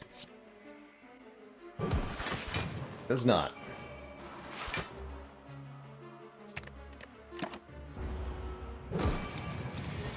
Doesn't reset his strength either.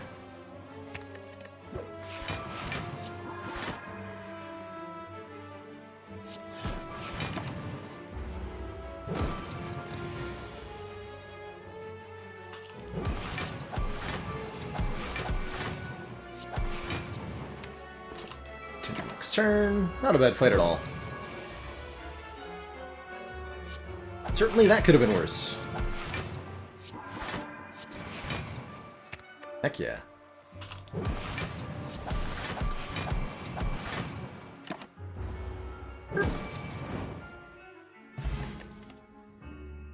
Rushdown plus. Whenever you enter Wrath, draw 2 cards. Don't mind if I do. That's an enormous card draw engine added to this deck. And gives us big incentive to add further stance changing. Now we want a Meditate, or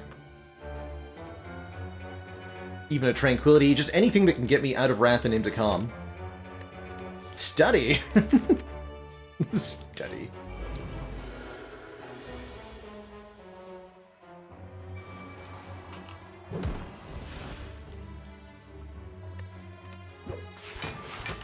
Hold on to Crescendo then. Hey, Nate and Sal! You keep watching, I'll keep streaming.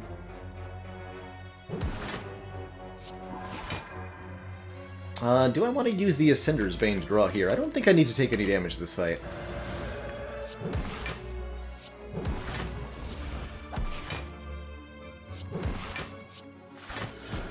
Oh, wait. Yes, I do, because we're taking 3, so why don't I take less than 3?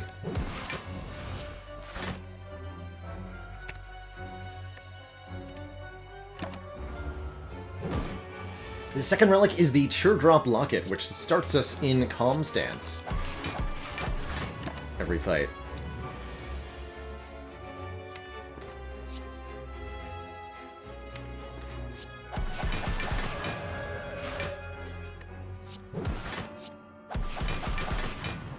$70 damage, huh? No problem.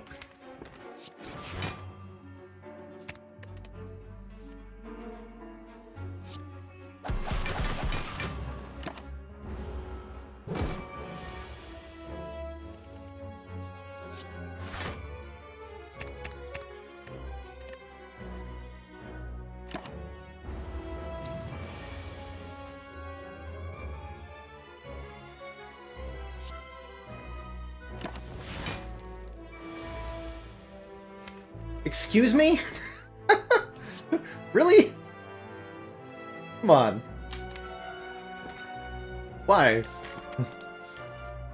Why you gotta be like that?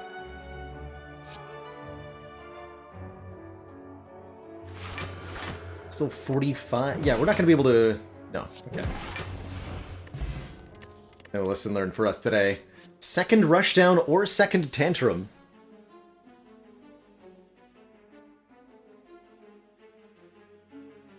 Good lord.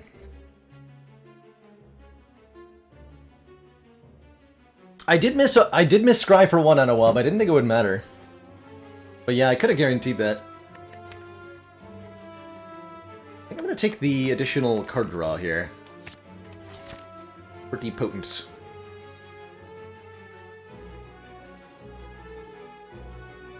We'll go for 3 elites.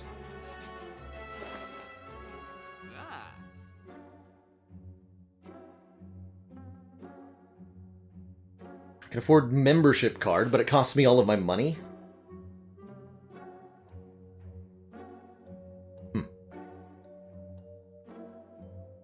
Current problem is I don't have a renewable calm source.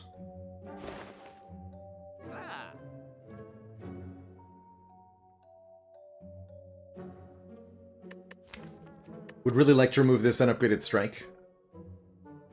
Wish could be okay, giving us strength, but we don't need strength. Streak of Ironclad losses in Act 1. Who knows why the bot does what it does.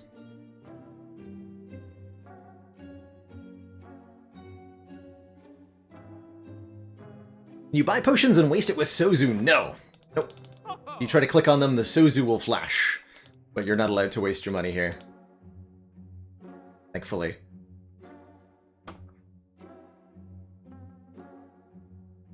So Trevis asking for tips on a new player starting into the Breach. So a couple tips. It's better to take grid damage, to have buildings get damaged, than it is to fail any of the objectives during your mission, usually. One of the big things to try to get is a perfect island, where you complete all objectives, but you're allowed to take mech damage, and you're allowed to take grid damage. You just have to complete all the objectives. The other thing is look for opportunities to solve two problems at once. Look for ways to push Vec or position your units such that you can deal with two enemies using a single action. You'll frequently be presented with such stuff. I don't know that I would call this an easy membership card. In fact, I'd call it a relatively easy striker move. It's a little late for this Membo card. A little bit late. Blocking spawns is also, yes, generally something you want to be doing. Very good wall-up draw. So I could crescendo. I think I'm going to. That would also let me play the Battle Hymn. No, we could end up in a really bad situation next turn. If I, let's take 3. It would have been fine.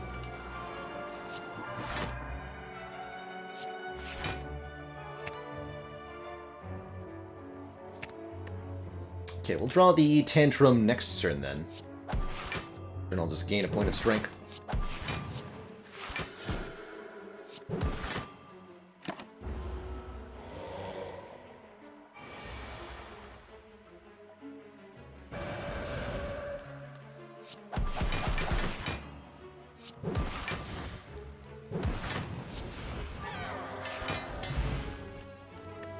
Ooh, a Duvudal, giving us an additional point of Strongitude.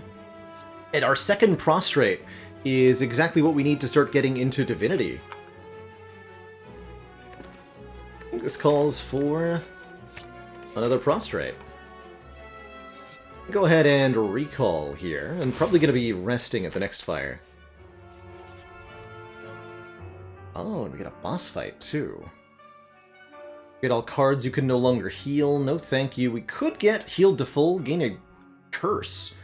Kind of useful. I think I'd rather fight a boss for a rare relic, though. This also gives me quite a bit of money and lets me land a lesson learned. Hey, Vivian, good spot. Yes, the Roots Canada Top. Definitely a favorite clothing company of mine over the years.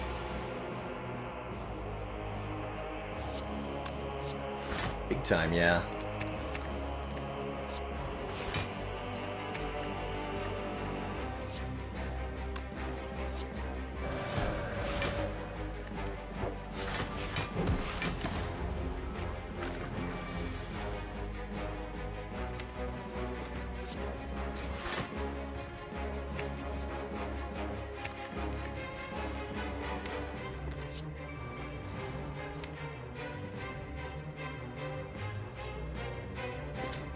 It's not a very good split, huh?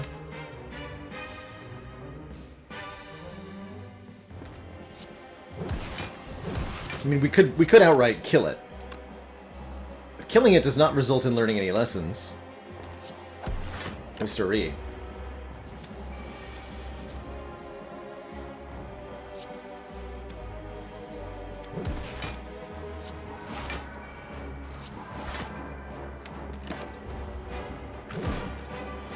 Don't need to kill the last one. Any of the slimes count for lesson learned. So it can be a medium one, it can be the big one, it can be the small ones.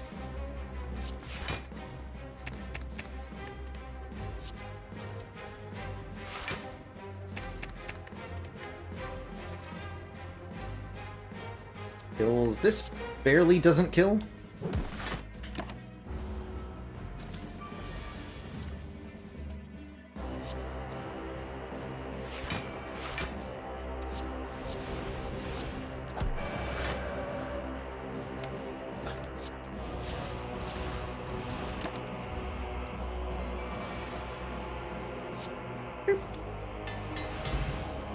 Get the Tungsten Rod. Whenever we would lose health, lose one less. That does deactivate our ability to use the blue candle with our Ascender's Bane to draw cards, but that's okay.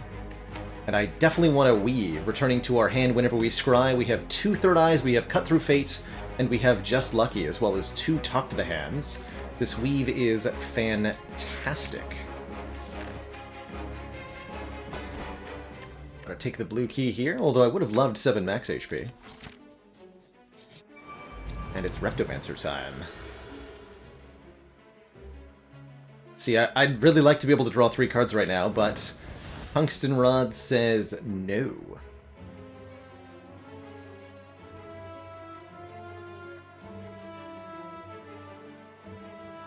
What I am going to do is deliberately take a little bit of damage. If I go Talk to the Hand here, Wallop here, do 24. I block for 16. Means we're 2 short. I take exactly 1. Perfect.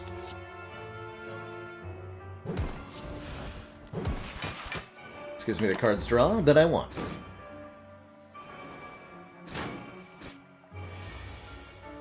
Yeah, and I'm immensely grateful for the additional cards in hand here.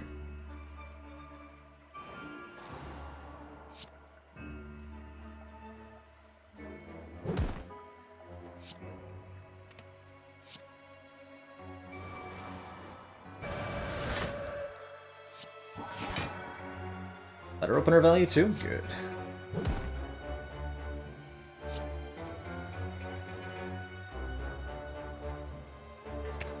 Not there.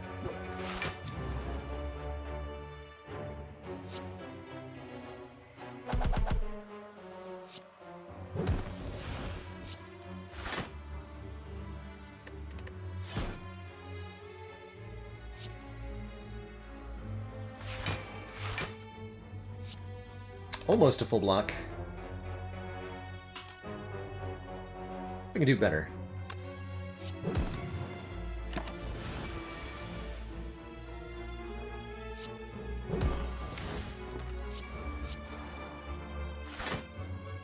Just good.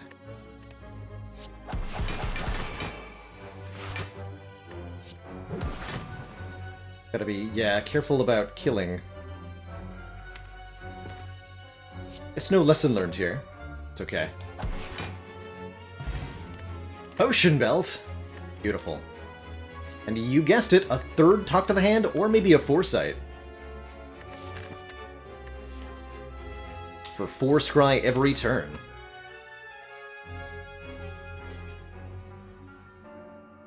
Deck is not going to be fully upgraded. We've missed so many lessons. We want to take the upgraded card.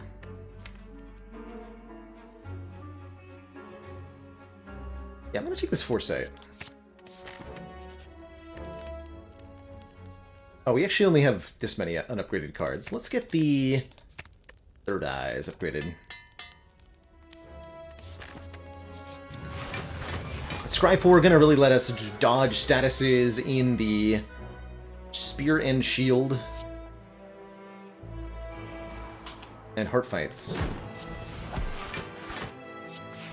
Ouch. Jesus.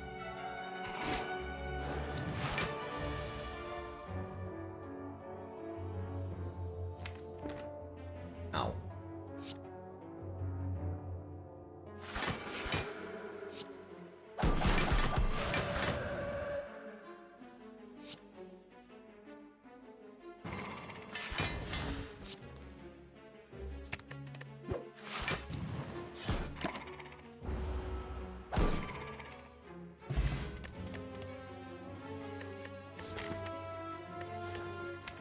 Hit points, huh? Well, we could die.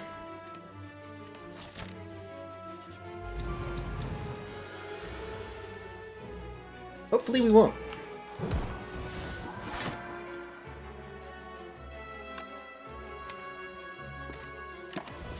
Stay in calm.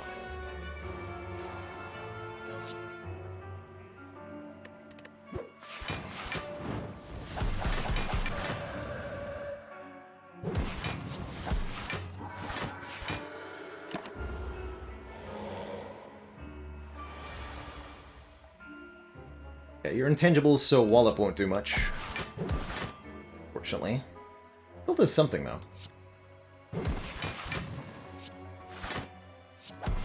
Good.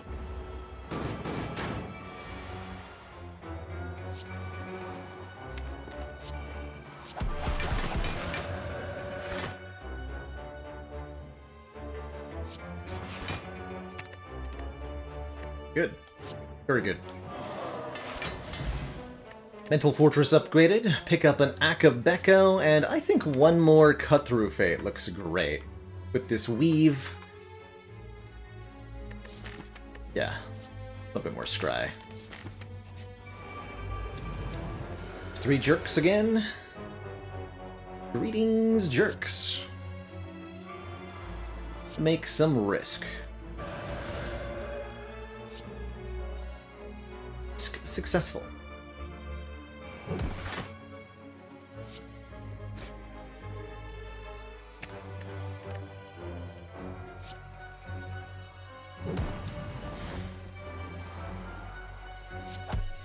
Health value's down.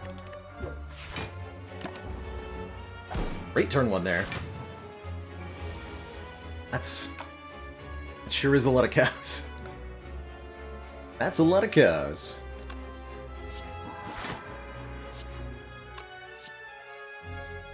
One might even say too many? Or should it be moo many?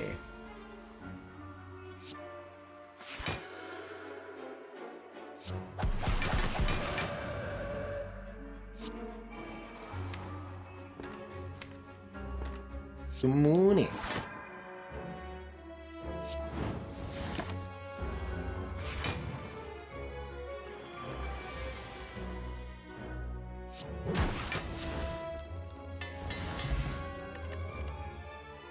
Oh, this one says plus on it? I mean, I'll take that one too. And we're gonna rest before our bosses. Only 18 health is a little bit shy. We can get additional lesson learns from our Act 3 bosses. How many unupgraded cards remain? Not too many. We have 1, 2, 3, 4, 5. Yeah, we can get almost all of those upgraded. We have not gone into Divinity this run, I don't think, but I suspect we're going to in one of these fights. Especially if we roll a Awakened one, we will. Okay, this is going to generate some card draw for me. That's good. We'll start removing the artifact from Donu, although it doesn't really matter. This is the one fight where we can't block with Talk to the Hand at all. It's a bit scary. Actually, does that mean I remove artifact on... Not gonna matter, right? I can't... Yeah, I can't. I can never apply either of those. Just gotta do other stuff for the Elites fight. Luck to me, then. Push down and play Yent.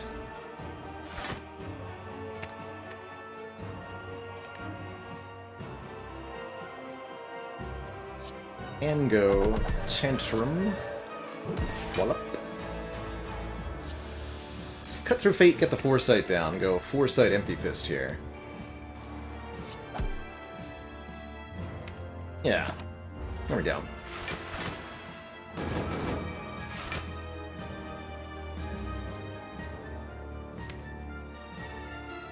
I'm gonna block this turn. With Vault? Probably with Vault.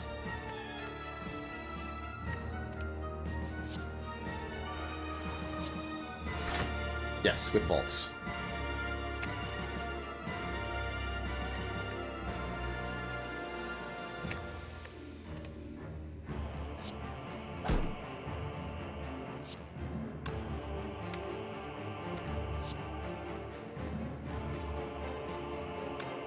A crescendo so that I guaranteed draw the vault. If I tantrumed, then Tantrum puts itself back into the draw pile. I might have drawed it instead here. Plus I get to double damage the Tantrum now.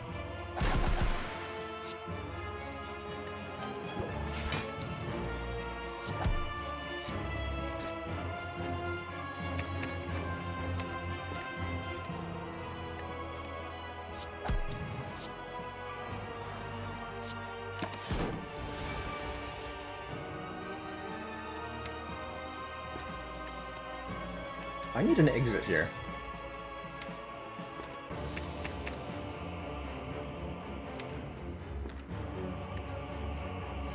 Otherwise, Deca might kill me. I probably should have put all that damage into Deca here.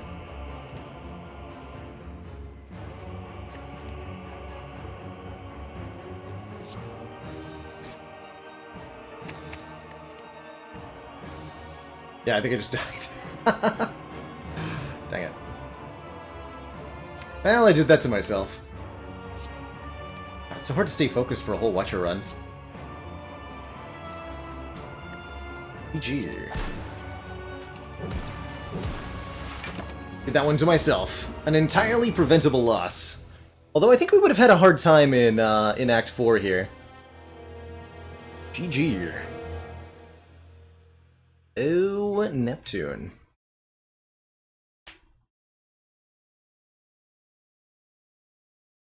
GG. Certainly would have been easier had we had, you know, any potions, so I do think the Sozu made that more challenging than it needed to be. I'm not surprised that this fight of all fights is what ended us. Our double talk to the hand survivability plan simply does not work against these enemies. And that's one of the reasons, this fight is one of the reasons that going mass talk to the hand needs a backup plan of some kind in order to work. It's like we didn't quite have enough exits there. GG. That's okay. Well, that's okay. Vivian XO, thank you so much for the 4 months and the Prime sub. Can't say I've ever seen a penguin come to tea at all.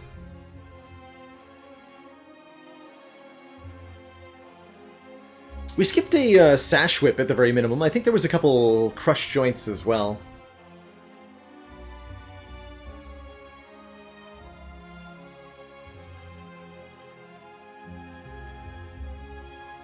Let's see here.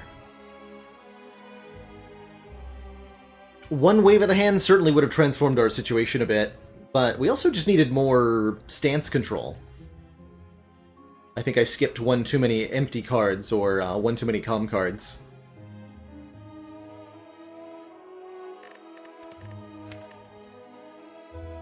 I'm not gonna look at them. I do regret both of the prostrates, ultimately.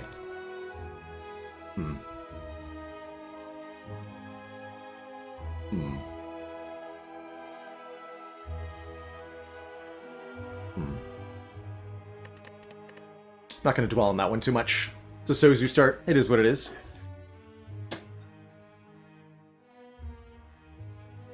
Probably one of the hardest starts you can get.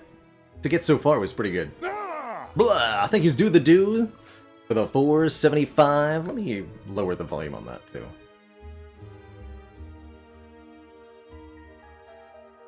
From here. Hold on.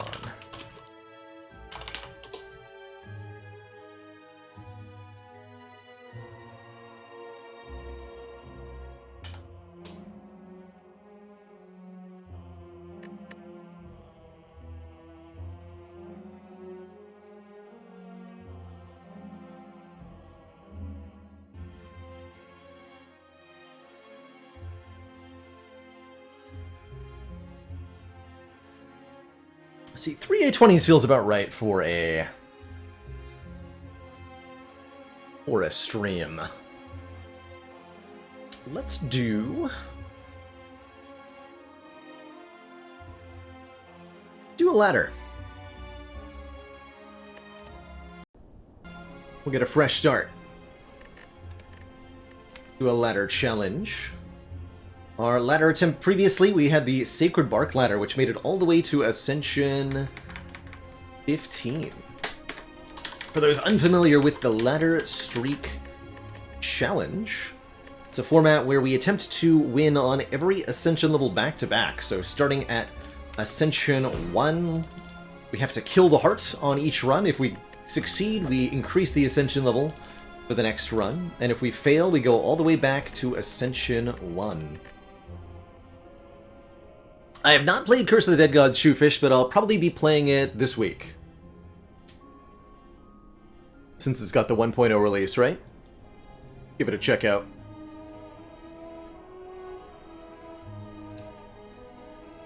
And Zakoder, thank you so much for the Prime sub and the 7 months.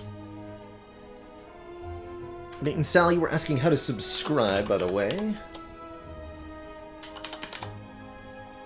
This link should work for you. Or is it the other way around?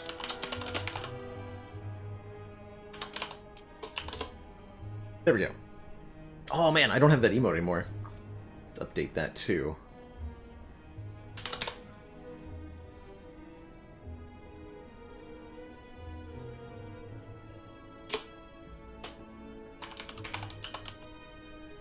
Sweet. Alright, and one last thing here. If we're gonna be starting a new ladder, we need a boss relic to do it with. Still several energy relics we have yet to do. We haven't done a fusion hammer ladder, have we? Wait, did we? Hold on.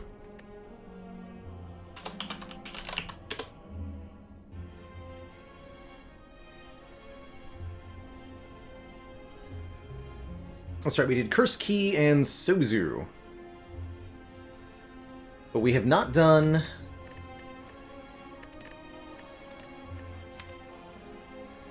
We have not done Coffee Dripper. We have not done Velvet Choker, and we have not done Fusion Hammer. We also have not done Slaver's Collar. We have done Crown, have done Curse Key, and Ecto. We did the character-specific energy relics. We have done Philosopher's Stone. We haven't done Runic Dome. I'm gonna need the bestiary mod for that. So let's make this one between Collar, Choker, Fusion Hammer, and Dripper. And I'll let you all choose exactly which one we do right now.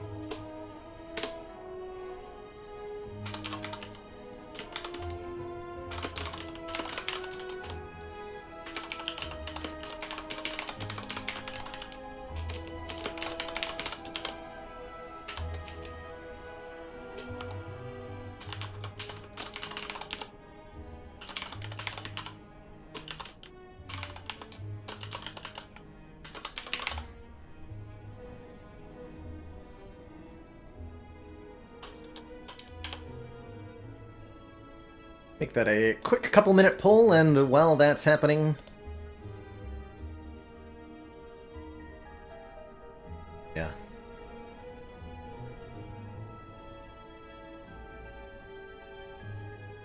That's right, I can't use the word slaver. In the poll. Content guidelines. I have to call it something else. The comfy color. There we go. Anyway, I'll be right back.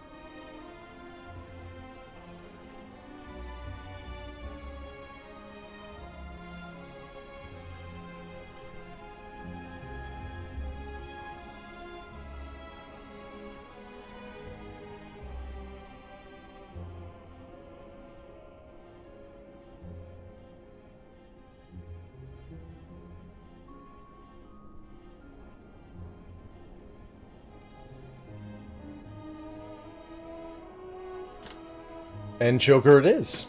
Sounds good.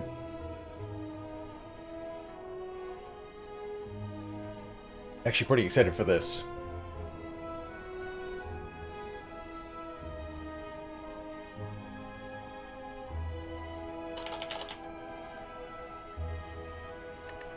Alright, and I do need to reboot the Spire with Filter the Spire enabled.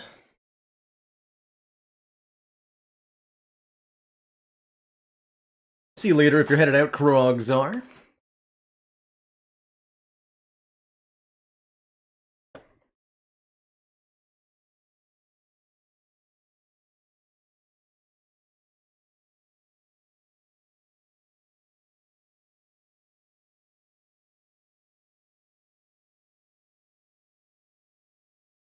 And Nate and Sal, thank you so much for that tier 1 sub. So glad you figured it out and greatly appreciate the stream support.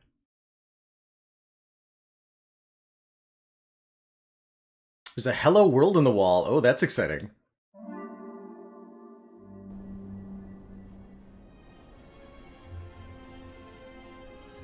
It's very exciting.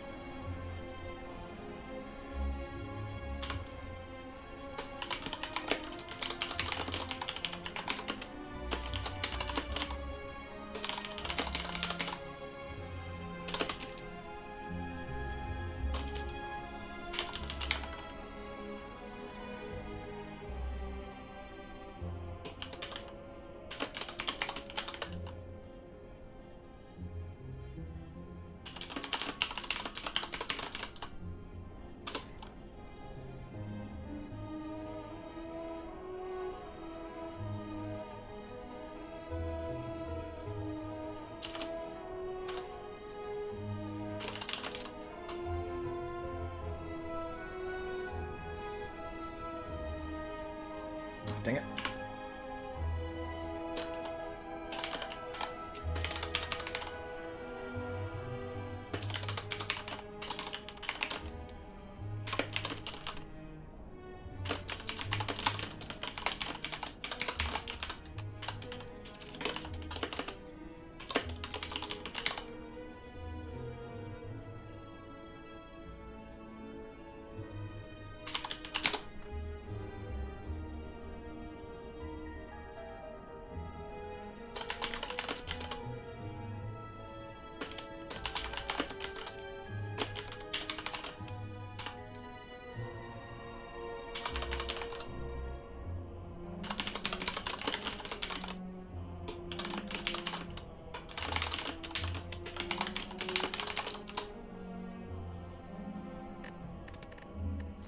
We lost with the Defect, which would make Watcher up next in the rotation, but I just played with Watcher.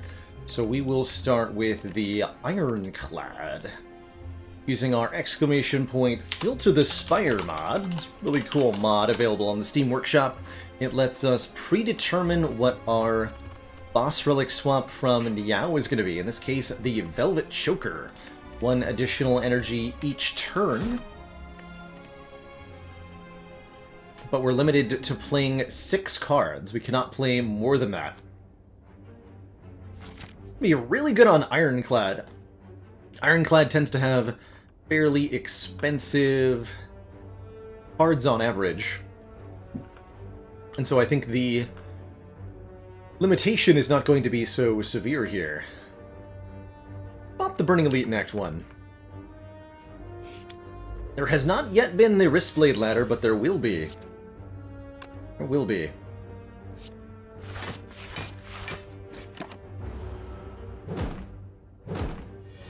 Means high impact cards, that's right. We want to be finding, taking cards that have the highest impact, that do the most stuff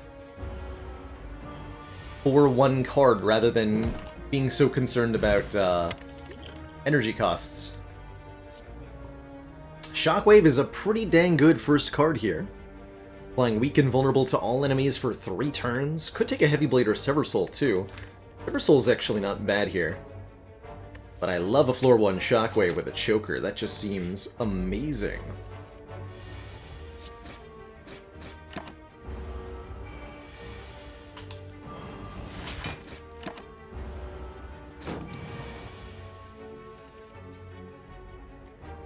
Strike, strike kills.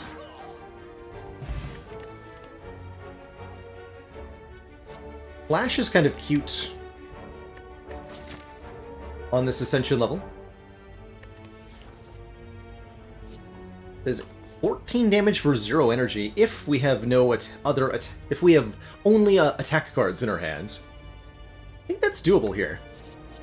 Pick up a Clash and see if we can't make it work here on Ascension 1.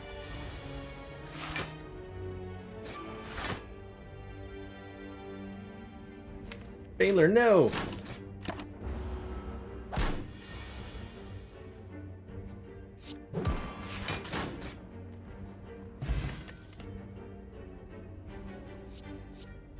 Dark Embrace and Whirlwind. Whirlwind is a very good area of effect damage. I think that'll be excellent, especially if we upgrade it. Dark Embrace is crazy good card draw, giving us 1 draw whenever a card is exhausted. Or Clothesline for some damage and weak. I think we can rule out Clothesline because we already have weak from Shockwave.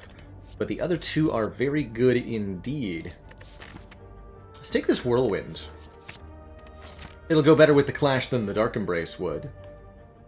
It's a good upgrade. And it'll help us in multi-enemy fights. X-Cost card's great with a Velvet Choker as well here. I think one more combat here. 2 Fungi Beasts. Get him, Clash.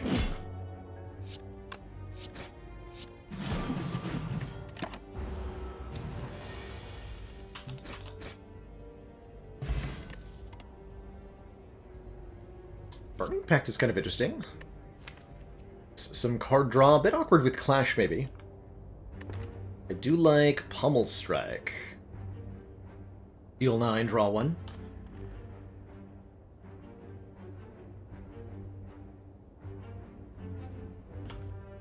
Let's do a Burning Pact?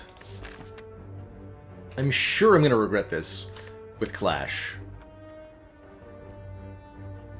Let's do it. Transform a Defend. Defends are awkward with Clash. Keep all the strikes for now. Start losing block cards. Ironclad starting blocks, generally I don't find are all that... Oh no, it's back. The Exhume is back. Oh no. Not again. Not again!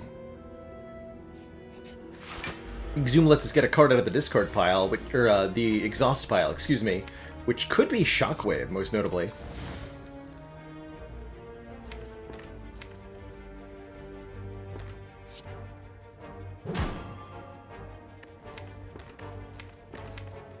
Turn the Defend? Sure.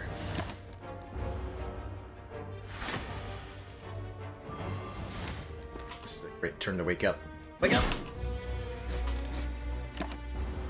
Only gonna be, what, 13 on this Ascension level? That's right.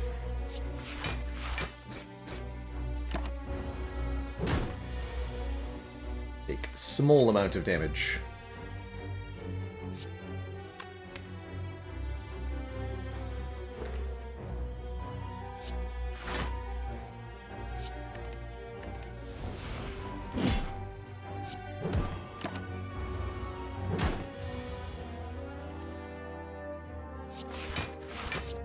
Blackstar Letter went pretty well. I think we got into the mid-ascensions on that one before dying to an Act 2 Elite.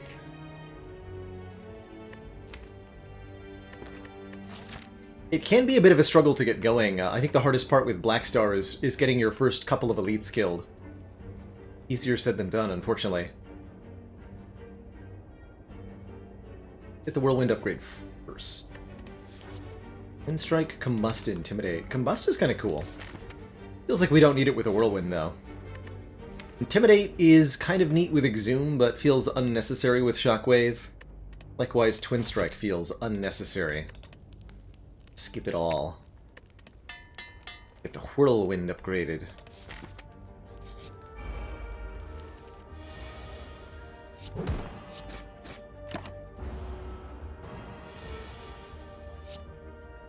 Yeah! Slice and dice. Disarm removes strength from enemies permanently in a very good combo with Exhume. Ooh, love that. Second Wind could be okay as well, giving us block for our non-attack cards. Goes pretty good with Clash. But Exhume Disarm way too strong here. Oh my. What's that? We got ourselves a shovel. Time to dig. And now dig for relics at rest sites.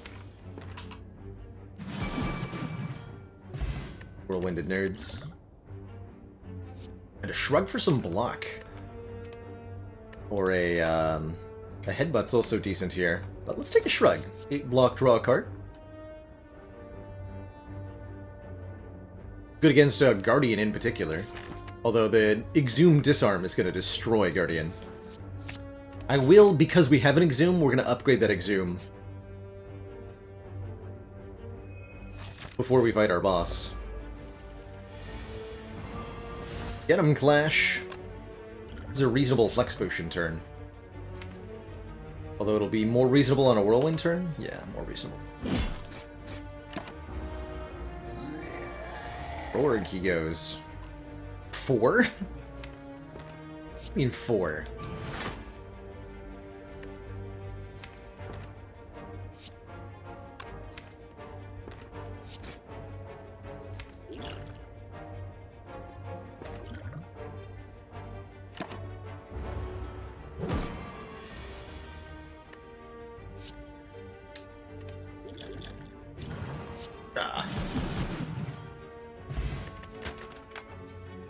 Thinking about decisions on A1? Oh, you still have to think a little bit.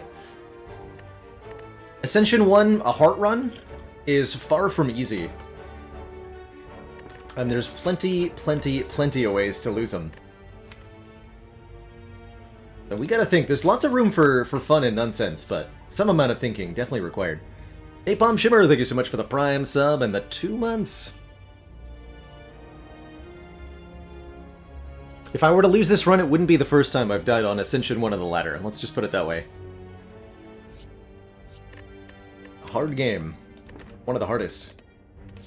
An interesting dual wield there, but let's upgrade our disarm and then let's start digging. Probably gonna dig at every single fire from here on out. Event 2. Anger the mushrooms!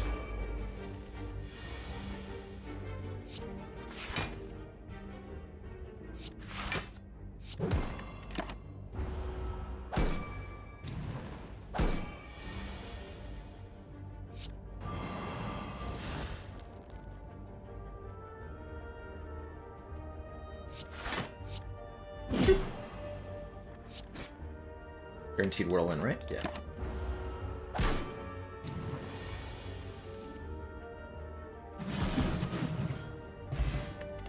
Score the odd mushroom, causing us to take less additional damage when vuln. Definitely don't want Anger or Havoc with Velvet Choker, and I don't think I want Clothesline with Shockwave. Let's dig.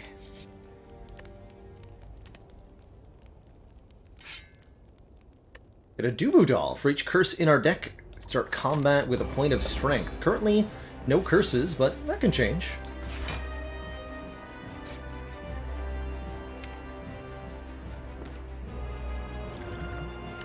Might get hit next turn. Is it always dig? No, Frogan. Definitely not always dig. I kind of like to do that for a little bit of the meme value.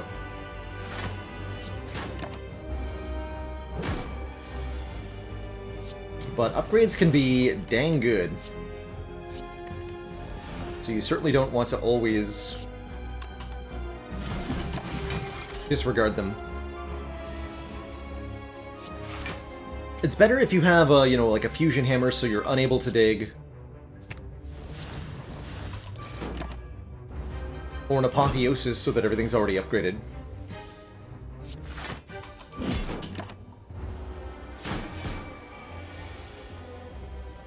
0 times 4, okay.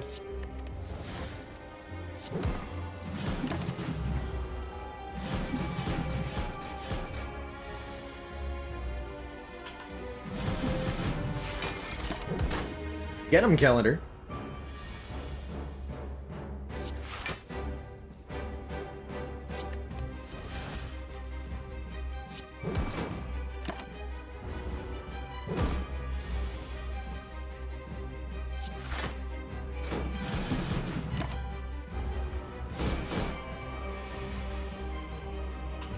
Get him, Clash.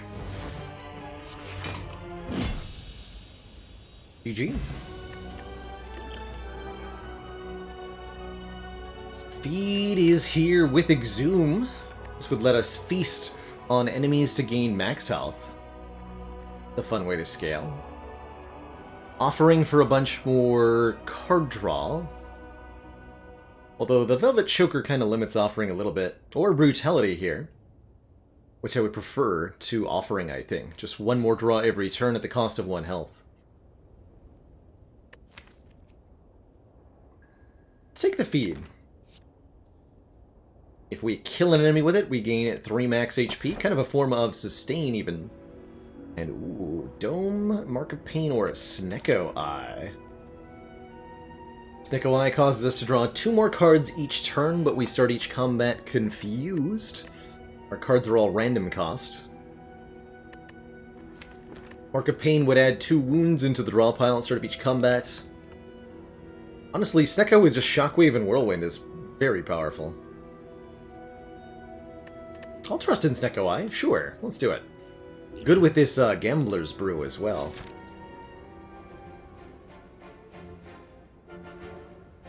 Now let the bitening begin.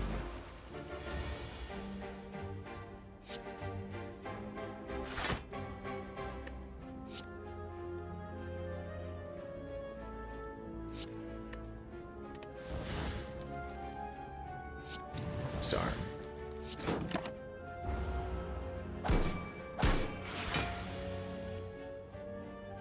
Fortunately, it's a 3 cost to disarm, but you know how it goes.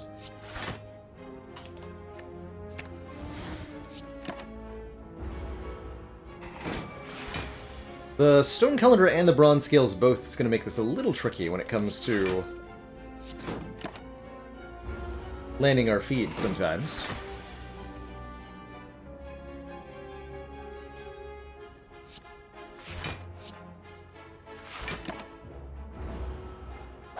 I had lethal there, didn't I?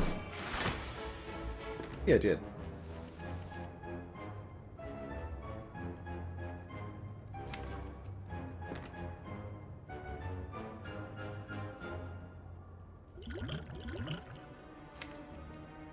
Hey, Helix, this is live as they come.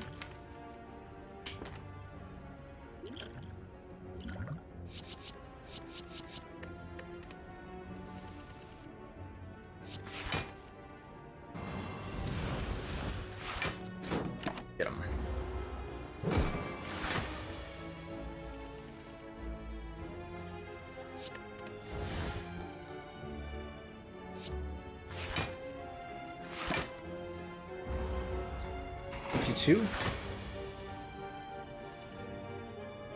You're at 58. You'll exactly die. It's annoying.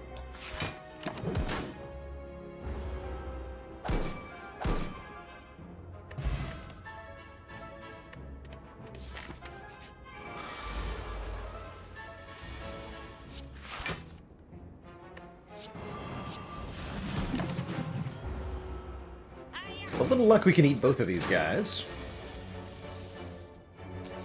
Does require a little luck, though. Ooh. Luck, get. 1 down. 1 to go.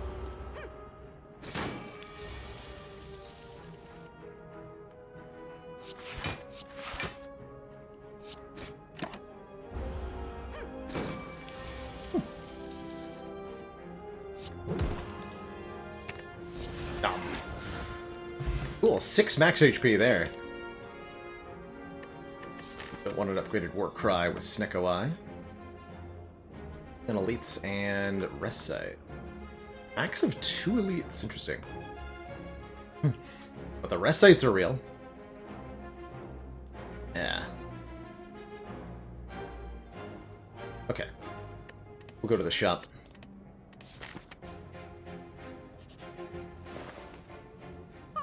Ooh, Charon's Ashes. Whenever we exhaust a card, deal 3 damage to all enemies. It's a very cool one. We have a few exhausting, actually quite a few exhausting cards, so this would be a substantial additional source of damage. We could also just take some bonus health with the Lee's Waffle here. I don't think any of these cards, not even Perfected Strike, are particularly good. Just gonna cut a strike as well.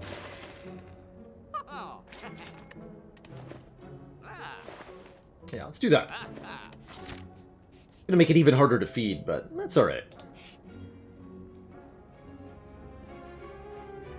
Snekoi, let's choose one of 20 to add. Surely there'll be some good stuff here. A second to disarm, an uppercut, another whirlwind.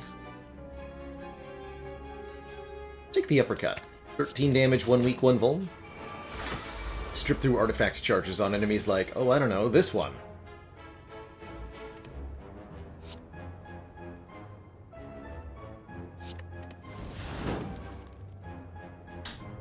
Points.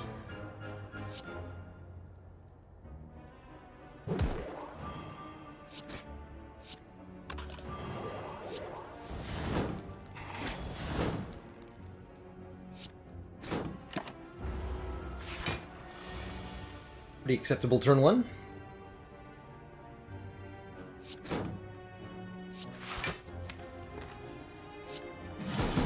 Take 5 to get closer to a kill here.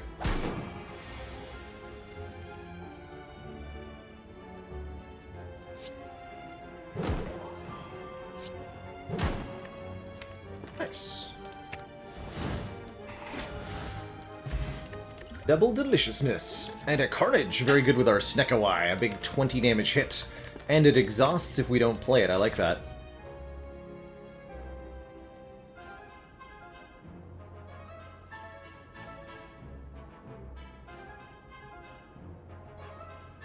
It'll go combat over event here, too.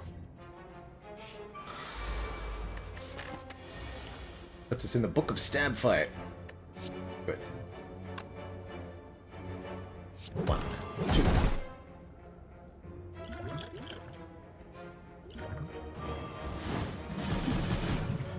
4, 5. 6.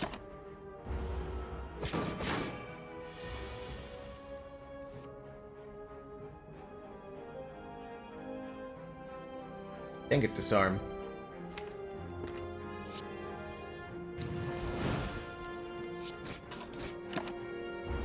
I probably should have played that feed. I die to my...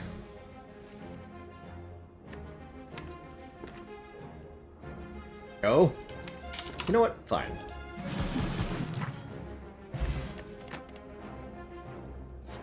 Power through plus is a ton of block. Pick it up. Thought weakness for strength would have been pretty good there too. But having 20 block available on demand is really useful as it turns out. Horst, thank you so much for the Prime sub and the 7 months. So glad you're enjoying the YouTube content. Means a lot to hear that.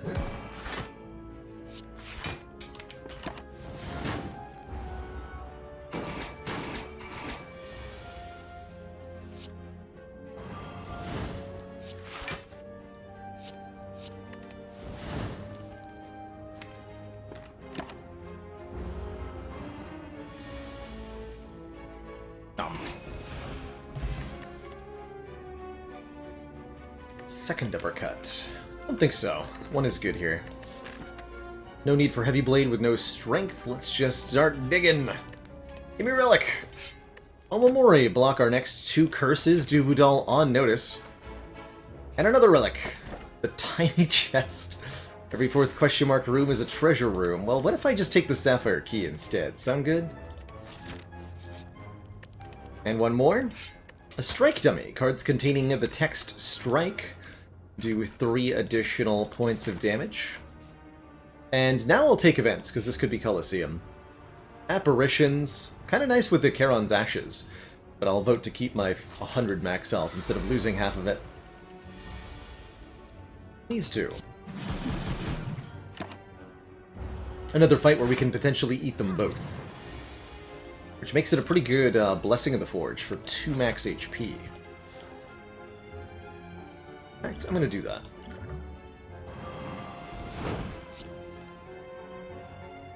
crud. Order. Order!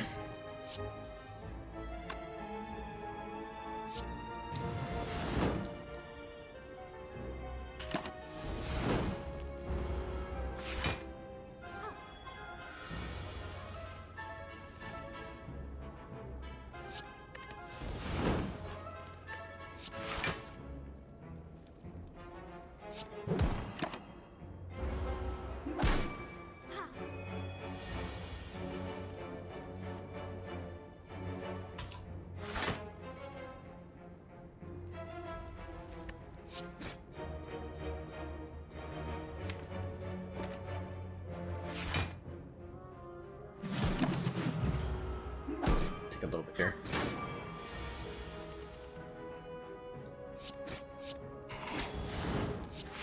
Devourage number 1.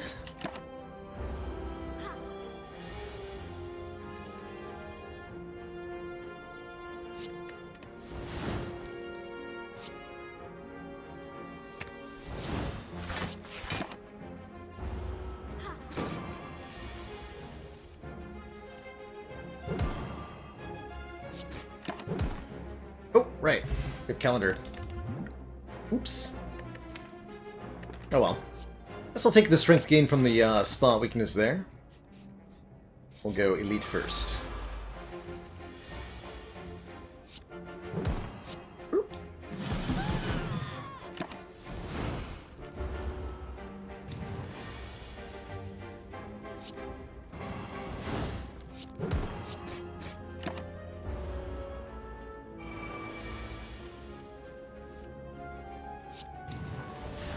First of all, how dare you?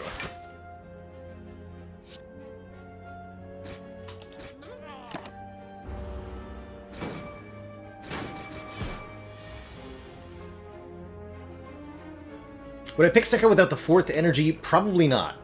No, the fact that we had 4 energy going into this Nekawai is a big deal for our consistency here. So I would say no, probably not.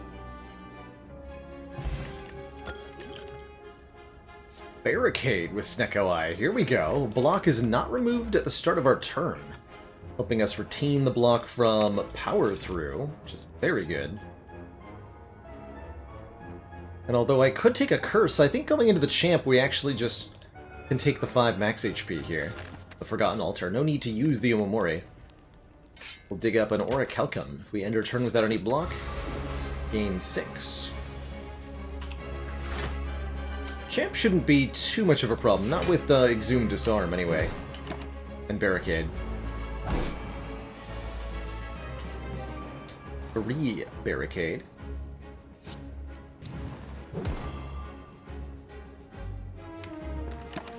The goal is just build up a bunch of block, lose a bunch of... or gain a bunch of strength.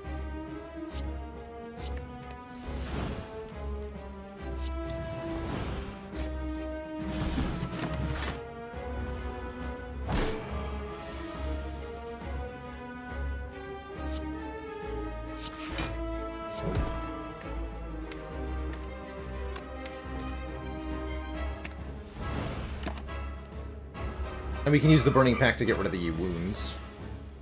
Keep recreating.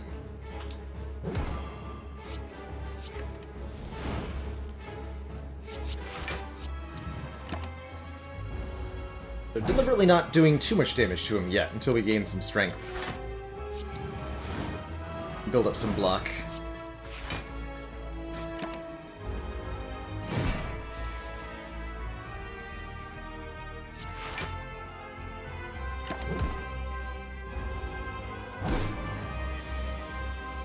Calendar gets me again, though.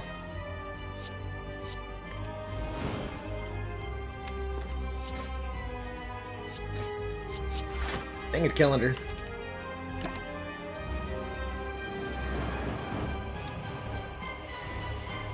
Champ. Now quite angry, unfortunately for us. Unfortunately, we're taking reduced damage while vulnerable thanks to Odd Mushroom, but still. But still.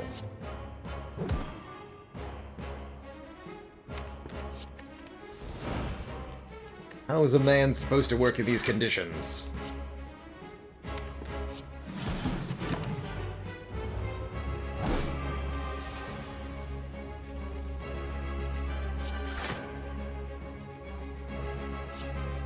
Okay, we'll wait one more turn.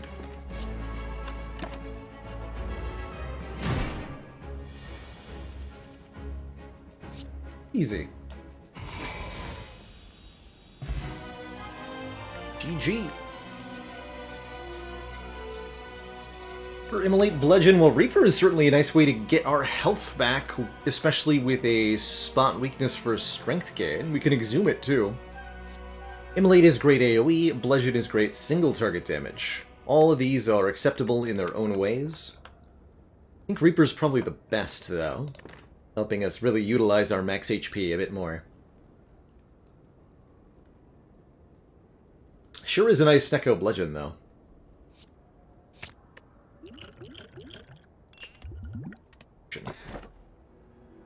As for our boss relics, we can take the Pandora's Box to transform all strike and defend cards. Currently have 7 of those. We can take Sozu to gain an extra energy at the start of every turn, but no more potions. 3 pretty decent potions. I think that's an acceptable Sozu. Or Runic Cube to draw a card whenever we lose health. 5 energy Snecko Eye would be pretty filthy here. You can do some cool things. I think this is definitely one of the more underrated boss relics in the game. Especially for heart runs. It's a potential enormous source of card draw.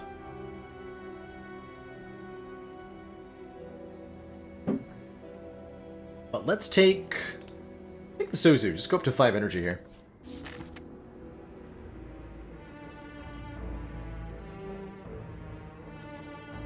Four elites I'm going. Although, digging?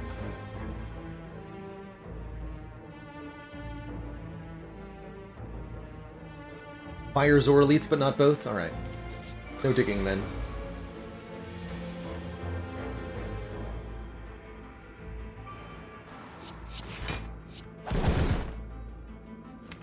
Play the feed so I can exhume it? Sure. I think I frequently make that mistake. I'm not doing that.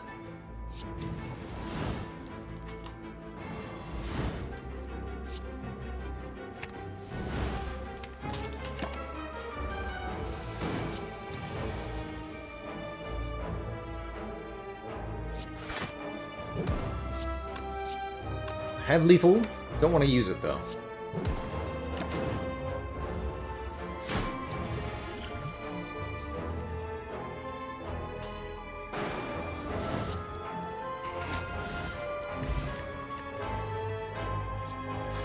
Second Wind. To exhaust the wounds from Power Through, just to exhaust anything I can't play. Yes, please. Really good AoE damage with the Charon's Ashes, too. Exhausting all non-attack cards in my hand. This should be a double feed fight. Let's see if it ends up being that. I could just win by playing Whirlwind, but I don't want to do that.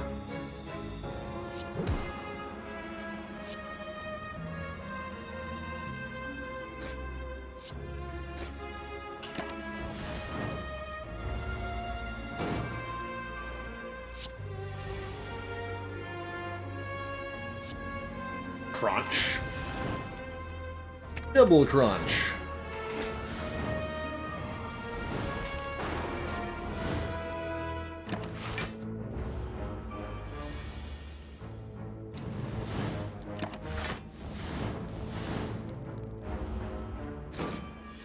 Massive damage happening.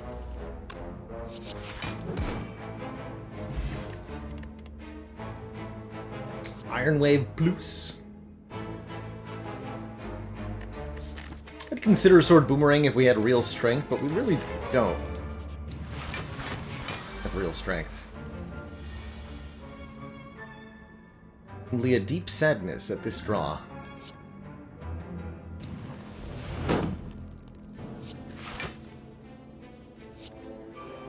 Whatever, we can get all this health back. Easy peasy, like. It's inevitable that we're going to have some rough draws with the Snecko Eye, but part of having this much max HP is that we don't need that to be something that determines whether we win or lose. Real strength was the friends we made along the way.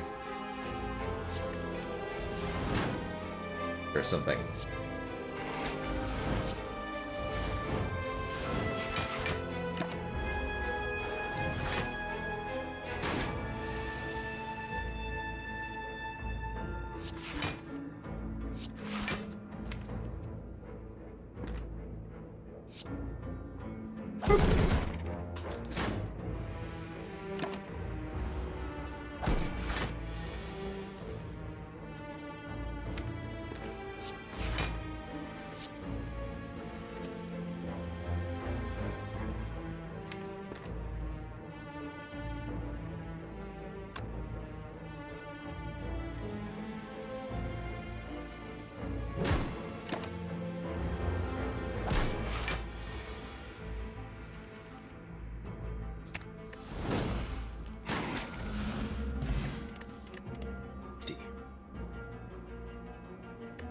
Sentinel could be a good target for the Burning Pact or the Second Wind. Don't want an unupgraded True Grit, though. I think we'll skip those both. Head to the store.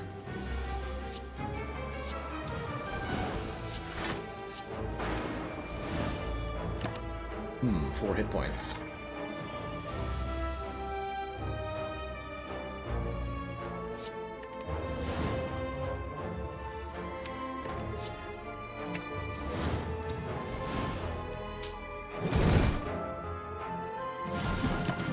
Just keeping a mental track of our cards counted on each turn.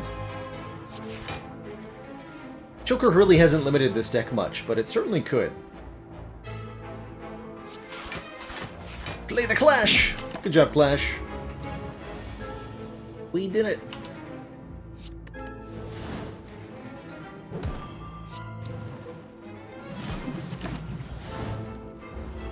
Fluffy Parts, thank you so much for the Prime sub and the 8 months. Closing in on that full year. Stuff.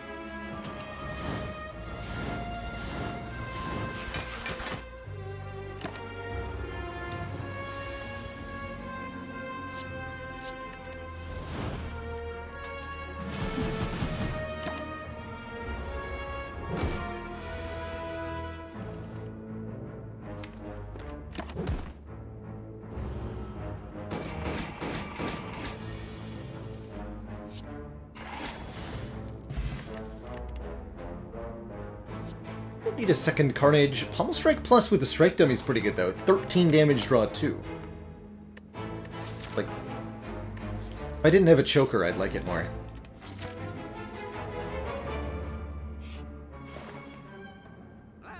There's a Guria here. If we can't lift, though, and even if we could, it would be at the expense of other relics, so I think buying Guria is a very poor choice. Flame Barrier is pretty solid, though. Card removal is good. And the toolbox is good, too.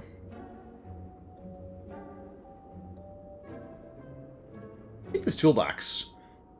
One of 3 colorless cards on turn 1. Since they're added directly to your hand, they ignore the randomization of the Snecko Eye.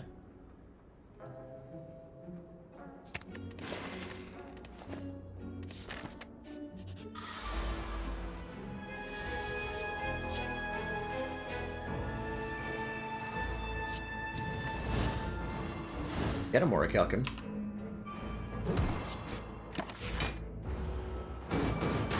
Oh yeah, I should have removed Clash there. Good call. Pathologist. Yeah, should have removed Clash there. What do you mean there's a Clash in my deck? Who put that there? Zengineer, thank you so much for that Prime sub and the 5 months.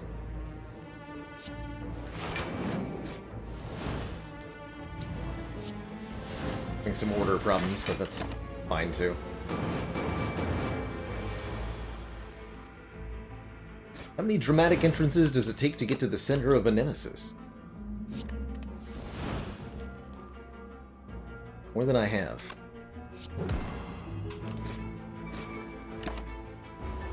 Shaylin, thank you so much for that Prime sub and 15 months. Welcome back. Gossip Club.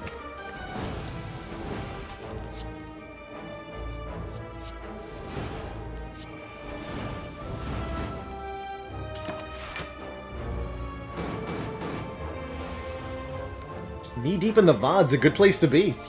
Hope you've been enjoying the VOD adventures.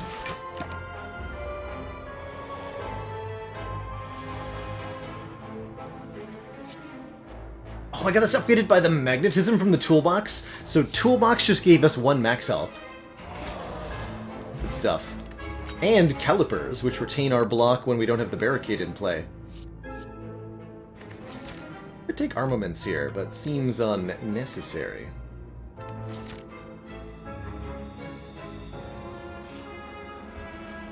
Begin to fall. Lose strike. See you later, strike.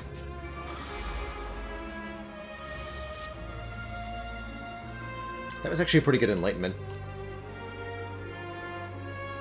A bit awkward. Barricade, Carnage. Yeah, this is fine.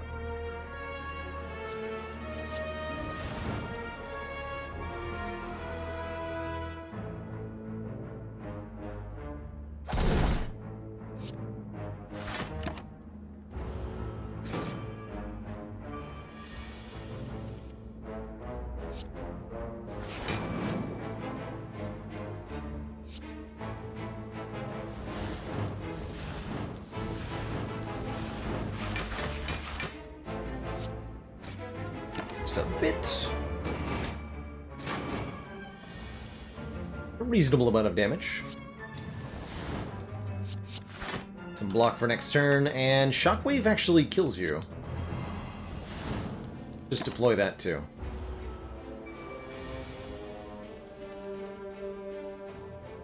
Yeah, Snecko really enjoying the 3 costs. Yikes.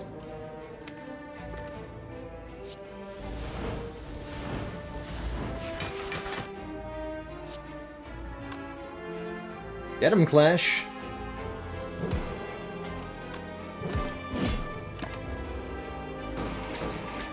Got him.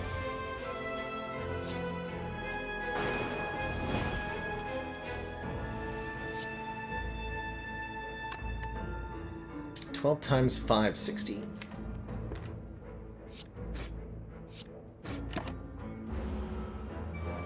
Keeping an eye on the stone calendar here.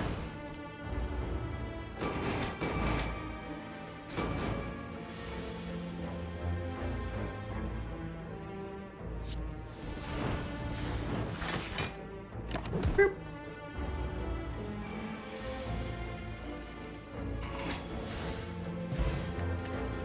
Toy Ornithopter healing us 5 per potion use. Even with Sozu, that'll be 15 additional health against the hearts. Battle Trance is kind of cute. Draw 4. Arguably, potentially bad with the Snecko Eye, but I think we'll pick it up. Already got the blue key, so we're allowed to take the Singeing Bowl, allowing us to singe cards, gaining 2 max health instead of taking them. And Elite number 4, Giant Head.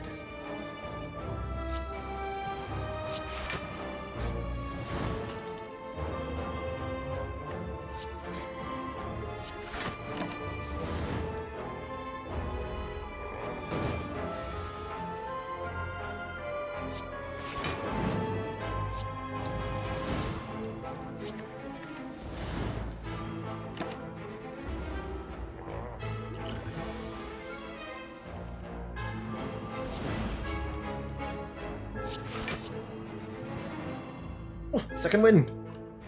Get in there.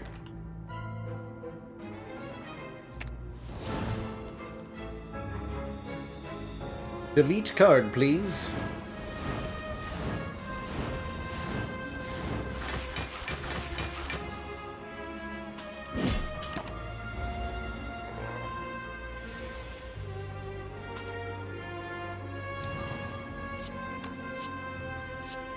And yeah, it is Singing Bowl, to be clear. A real type of bowl, so named after the sound it makes when you... There's like a stick that you move around the edge of the bowl. And it makes singing noises. Cool stuff.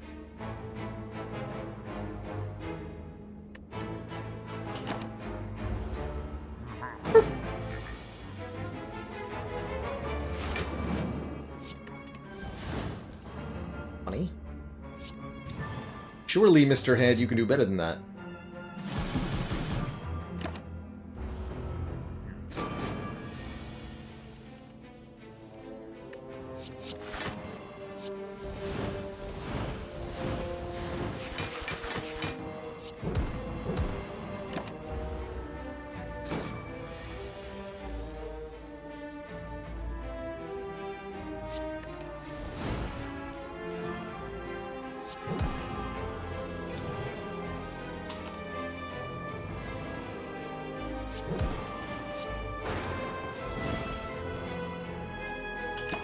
First decent heal off Reaper. Bar. Bar, bar.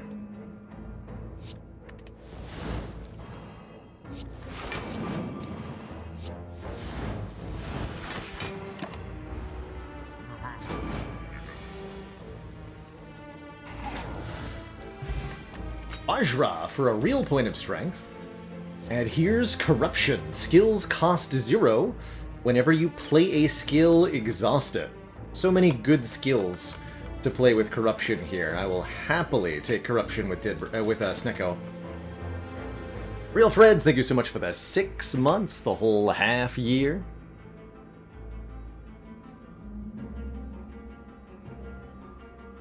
Corruption is a 3-cost rare now instead of a 3-cost uncommon, which it was before. Super good card.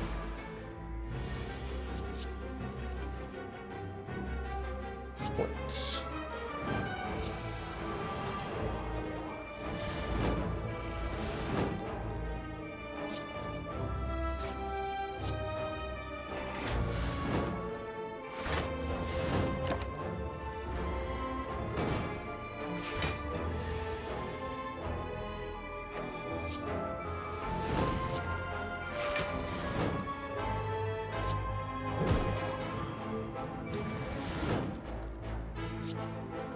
Get him, Clash!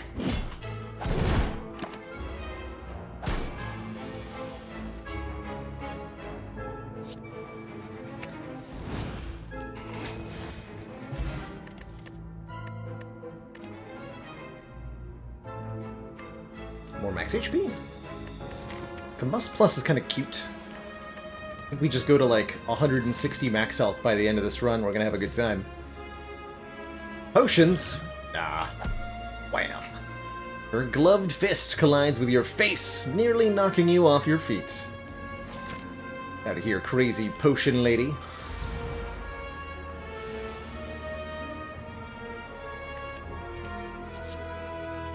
Take Panic Bouton. Oh, I doubt I'm gonna need it.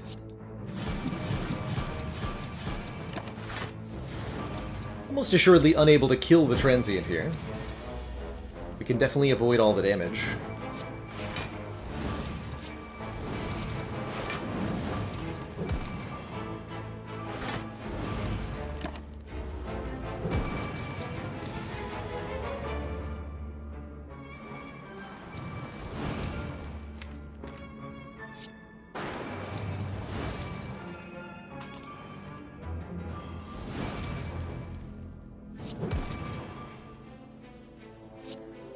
Then.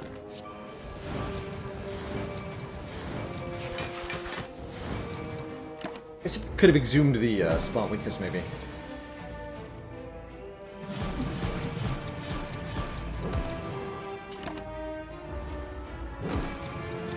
Let me just draw that again.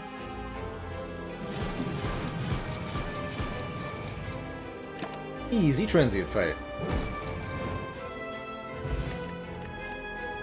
How many blood potions that we've left on the ground. Kind of littering the Spire with them. Turn 1 Barricade feels pretty good. Especially with Impervious.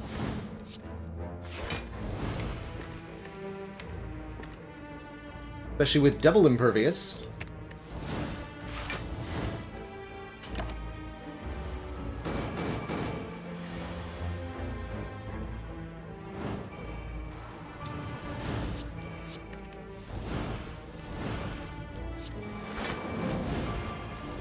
And 6.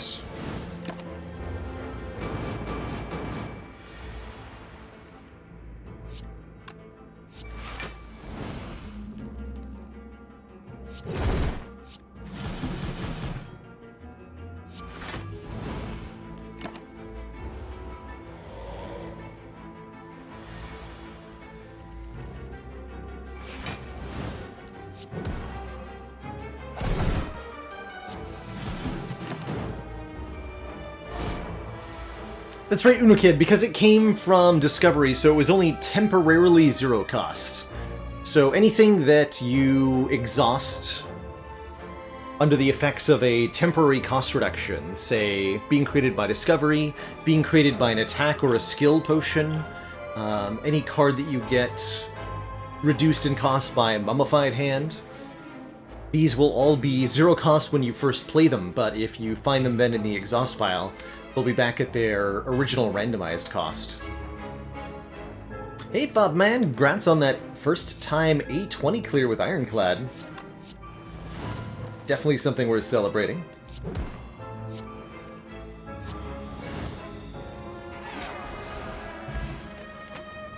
Or 48 Preserved Insect Classic.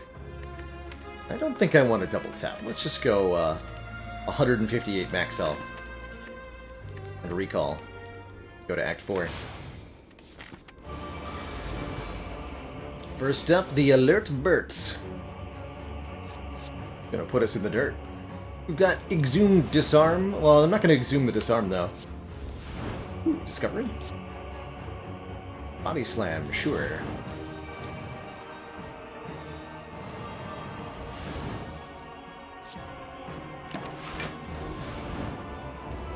I'm gonna exhume Feed. Not Disarm here. Do I dare play Corruption?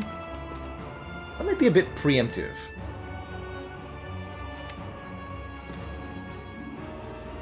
Yeah, that might be a bit preemptive.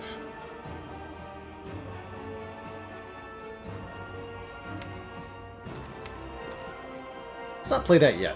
Not in this fight. This fight's really long.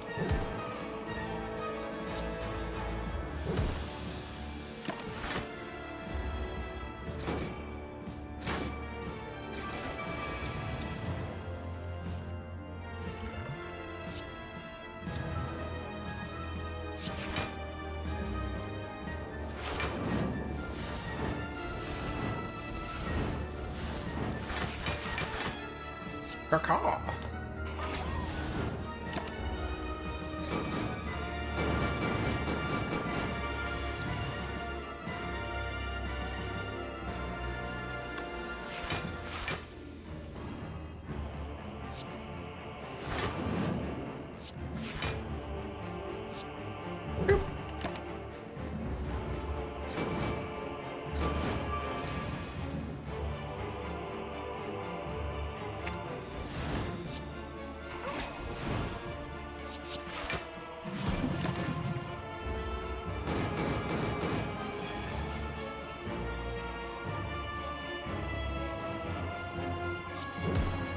I'm actually just gonna second wind all of this garbage, including the corruption here. All we need is Clash.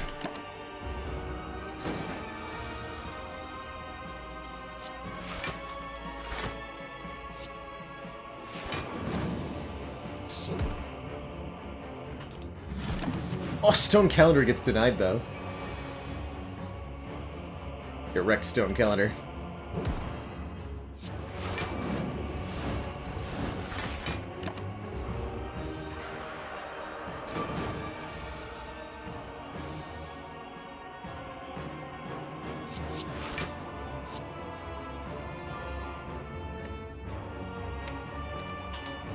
Hand is full.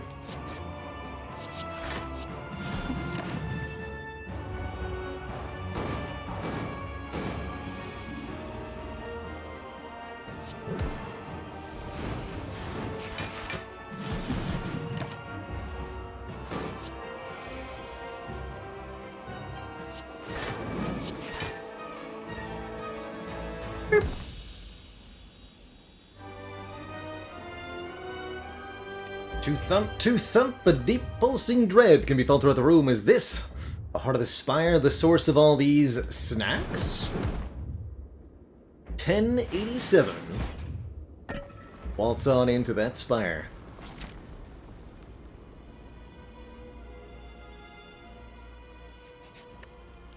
And it's time for our last dig. What's it gonna be? Right. You can get that here. The Eternal Feather. Next time we visit a rest site. I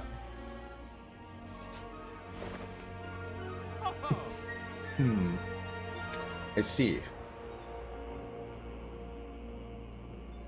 Very well.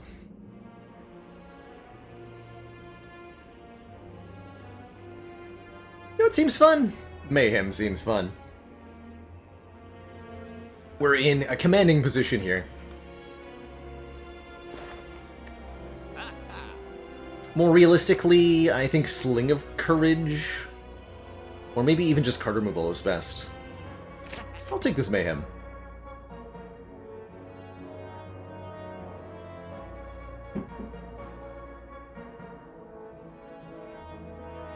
And then Gremlin Horn from the Elites, we can only hope. Can only hope.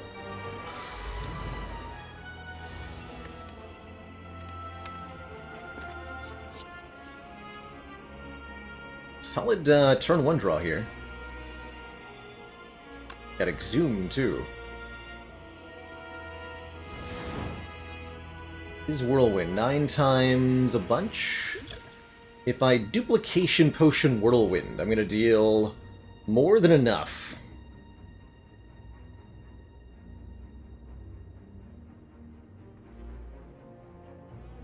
It's worth thinking about. But then I wouldn't be able to eat the Spire Shield. Realistically, I'm not getting them both anyway. Go Bash Disarm. Alright, we'll try to eat them both. May not go well, though.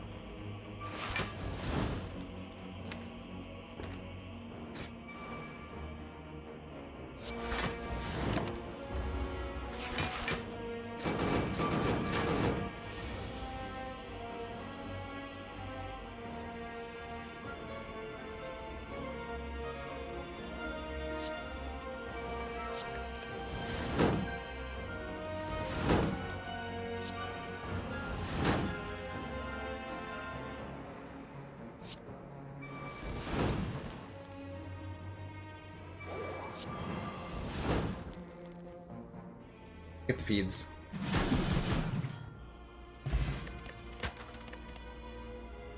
Penny a puzzle. First time we lose health each combat, draw 3. Added 2 more max health, bringing us up to 166. Had quite a few discoveries. Let's see if one more can get the job done here. Let's power through Barricade. Just power through Barricade.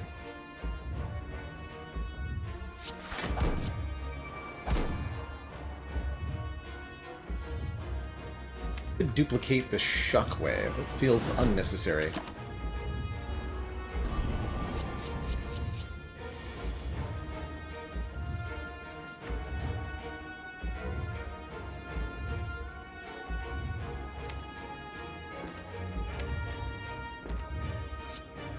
Oh, we're gonna dupe Mayhem, by the way. That's our duplication target.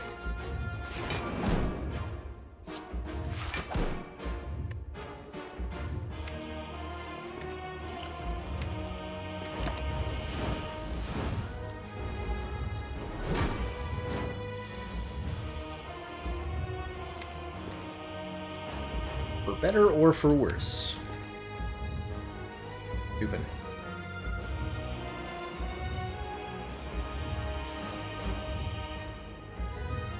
The Mayhem cards are going to count against Choker, yes. So that might be a little unwise. But I'm doing it. Okay, I want to second wind away these statuses, so I might as well play Disarm then.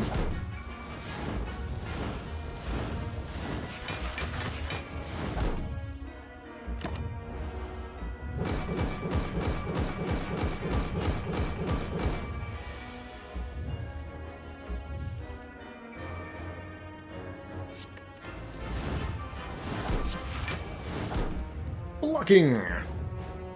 Yeah, I remember that character Chrono, the chat abomination. Oh dear.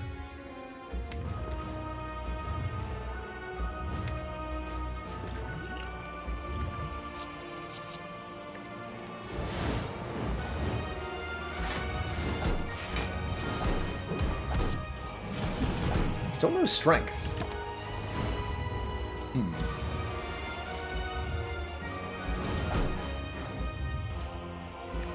Flash just went to the discard pile. Fair enough, fair enough.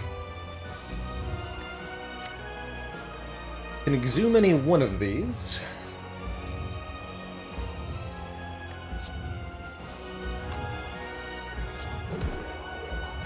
Guess exhume Shockwave ain't so bad. Especially if I Arma it.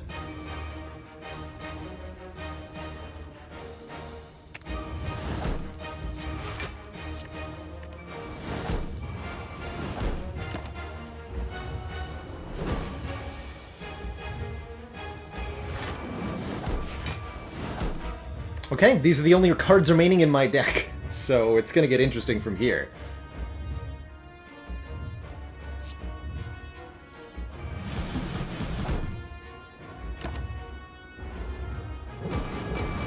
Fortunately, we have Stone Calendar chipping in, but we can see we're kind of falling a little bit apart here at the 11th hour. Oh, the Mayhem does nothing because I don't have enough cards? Oh no! Well, that's a problem I hadn't expected to have. Amazing. The Mayhems do nothing, chat.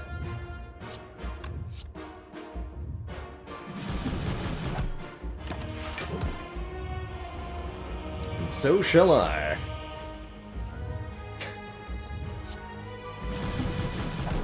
Guess I just play Whirlwind every turn and win that way? Seems fine.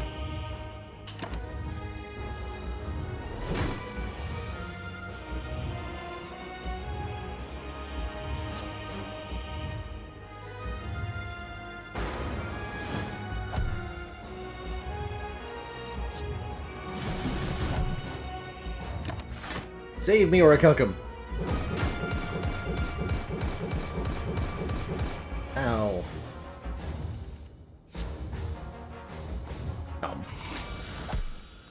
Nice. Just over an hour there, too. 1 hour and 15 seconds. GG. GG, everyone.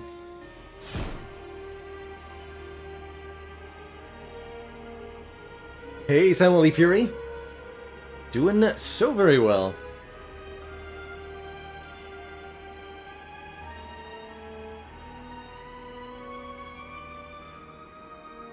Despite Duvudal's lack of contribution to that one. Gee. Gee, everybody.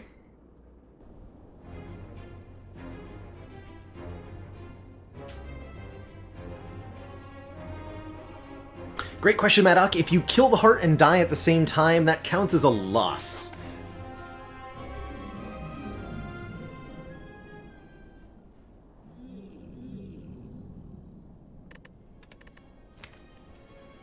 You do have to be alive after the heart dies.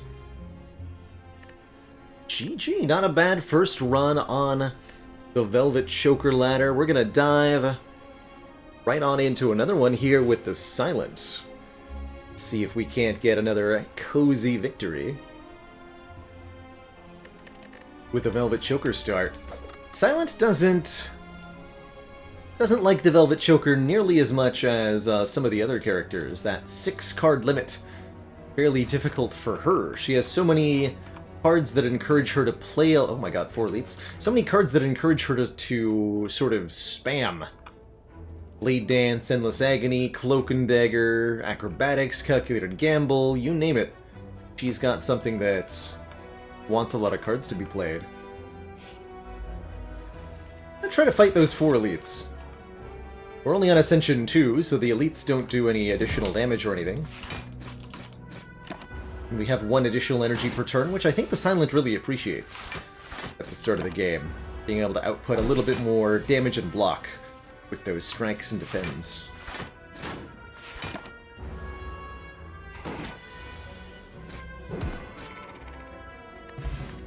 We want to be taking high-cost, high-impact cards like this one, Dash. 10 block, 10 damage for 2 energy puts us perfectly on this path to fight 4 elites and have a good time doing it. Beautiful. Sucker Punch would have been okay otherwise. I am about to go to a shop. Normally I would take the removal here, but I think bonus money, putting us over the threshold for a relic, is an important thing, since I have to go to this shop to get to the 4 elites, right? Yes, I do. So let's take the money. Putting us up to 194. Decent roll there. Too shabby.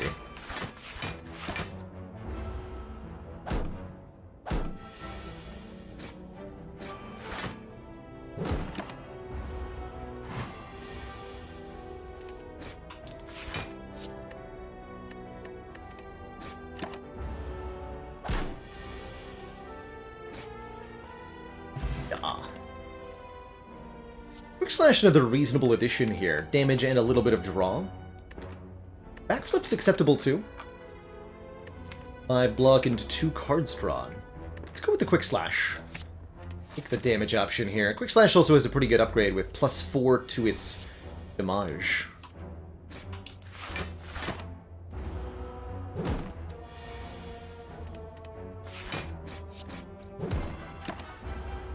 Destroying these fights now.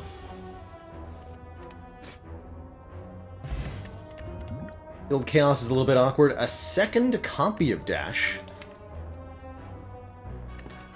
Or an all-out attack for some AoE. Let's try double Dash. Like we're playing Mario Kart here. I think that's going to be pretty cool with Velvet Choker.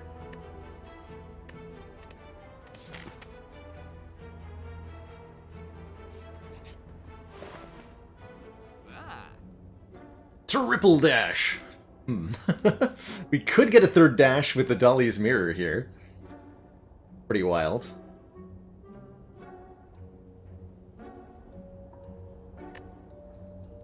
Other things that I like here, Terror applies Vulnerable for 99 turns, letting us scale our physical damage. Dash of Beta Art. Just add a dash of that spice. I'm not gonna leave this one on, but it's a good one to showcase a pretty good pun art there. Could bring Mayhem back. Pretty wild. 76 plus 143. I can afford the Smooth Stone and the Terror, and boy, would that be something. Make these dashes into 15 damage, 11 block. Yeah, let's do that. Do those two. And I think with that Terror, this might be a silent run where we can win without...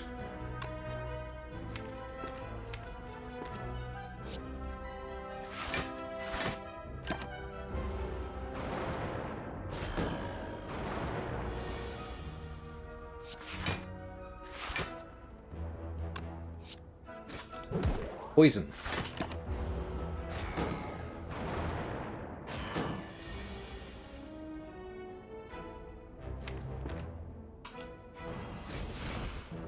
Ouch. First Bees, thank you so much for the 12 months and that tier 1 sub. I'm going to try to make it a goal here. With Velvet Choker on silent, can we win this run without any poison?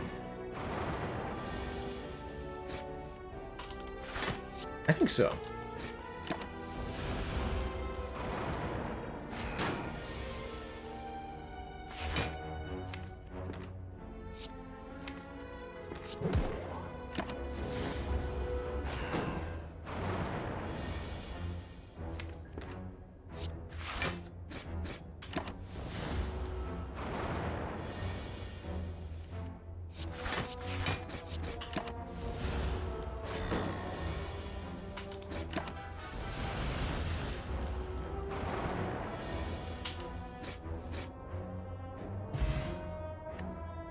Although I'm gonna say Snecko Skull definitely makes me want to take poison, if we find some. Whenever we apply poison, apply one more. And we're offered some AoE. We turned down the alt attack, but we want some now. And I think a die for 13 damage to all enemies will be perfect here. We want to try that? Yeah, game definitely heard me. A lot more damage than the Dagger Spray, even though it does exhaust. But exhausting on an AoE card is not a bad thing.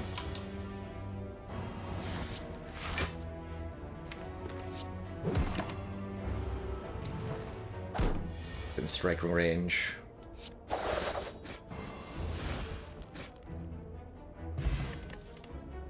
Easy. So we're not taking a Blade Dance, for example. Deadly Poison applies at 6 poison. It's pretty hype. But I have forbidden myself from taking such cards, and so, well, we'll see what happens.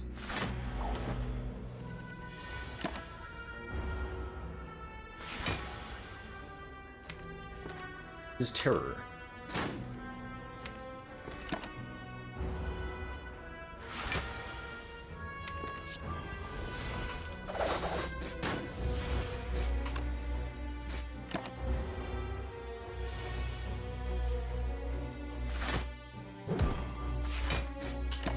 Get him, Dash.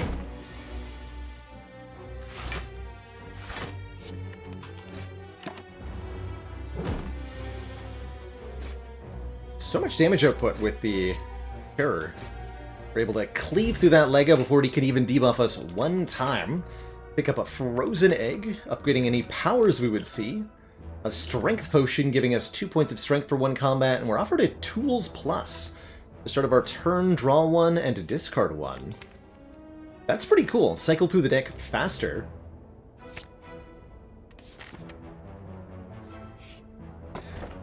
And enable some synergies. Calipers are amazing here.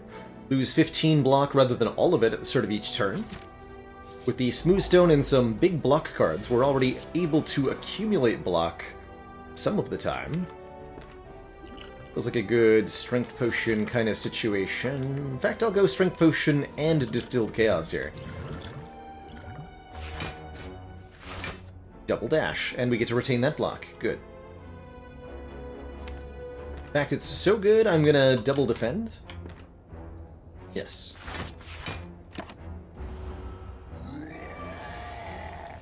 You fool.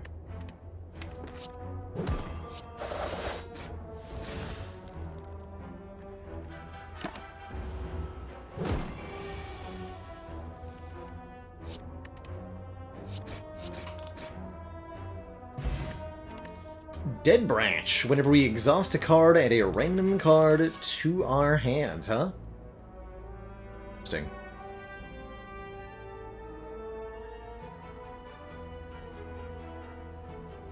Went for the double debuff Rogan, as the Gremlin Knob can do that randomly on lower Ascension. It's only on Ascension 17 and up that the Knob is guaranteed to do vulnerable and then big hit. It's true, it might give us poison cards, but I don't have to play those. I'll take it. Got a couple things that exhaust. I'm going to skip all of these. Ooh, Transform upgrade. It's some much-needed upgrades. Both of these dashes need an upgrade.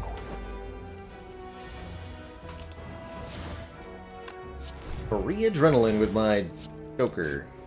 Hooray.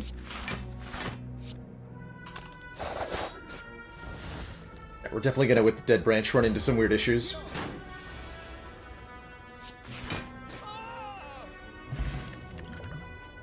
And there's the Fumes Plus Plus. At the start of our turn, apply 4 poison with Snecko Skull to all enemies. If I hadn't challenged myself to win without poison, this would be an incredibly good take, especially before Slime Boss. But I am challenging myself.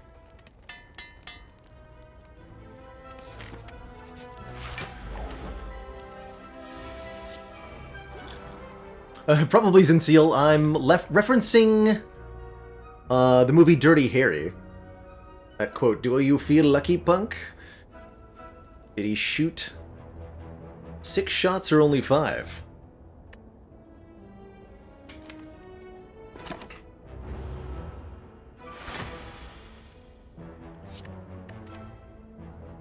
I think with the Choker, I'm Rando, it's too hard to use the additional energy. Yeah, so for Fumes, for example, not going to play that. Not even with a Bane, but I will play the Bane.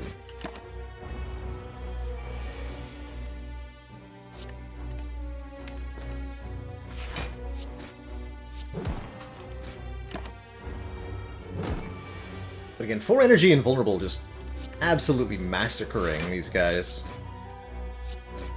Jeez. Bill Pillow won't do anything for me. I'm not taking an accuracy because we have Dead Branch Velvet Joker. Whoop. Nah, we'll hold out for one that's say plus. Get the other dash upgraded. Oh, we did upgrade them both. Get the Quick Slash upgraded then. For +4.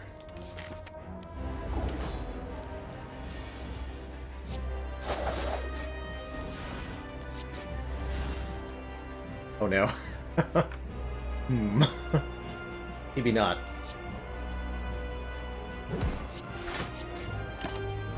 Gotta hear Storm of Steel.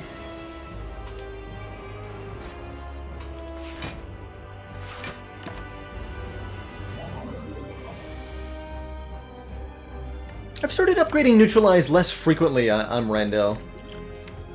Probably upgrading it too infrequently at this point. The Ascension level has a little bit to do with it. Right now I'm not feeling the need for a weaken period.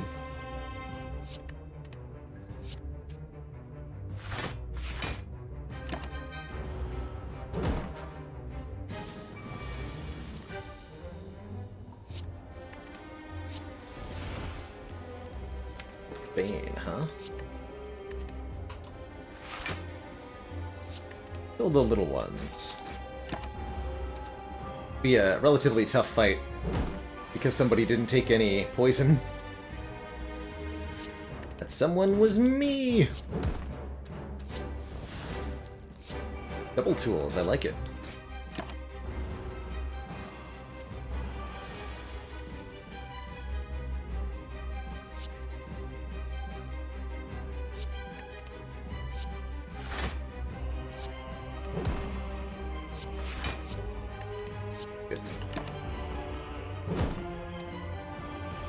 Yeah, with Choker, it's also a card we're not always going to be able to play.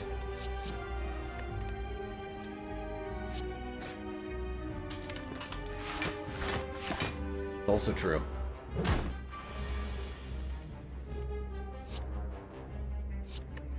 Get him, Storm of Steel.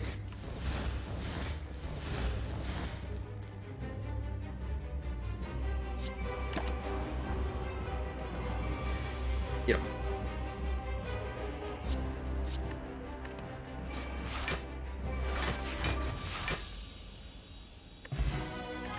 Gee, all in all, not too bad. There's the Corpse Explosion we're not allowed to take. But I think Phantasmal Killer is great. Next turn, our attacks deal double damage. We have quite a few of them. So I think that's the take. Alchemy is also pretty good with the Dead Branch and 3 potion slots, but take the attack scaling card quite happily.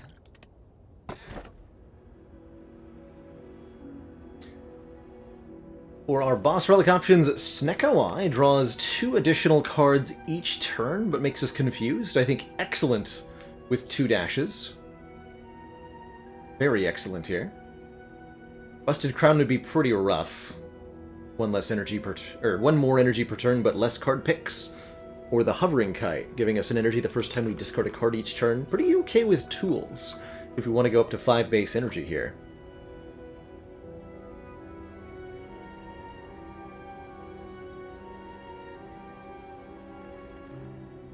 Completely respectable Snecko Eye. I'm going to go with the Hovering Kite, though. I don't want to leave things up to chance here, and I think just 5 base draws is going to be completely fine for this deck. Also going to go ahead and take out the Burning Elite this act, so that we have a choice of our pathing next act. So we'll go elite, elite, elite, maybe to this shop or something. Hopefully we get a random store. And if not, oh well.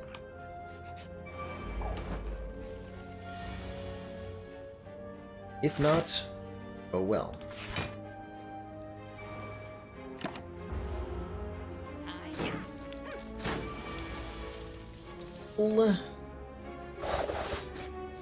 Damage.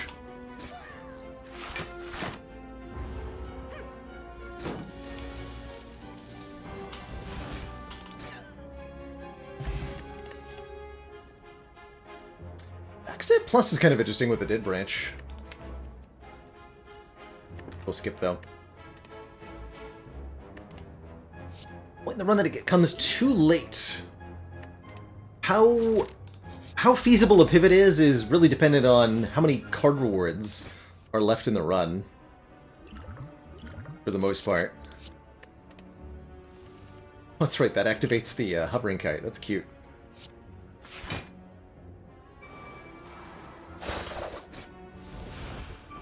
I don't have a hard and fast, like, number of card rewards.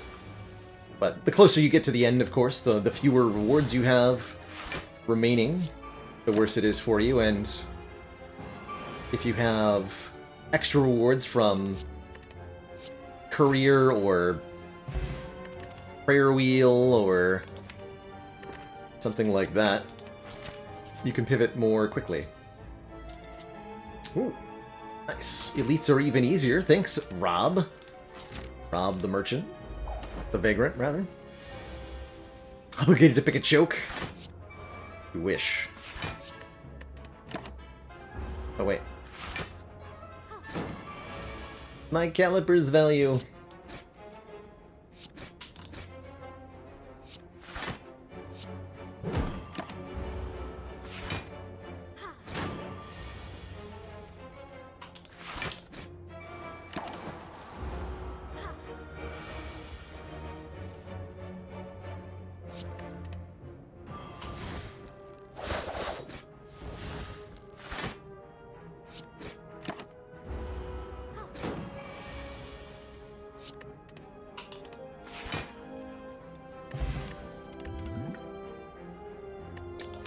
We're doing poison, so I don't want a Bane Plus.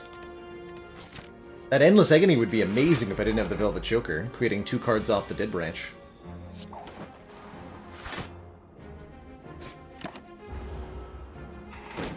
Or Dax is also amazing, giving me Hella Blanc in a variety of situations.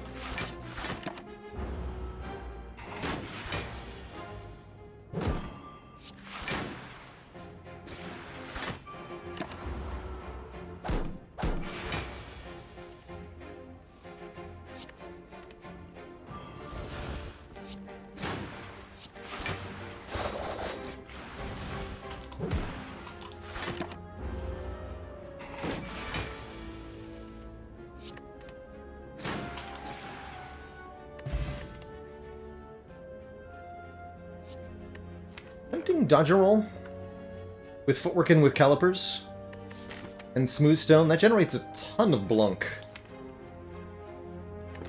Many blunk.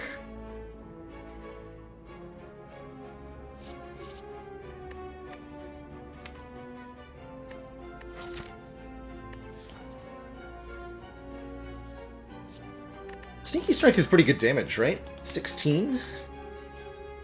Frequently free? Upgraded for free? You know what, actually? I'm taking a Sneaky Strike here. It's good damage. Oh jeez, 3 strength, Book of Stabbing. Spooky.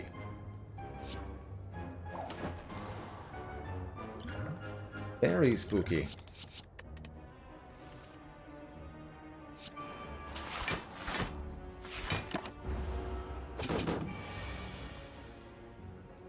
Ooh, spooky?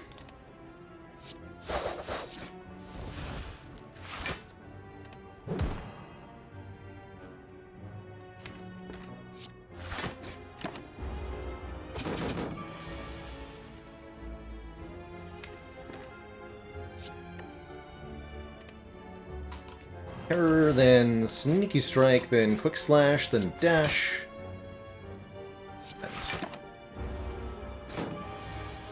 And then we win. Really clean fight. Get a Vajra for +1 strength. That makes our ambitions of never, ever, ever, ever using poison more achievable. Choke says plus, and it does combo with a Velvet Choker. Thematically, I don't think this is a good card at all, but yeah, we'll take one. More realistically, that was probably Piercing Whale. Well, that's okay.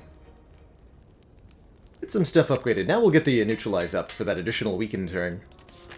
Maybe next will be something else.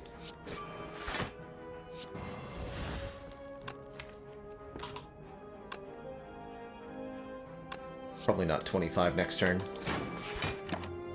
Could use the upgrade pot there. Perhaps even should have.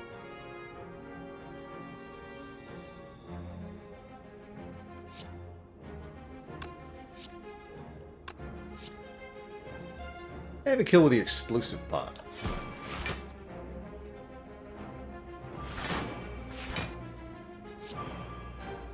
Yes.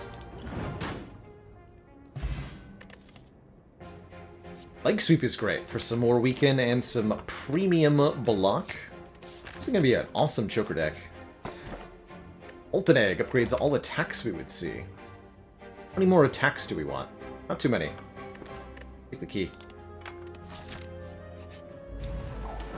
Small Slavers. Cute. Actually not able to discard Sneaky Strike. Just shy on a kill here. What, 14 plus 17, 31, 35 at best. Unfortunate. But if I Forge Pot, we can get there with Terror.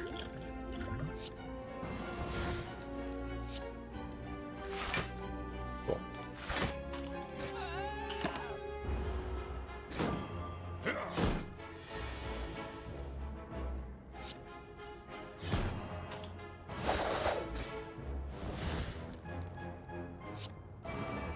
Credit where credit's due.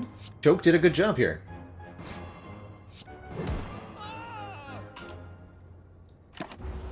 Good job, Choke.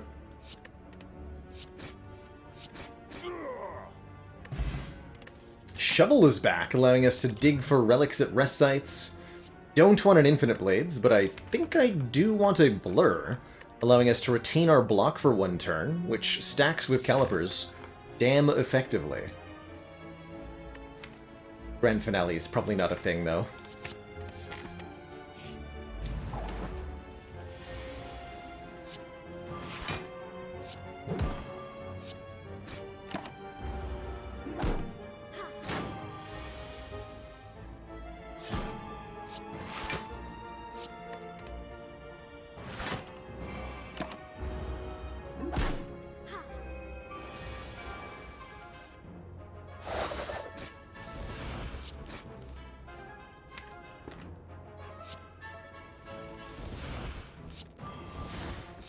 Triple damage. Oh man, this would be a very good card if I was taking poison, but I'm not. Dig.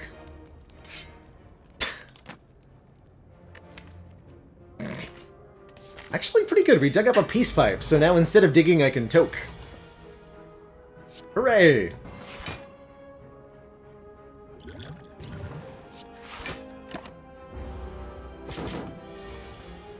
Hooray.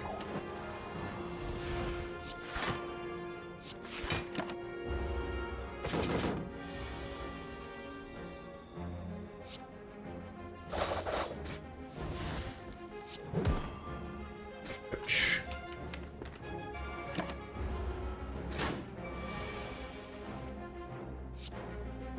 57 damage Sneaky Strike.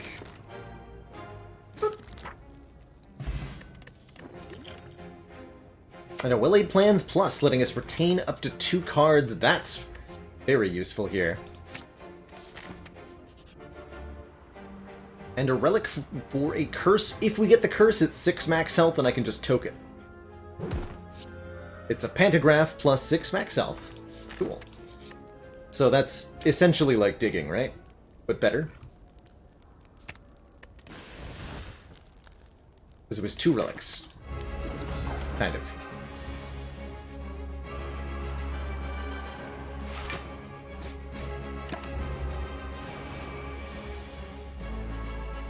Kind of.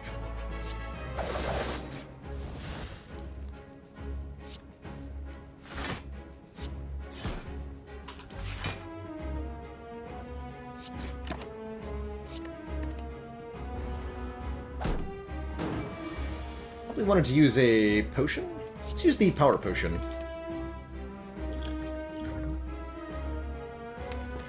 An after image. Not taking a fuse, that's for sure. I said no capes.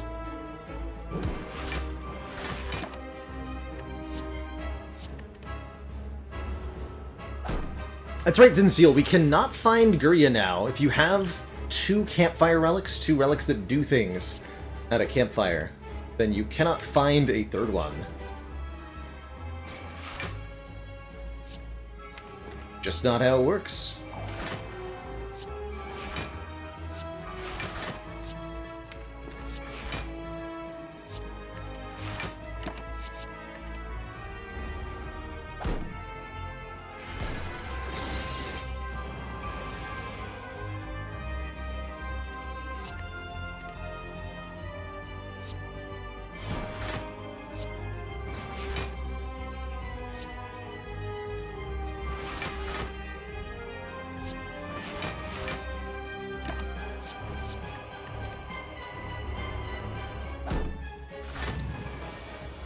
Going for the resummon too, which means I don't want to kill this Torch Head this turn.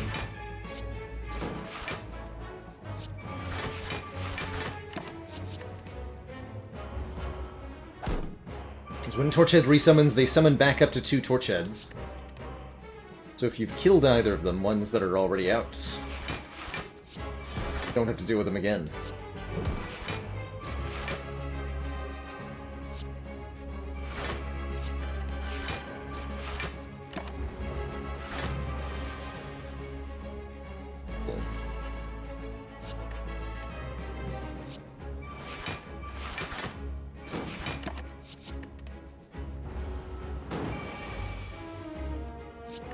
Get him.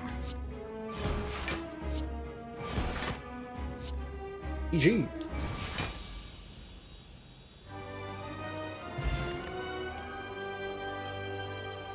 Adrenaline Doppelganger Burst. All pretty cool silent rares, but all of them mess with the Velvet Choker here.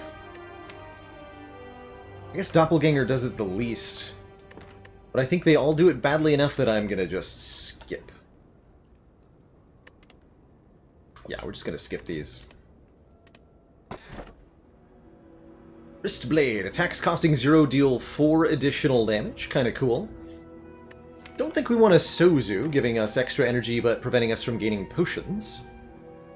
Although this deck could use more energy. We have so many 2-cost cards. I guess I'll take the Tiny House.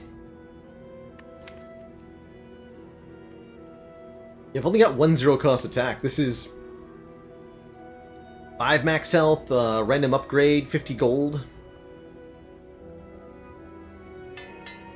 Not amazing by any means. Not amazing by any means at all, but it's fine. And now I can go to 2 shops and get 2 removals. And then fight 3 more elites. Perfect. Get some of these strikes out of the deck.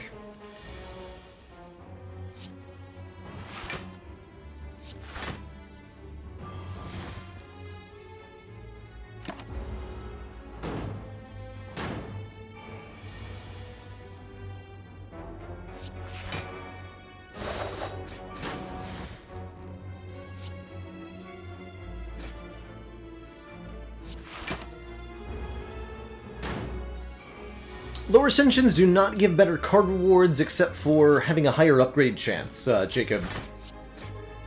Below Ascension 12, I believe.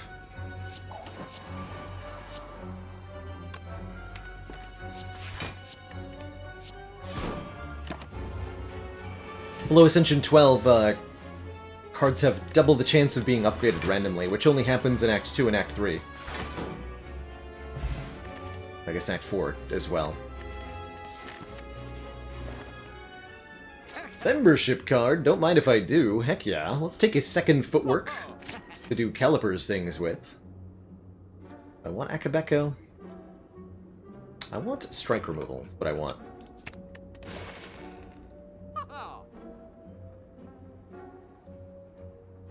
Double choke? No. No. We'll pass on the Akabeko, too. I need stuff that does damage to heart. Akabeko is only 8 damage to the heart.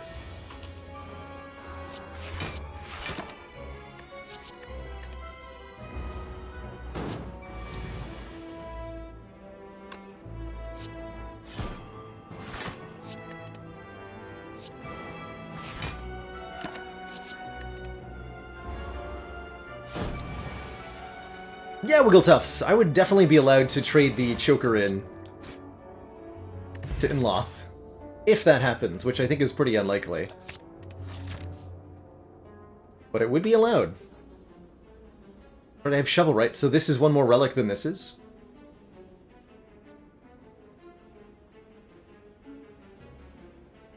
Okay, we'll dig a whole bunch then. Give me all of the relics. That also means I go this way for the chance at 999 gold here. Ask, and ye shall receive. While walking and traversing through the chaos of the Spire, your thoughts suddenly begin to feel very real. Imaginings of monsters and riches begin to manifest themselves into reality. Sensation is quickly fleeting. What do we do? I think this is not even the first time today we've gotten 999 gold plus 12 max HP. And the best thing is that we get to remove both normalities before any combats. Move one here. Oh man, it's a really stinky store overall though. There's a fumes.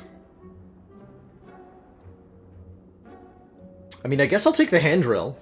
Whenever we break an enemy's block, apply 2 vulnerable. Will that do anything at all? Maybe. Maybe. We'll take the Matrushka, too, for at least 1 bonus relic out of this chest.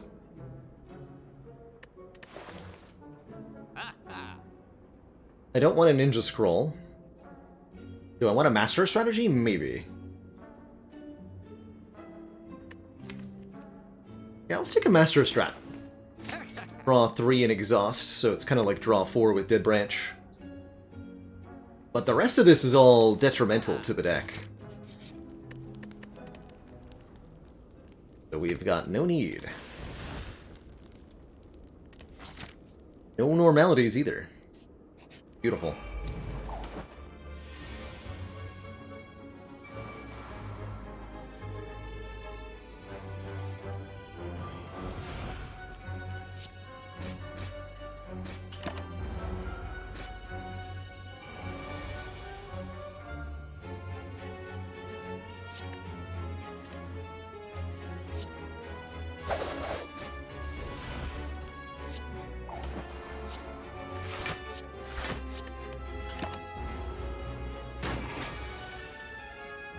Only one.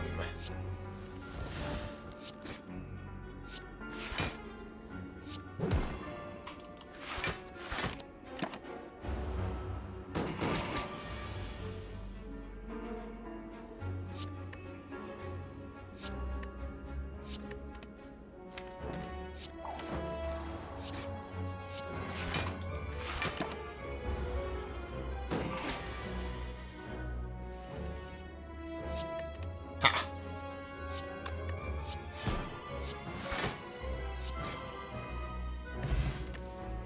300 more gold. And a backflip plus. Take that over the dodge and roll, because the dodge and roll is not upgraded.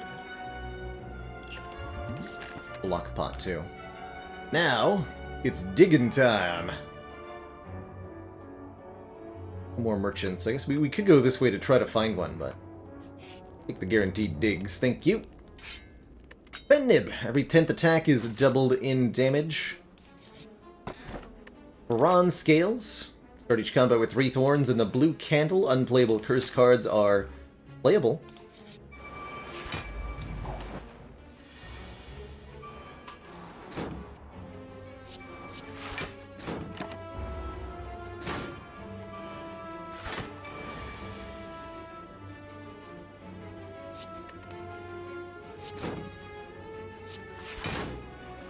Andril tried to do something, but did it really?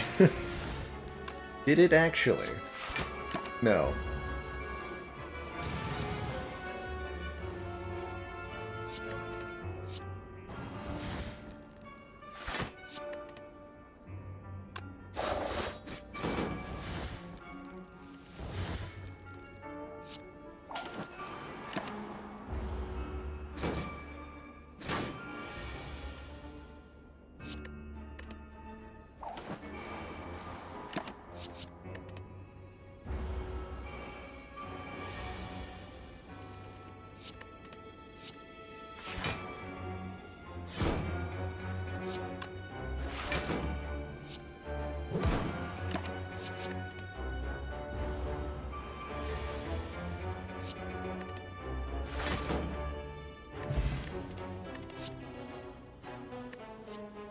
Poison keeps tempting me. Dig. Fury Hourglass. Do 3 damage to all enemies at the start of each turn.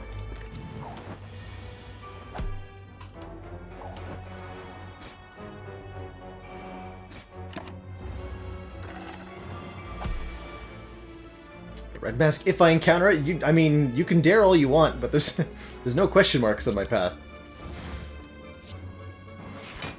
Doesn't seem like it's gonna happen.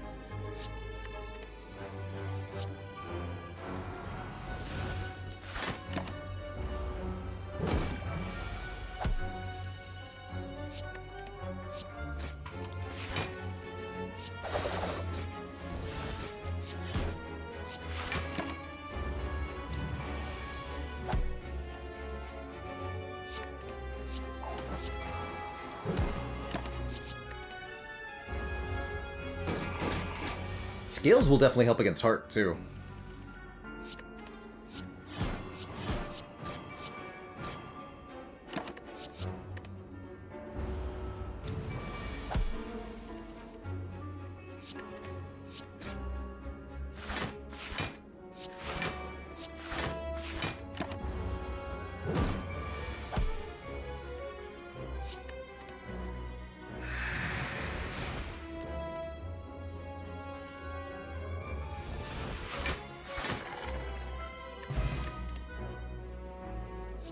Bouncing Flask plus. One more Sneaky Strike. Seems like a double Sneaky Strike kind of deck. And that should be all the damage we're gonna need. Ooh, Sneaky Strikes.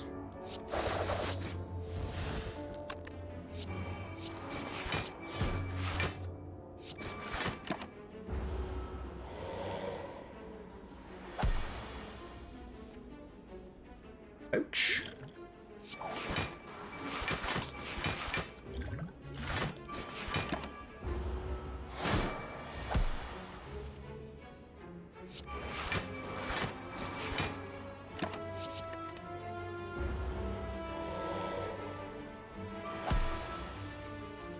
Ouch again.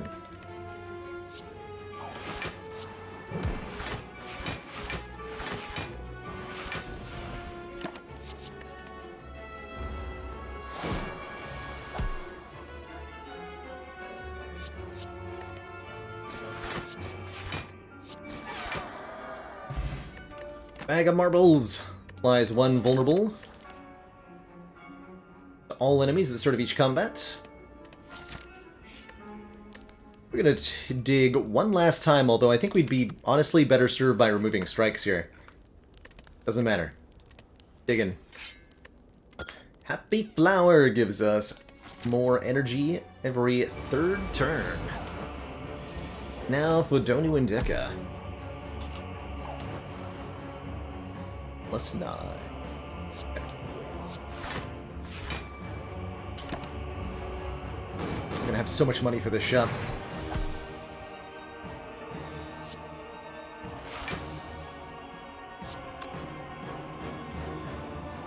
$26. This would be 25. I'll be 1 short. I'll be none short. Next card. Have some Vuln.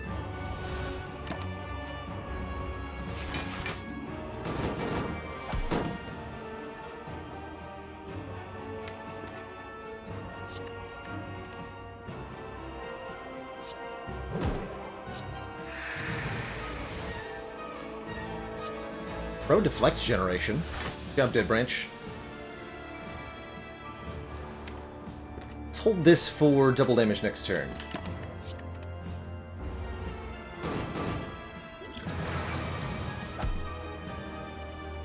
Come on, hand drill, do your thing. You got this.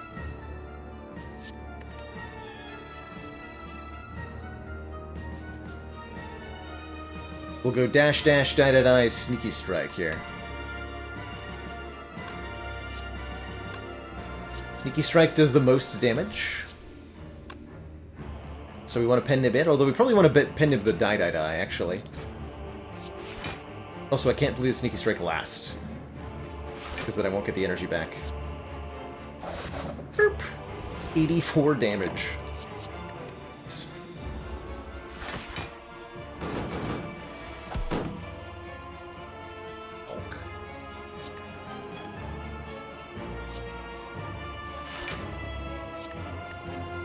No poison. Get him, hand drill. Yeah.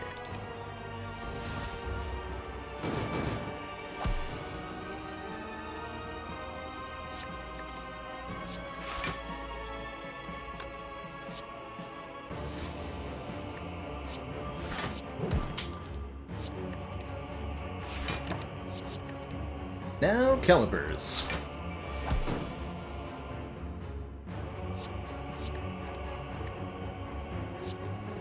Get him. Hand drill. Go.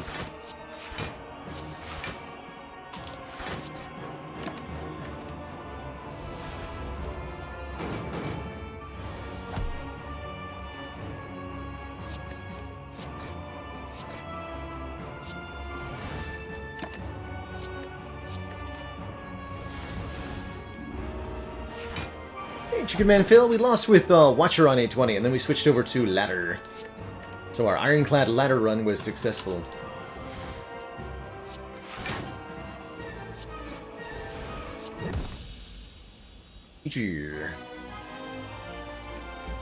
To thump, to thump. Deep pulsing dread. Can be felt throughout the room is this. The heart of the spire, the source of this evil.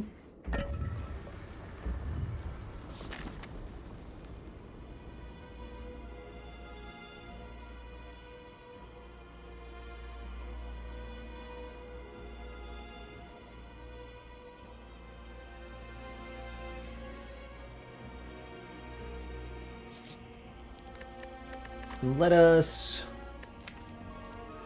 do one last dig. Strike dummy! Hey, all these strikes that we never removed are now actually decent damage. Cool. 10 base with Vajra. Fruit juice here. Oh my, what an interesting store, sir.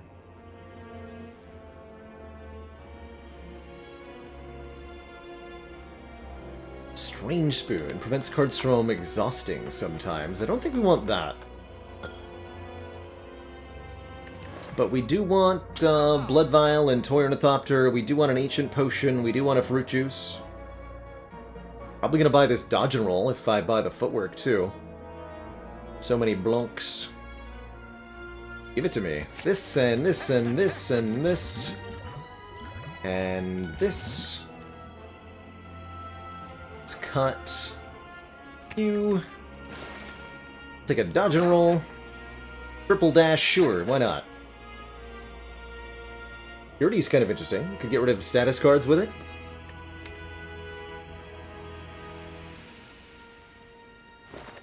Draw 3 potentially better than 2 energy. True. Potentially. Sadistic Nature hand drill a thing? Not really. The Sadistic would do a little bit of bonus damage. And I mean, we can afford it, so yeah, why not? Buy that too.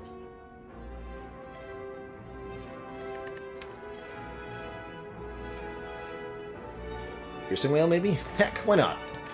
Take the spoon, too. Still have so much money.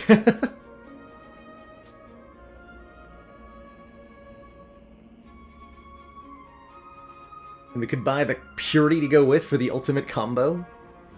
Pretty wild. Yeah, we'll skip on the Purity here. Head on forth. You fools, I have so many feetworks to play here. Face this way.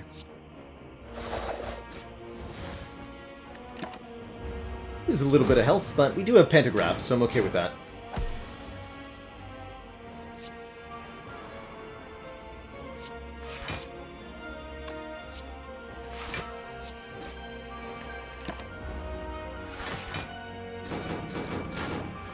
Somebody to kill Spire Shield before this turn. Looks like that's not going to happen, though.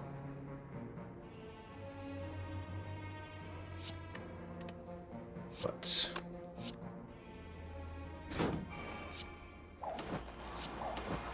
could have kept the dash, too.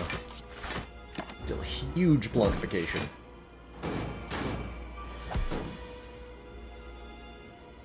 Absolutely huge, I tell you.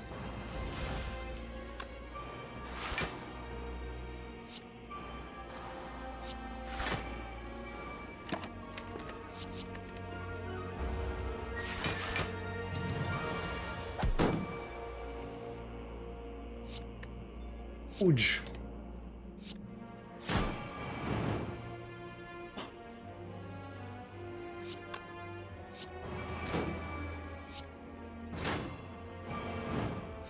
Sadistic Nature hand drill things are happening. That's pretty cool. That's really cool. Yeah. Whetstone for 2 more attack upgrades. Love the Acro here for draw 4, discard 1. We don't need an Infinite Blades, and we don't need a second copy of Terror. Get that 3rd dash plus. You'd love to see it. Alright, Monsieur Hearts. Do your worst.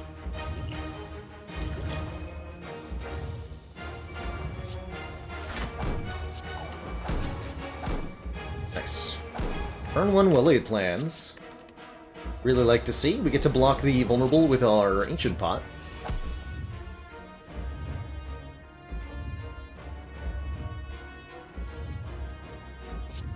Take one here.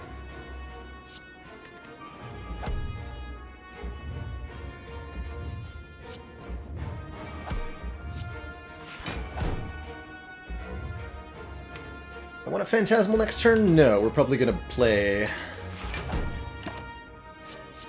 bunch of powers and such.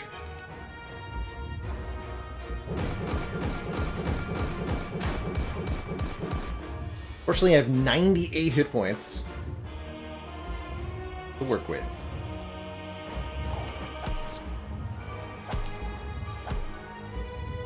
Three more. 1, 2, 3.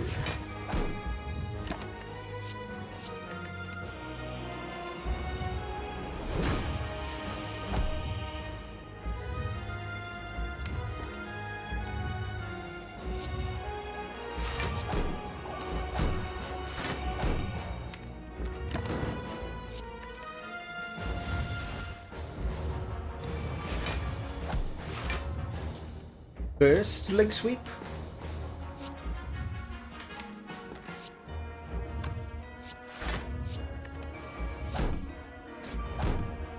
Mind if I do?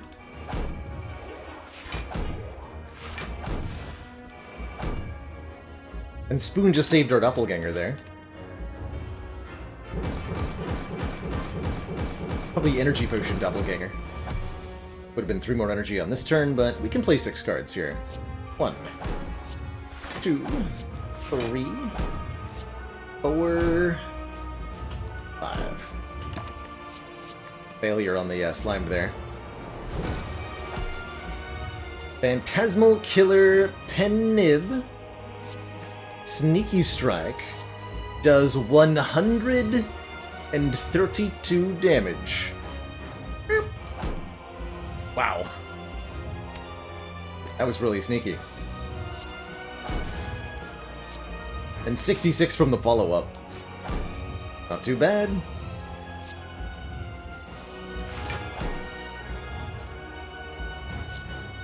Not too bad.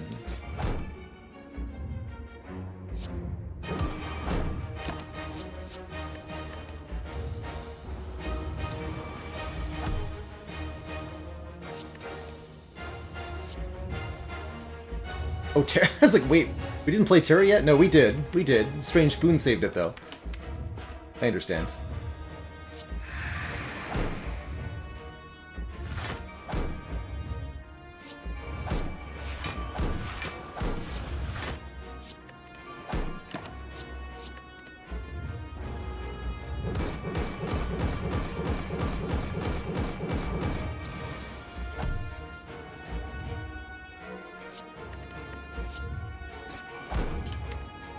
No sign of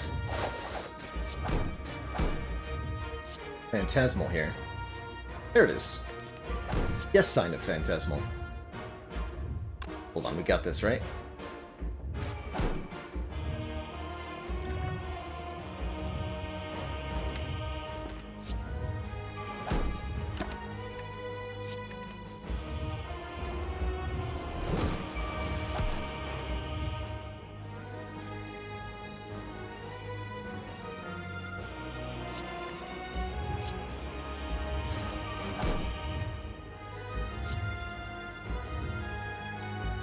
Get him, GG.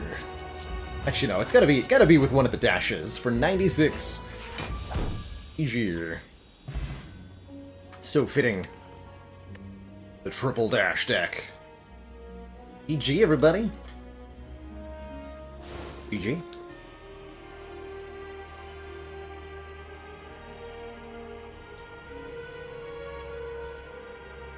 A good year.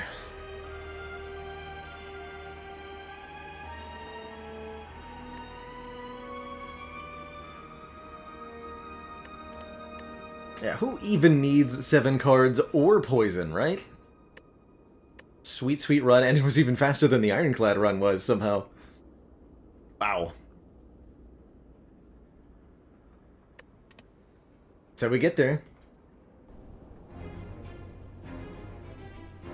So our footworks, 3 footworks and calipers carried us defensively there.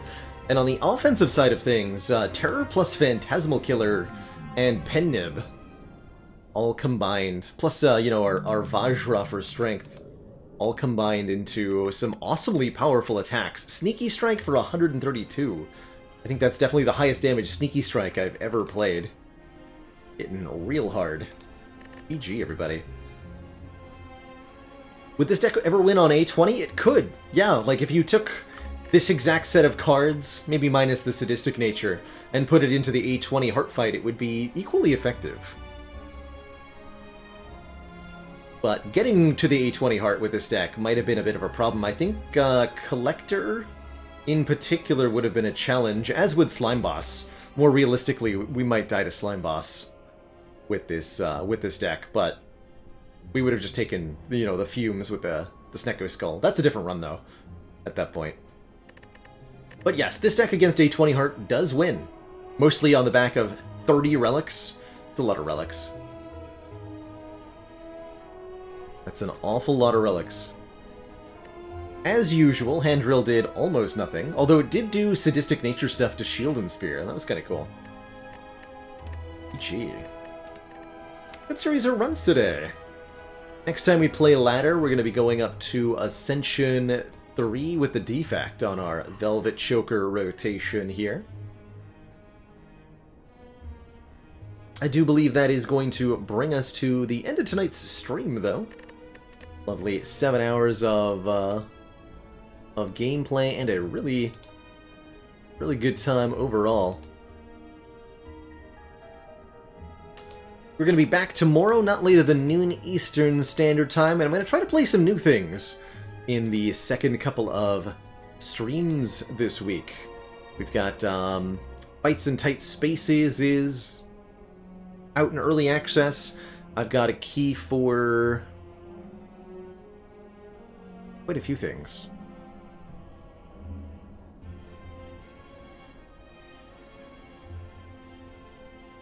What should we call it? Loop Hero, I think we want to check out, and more than that too. Like 4 or 5 keys to work with. So I should break a couple out and show them off. That'll be on the docket for this week. And of course some more Slay the Spire as well. Probably a mixture of each on the last couple days.